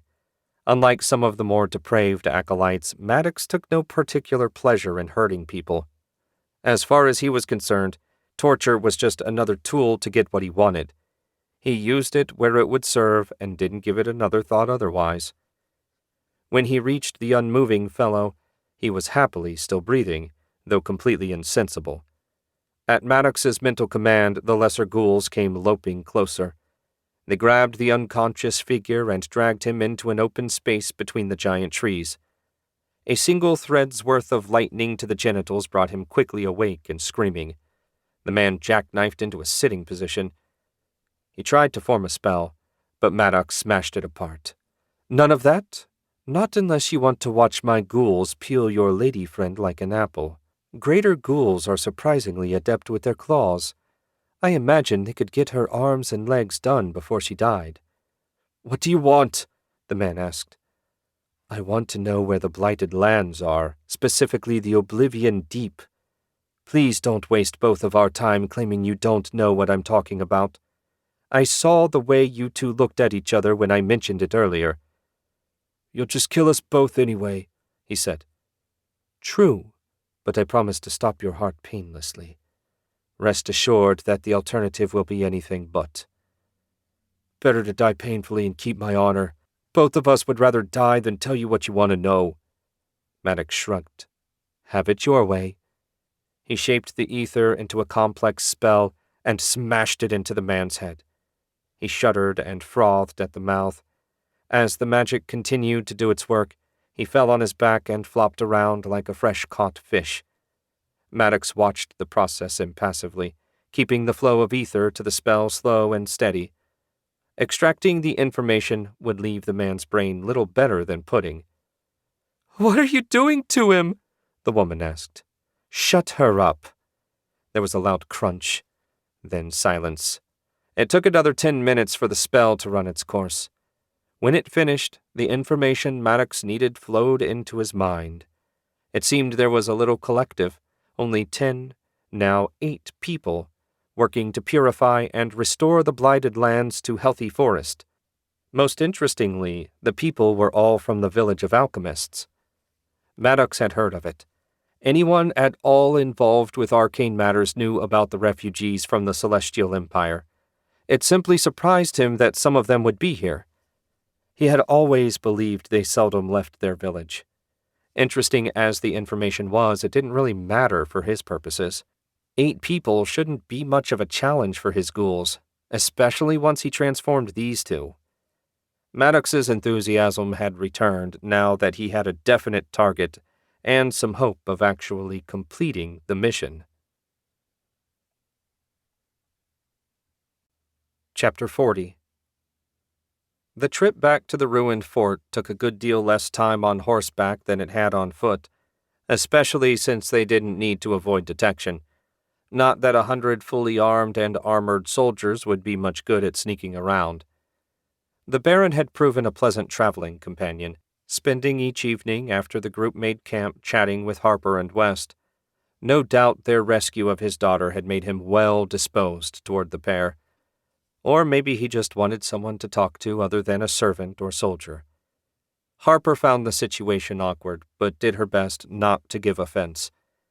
They reached the turnoff to the fort at mid-morning on a clear, chilly fall day. It was far too pretty out to be hunting cultists, but that was the job, and she meant to see it through. The force dismounted, and a handful of men remained behind to see to the horses. "If you wish to stay here," Baron MacLeod said, "I won't order you to come. The 2 of you have already done the kingdom, and my barony in particular, a great service." Harper shook her head. "I appreciate your consideration, but I mean to finish what I started. My father won't be able to rest easy until all the bastards are dead. Pardon my language." The Baron chuckled. "I've heard worse. You 2 stay in the center with me. I brought a pair of magical engineers from the estate. They should be able to handle anything we encounter." West pulled the amulet out from under his tunic. Not the one with the demon inside. That was locked in a magical box Maggie made and safely tucked away in his saddlebags. "They'll need this to help detect and deactivate any magical wards." The Baron's lips twisted in distaste when he looked at it. Not surprising, given the amulet's appearance. Though compared to the cold aura of the other one, the plain amulet was hardly anything to worry about. "Are you certain that thing is necessary?" the Baron asked. West shook his head. "I'm certain of very little. All I know for sure is that having it helped me when we snuck in the first time. I'm sure your wizards have far more experience than I do, so if they say they don't need it, they probably don't." The Baron whistled, then waved over a pair of men that had their heads together at the edge of the gathering. They were the only people among the Baron's group lacking armor. Instead, they wore green robes with a black stripe on the sides. "My lord?" one of the wizards asked. Baron MacLeod repeated West's offer. "Do you want the amulet or no?" "No, thank you," said the older of the 2, a slightly chubby fellow with streaks of gray in his thinning hair. "We've prepared a device to detect and deactivate any wards we might find." "That's fine. If you 2 are ready, let's move out." West slipped the amulet back out of sight and shook his head. Harper eased over a little closer and whispered, "What's wrong?" "Probably nothing. I have a bad feeling that they'll have trouble without the amulet. Probably just me being a worrywart." "Maybe, maybe not. If you don't mind, I'd feel better if you checked their work." My very plan, rest assured. Harper found she felt much reassured knowing West would be backing up the Baron's wizards. He'd proven a reliable partner on this mission, and she was happy he'd stuck with her. A group of scouts set out along with the wizards. The bulk of the soldiers followed after a minute with the Baron, Harper, and West in the center of the formation. The silence was broken only by the crunch of their footsteps. It gave Harper an eerie feeling she couldn't quite explain. Shaking it off, she focused on the mission. They stepped out of the woods and into the clearing filled with tumbled-down stone ruins. Nothing attacked them or gave any sign that there was anything here. "This is old," the Baron said. "Several centuries at least. Montague hasn't built an all-stone fortification in at least 300 years. A scout came running. "We found the trapdoor, my lord. The wizards are inspecting it now." At the Baron's command, the bulk of the force fell in behind the scout. They wove their way through the rubble before reaching the partly intact entrance. Everything looked exactly the way Harper remembered. Beside her, West had the amulet out and his eyes were narrow. At last he shook his head. "I can't sense anything, including the wards that were here last time. I think our prey has fled." Harper grimaced, but wasn't really surprised. As soon as they freed Mila, the person in charge, assuming he wasn't a total idiot, had to know payback would be coming. Relocating was the only sensible move. "The entrance is safe, my lord," the chubby wizard said. "Take 10 men and search the ruin," the Baron said. "I want to know everything, especially where the sons of whores have gone." The wizard bowed and led the way down the steep stairs that led to the underground lair. Harper didn't bother asking to join them. There was nothing she'd see that a wizard and 10 professional soldiers would miss. "Our delay in Parville may have cost us the chance to catch them," Harper said. "I'm sorry for that." The Baron waved a dismissive hand. "Don't be. You were in need of healing, and consulting with Maggie Blackrock yielded important information. The rats might have fled, but we will find them eventually and make them pay, both for killing your father and kidnapping my daughter." Harper nodded. One thing was certain. She wouldn't be giving up the hunt until they were all dead. "Something's wrong," West said. "Corrupt ether is gathering in the ruin." "What?" the Baron demanded. "We need to run right now." West grabbed Harper's hand and dragged her away from the entrance. The Baron and his men hastened to join them, and not a moment too soon. A pillar of black energy shot up into the sky. When it vanished, everything looked the same. "What the hell was that?" the Baron demanded before Harper had a chance to ask. "A burst of pure corruption," West said. "I fear the men you sent below are lost." The Baron snarled a moment before his expression smoothed. "Looks like you were wrong about that last bit, at least." Harper spotted figures climbing out of the trapdoor. They weren't moving right. "They've been transformed," West said. "Those aren't your men, my lord. The magic killed them and changed them into undead, though I can't tell exactly what sort." West had barely finished talking when the first creature roared and charged the group, its fellows right behind it. Harper drew her sword as the soldiers formed up in a defensive line, shields locked. The first monster hit the line, forcing the soldiers back a step before they firmed up. Someone stabbed the beast, his sword sinking in up to the hilt and seeming to discomfort the monster not in the least. The undead grabbed the soldier's wrist and yanked him out of the formation. 3 other undead fell on him, ripping the unfortunate man to pieces. The rest of the soldiers quickly closed ranks as the undead resumed their attack. "Don't try to kill them," Harper shouted. "Normal steel is useless. Hold them down for me." "You heard her," the Baron bellowed when the soldiers ignored Harper. "Tackle those things and bind their limbs. We've got them outnumbered 9-1. The soldiers leapt at their former comrades, knocking them to the ground and wrestling them into submission. One clever man stabbed a downed monster through the chest, pinning it to the ground like a bug. Harper hurried out and decapitated the trapped undead, ending their struggles. "A fine sword," the Baron said. "My father's. King Irving gave it to him as a reward for completing his last mission." Baron MacLeod eyed the still-open trapdoor. "I'm not sure another search is worth the risk. I'm confident there's no one alive down there, and the odds that anything useful made it through that blast seem slim." Harper agreed, and even if she didn't, no one would go back in that hole on her say-so. "I'll mention what happened here to Baron Lambton when I write him. His wizards can make a closer study of the site should they be so inclined." Baron MacLeod looked down at the headless men and sighed. "What a mess this turned into. Bury them and let's get out of here. Until we get a new clue, we'll focus our efforts on reaching the alchemists. Hopefully they can tell us something useful about the situation."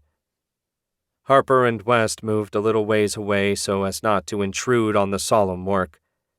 She kept her frustration carefully concealed.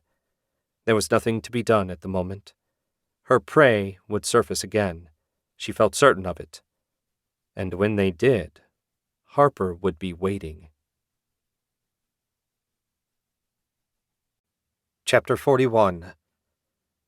Drawing on the memories of the now-dead man, Maddox led his force of 6 ghouls west.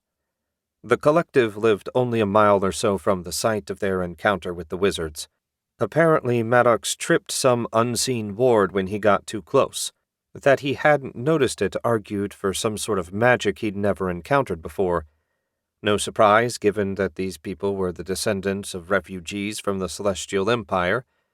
Perhaps he'd luck into some new magic that would help him defeat Morgoth when the moment of their final conflict arrived.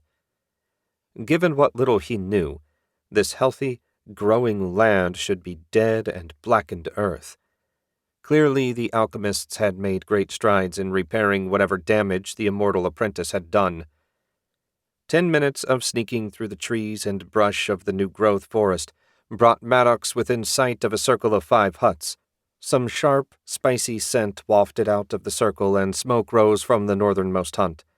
Something nasty was no doubt brewing in there. Where were the people?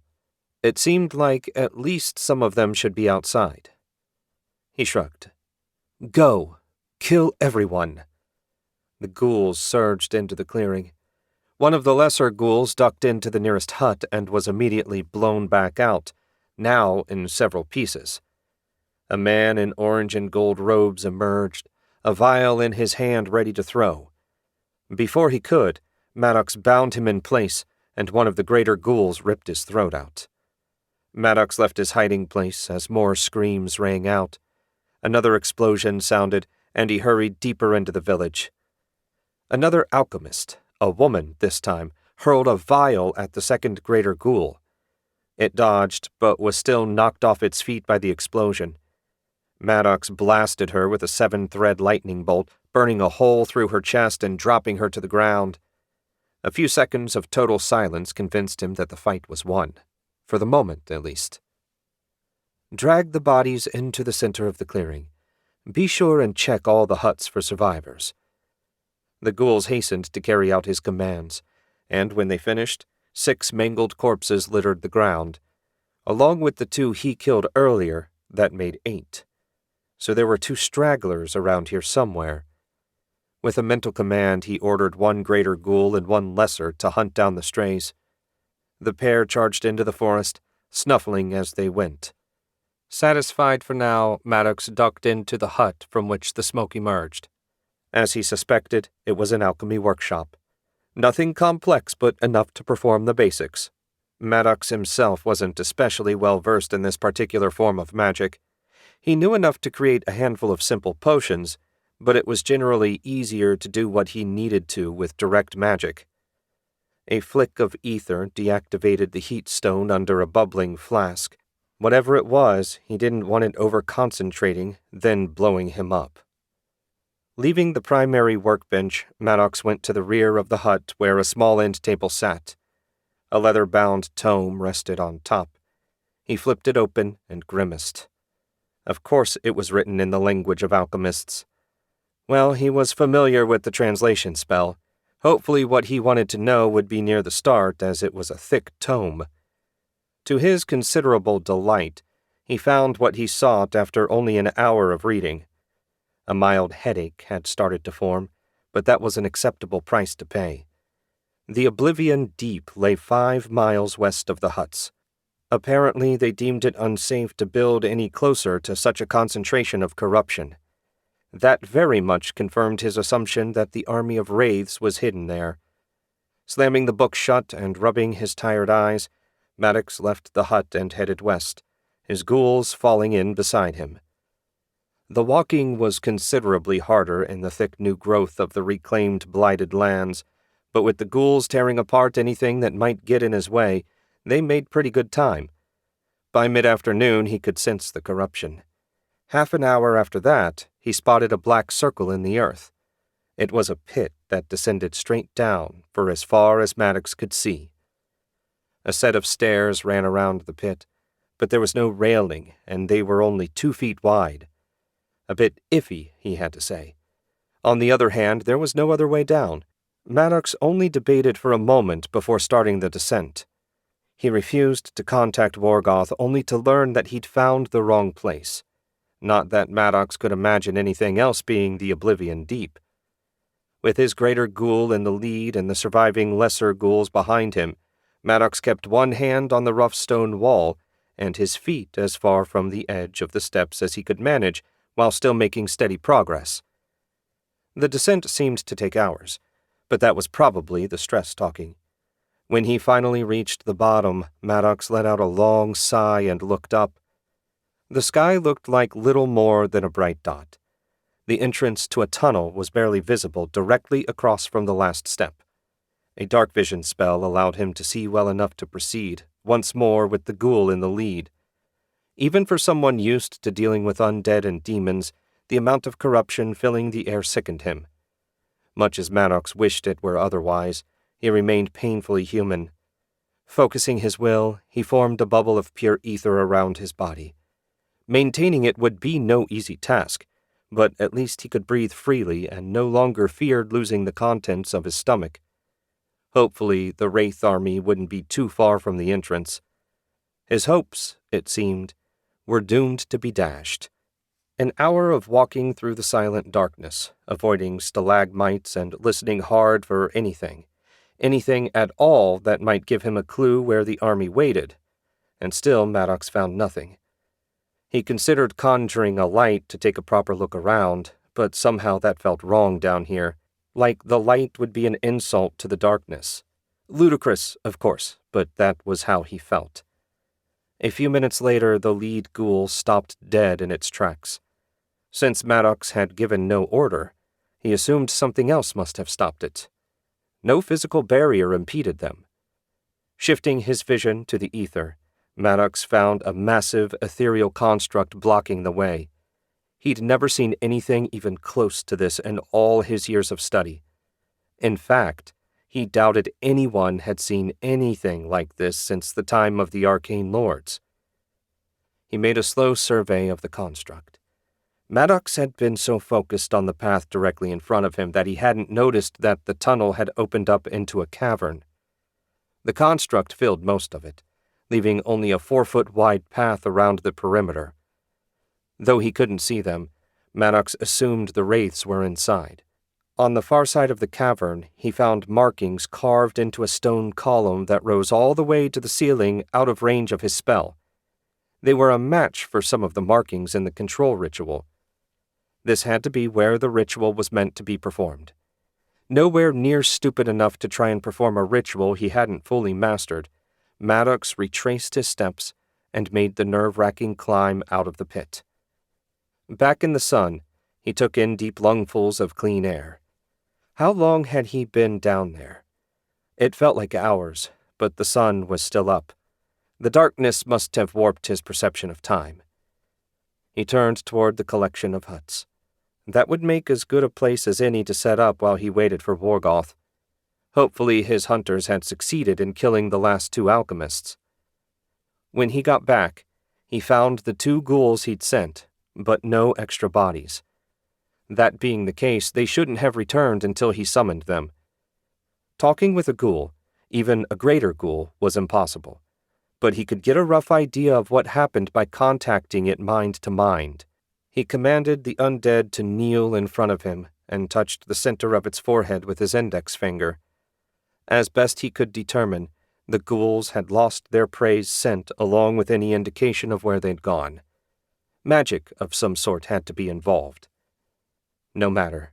2 alchemists were no threat to him, and by the time they got wherever they were going and returned, he'd either have the army or be long gone. Either way, they were irrelevant.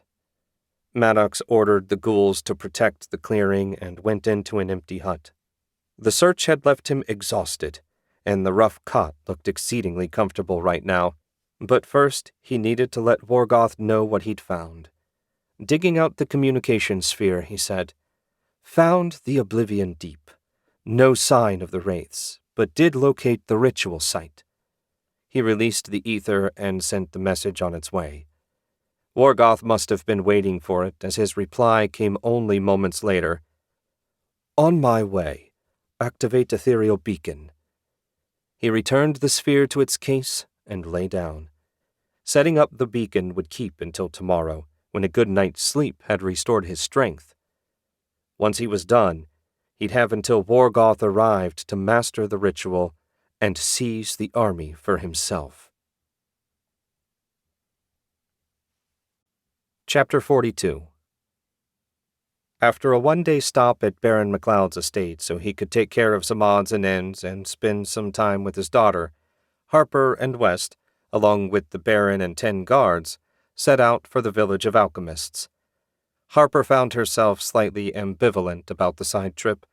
On the one hand, she was anxious to resume the hunt for her father's second killer, and on the other she felt like she needed to return the favor and support West on his mission to destroy the demon amulet. Besides, it wasn't like she had any clues to follow. The killer could be just about anywhere.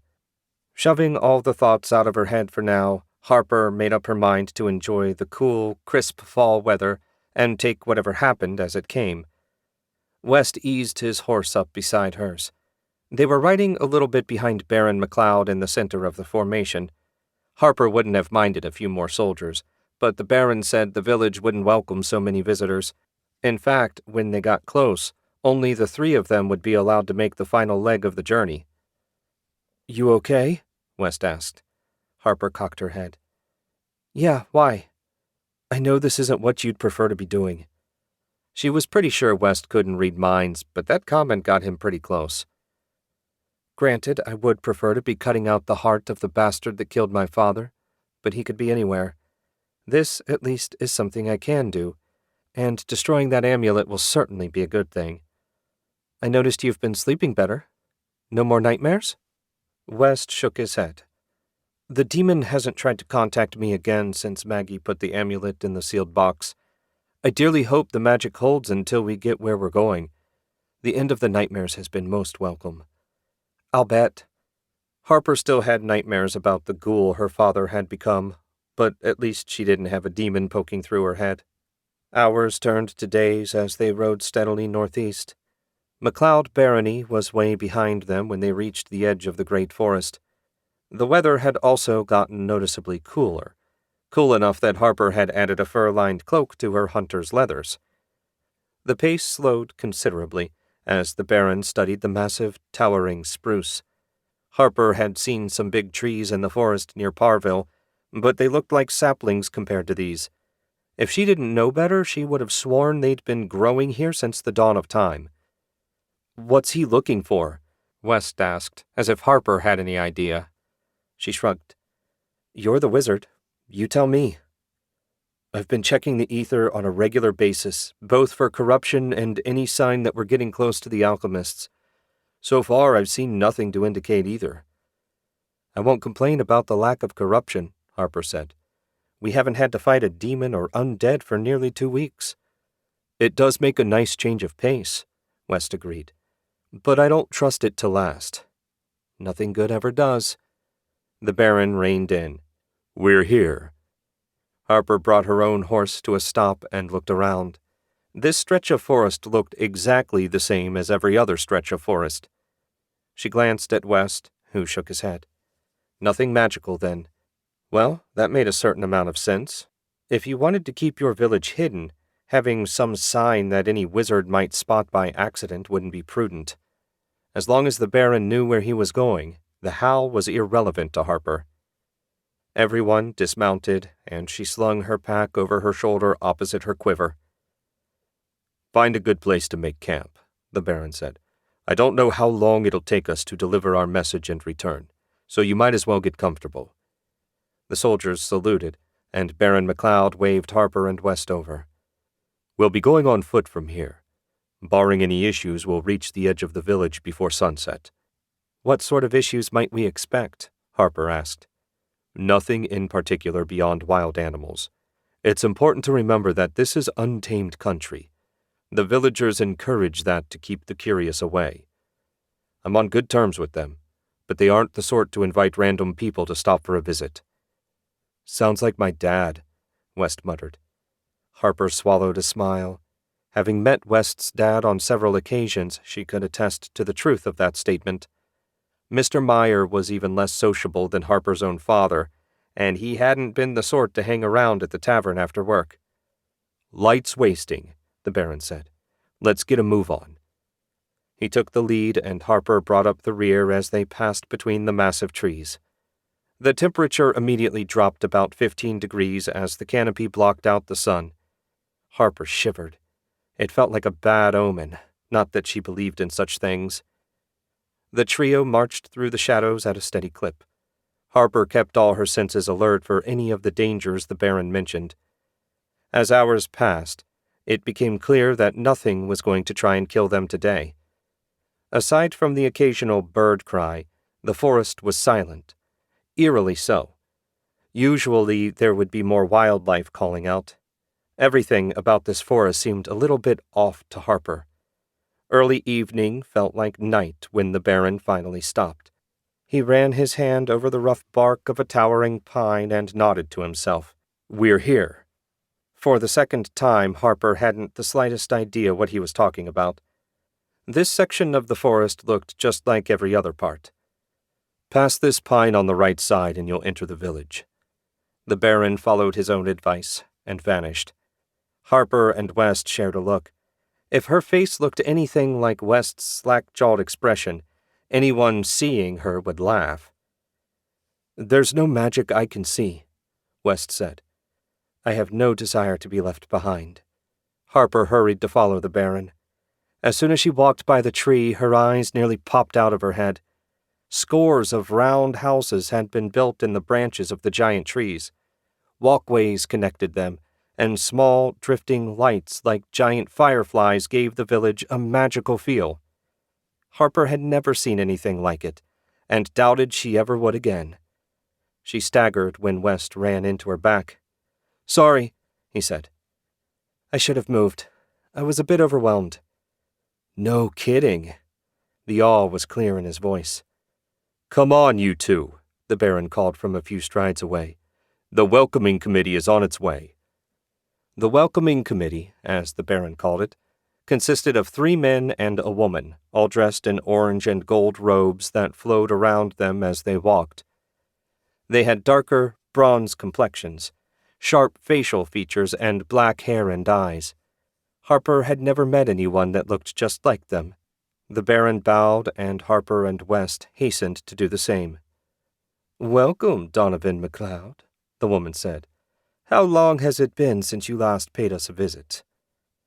9 years, Lynn. Matters in the barony have kept me busy, but an emergency has arisen and we need to call on the wisdom of you and your people." Harper never imagined hearing a nobleman speak so respectfully to anyone not immediately superior to them in the kingdom hierarchy. Lynn turned her intense gaze on Harper and West. "And who have we here?" The Baron introduced them, and Harper elbowed West in the side when he hesitated to speak. West cleared his throat. "My master, Maggie Blackrock, said you could help me destroy a hell-forged black iron amulet with a demon bound inside. I also have a book written in what she says is the language of alchemists." Lynn's expression never flickered. "Perhaps it would be best for us to speak in greater detail. Follow me." Lynn's companions never said a word as they turned and led Harper and her companions deeper into the village. West leaned over and whispered, "Those four nearly glow in the ether. Not like wizards. Not sure what to make of them." Harper shook her head. She didn't know what to make of any of this. They reached a set of stairs that appeared to have been grown out of the side of a giant tree, its railing made of branches. Everywhere she looked, and everything she saw surprised Harper. If someone had said she'd come to another world, she wouldn't have doubted it.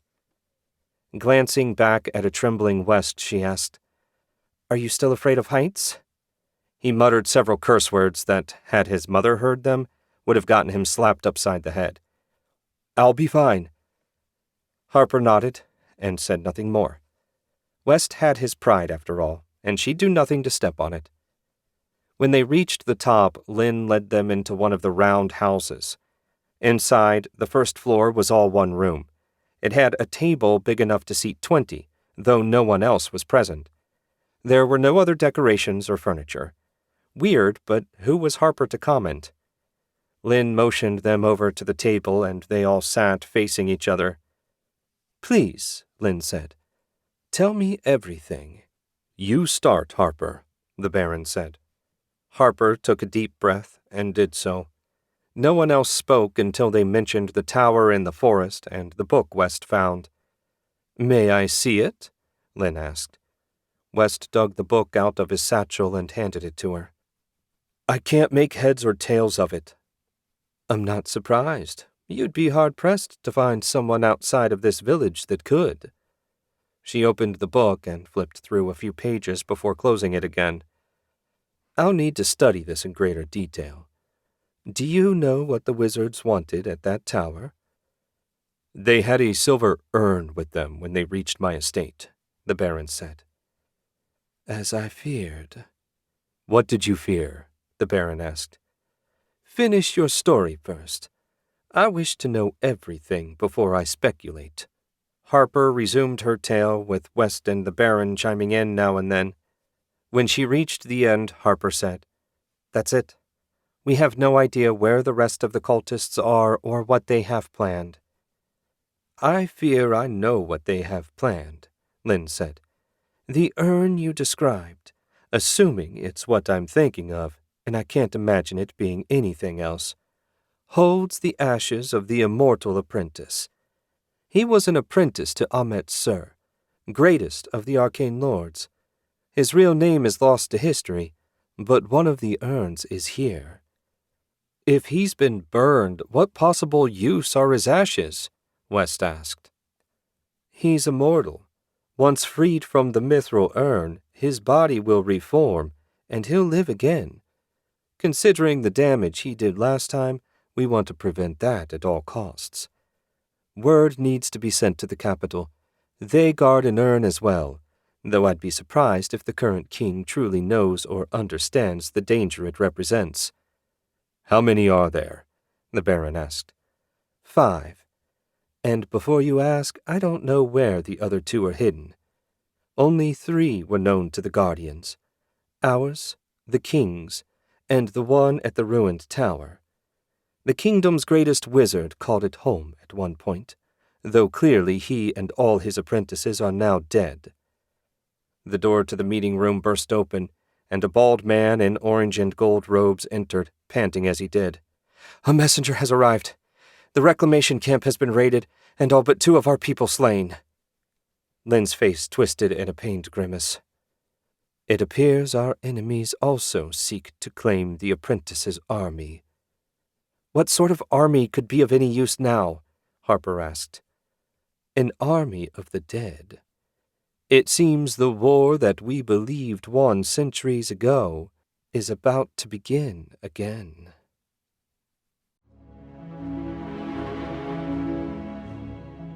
I hope you enjoyed The Hunt for Revenge.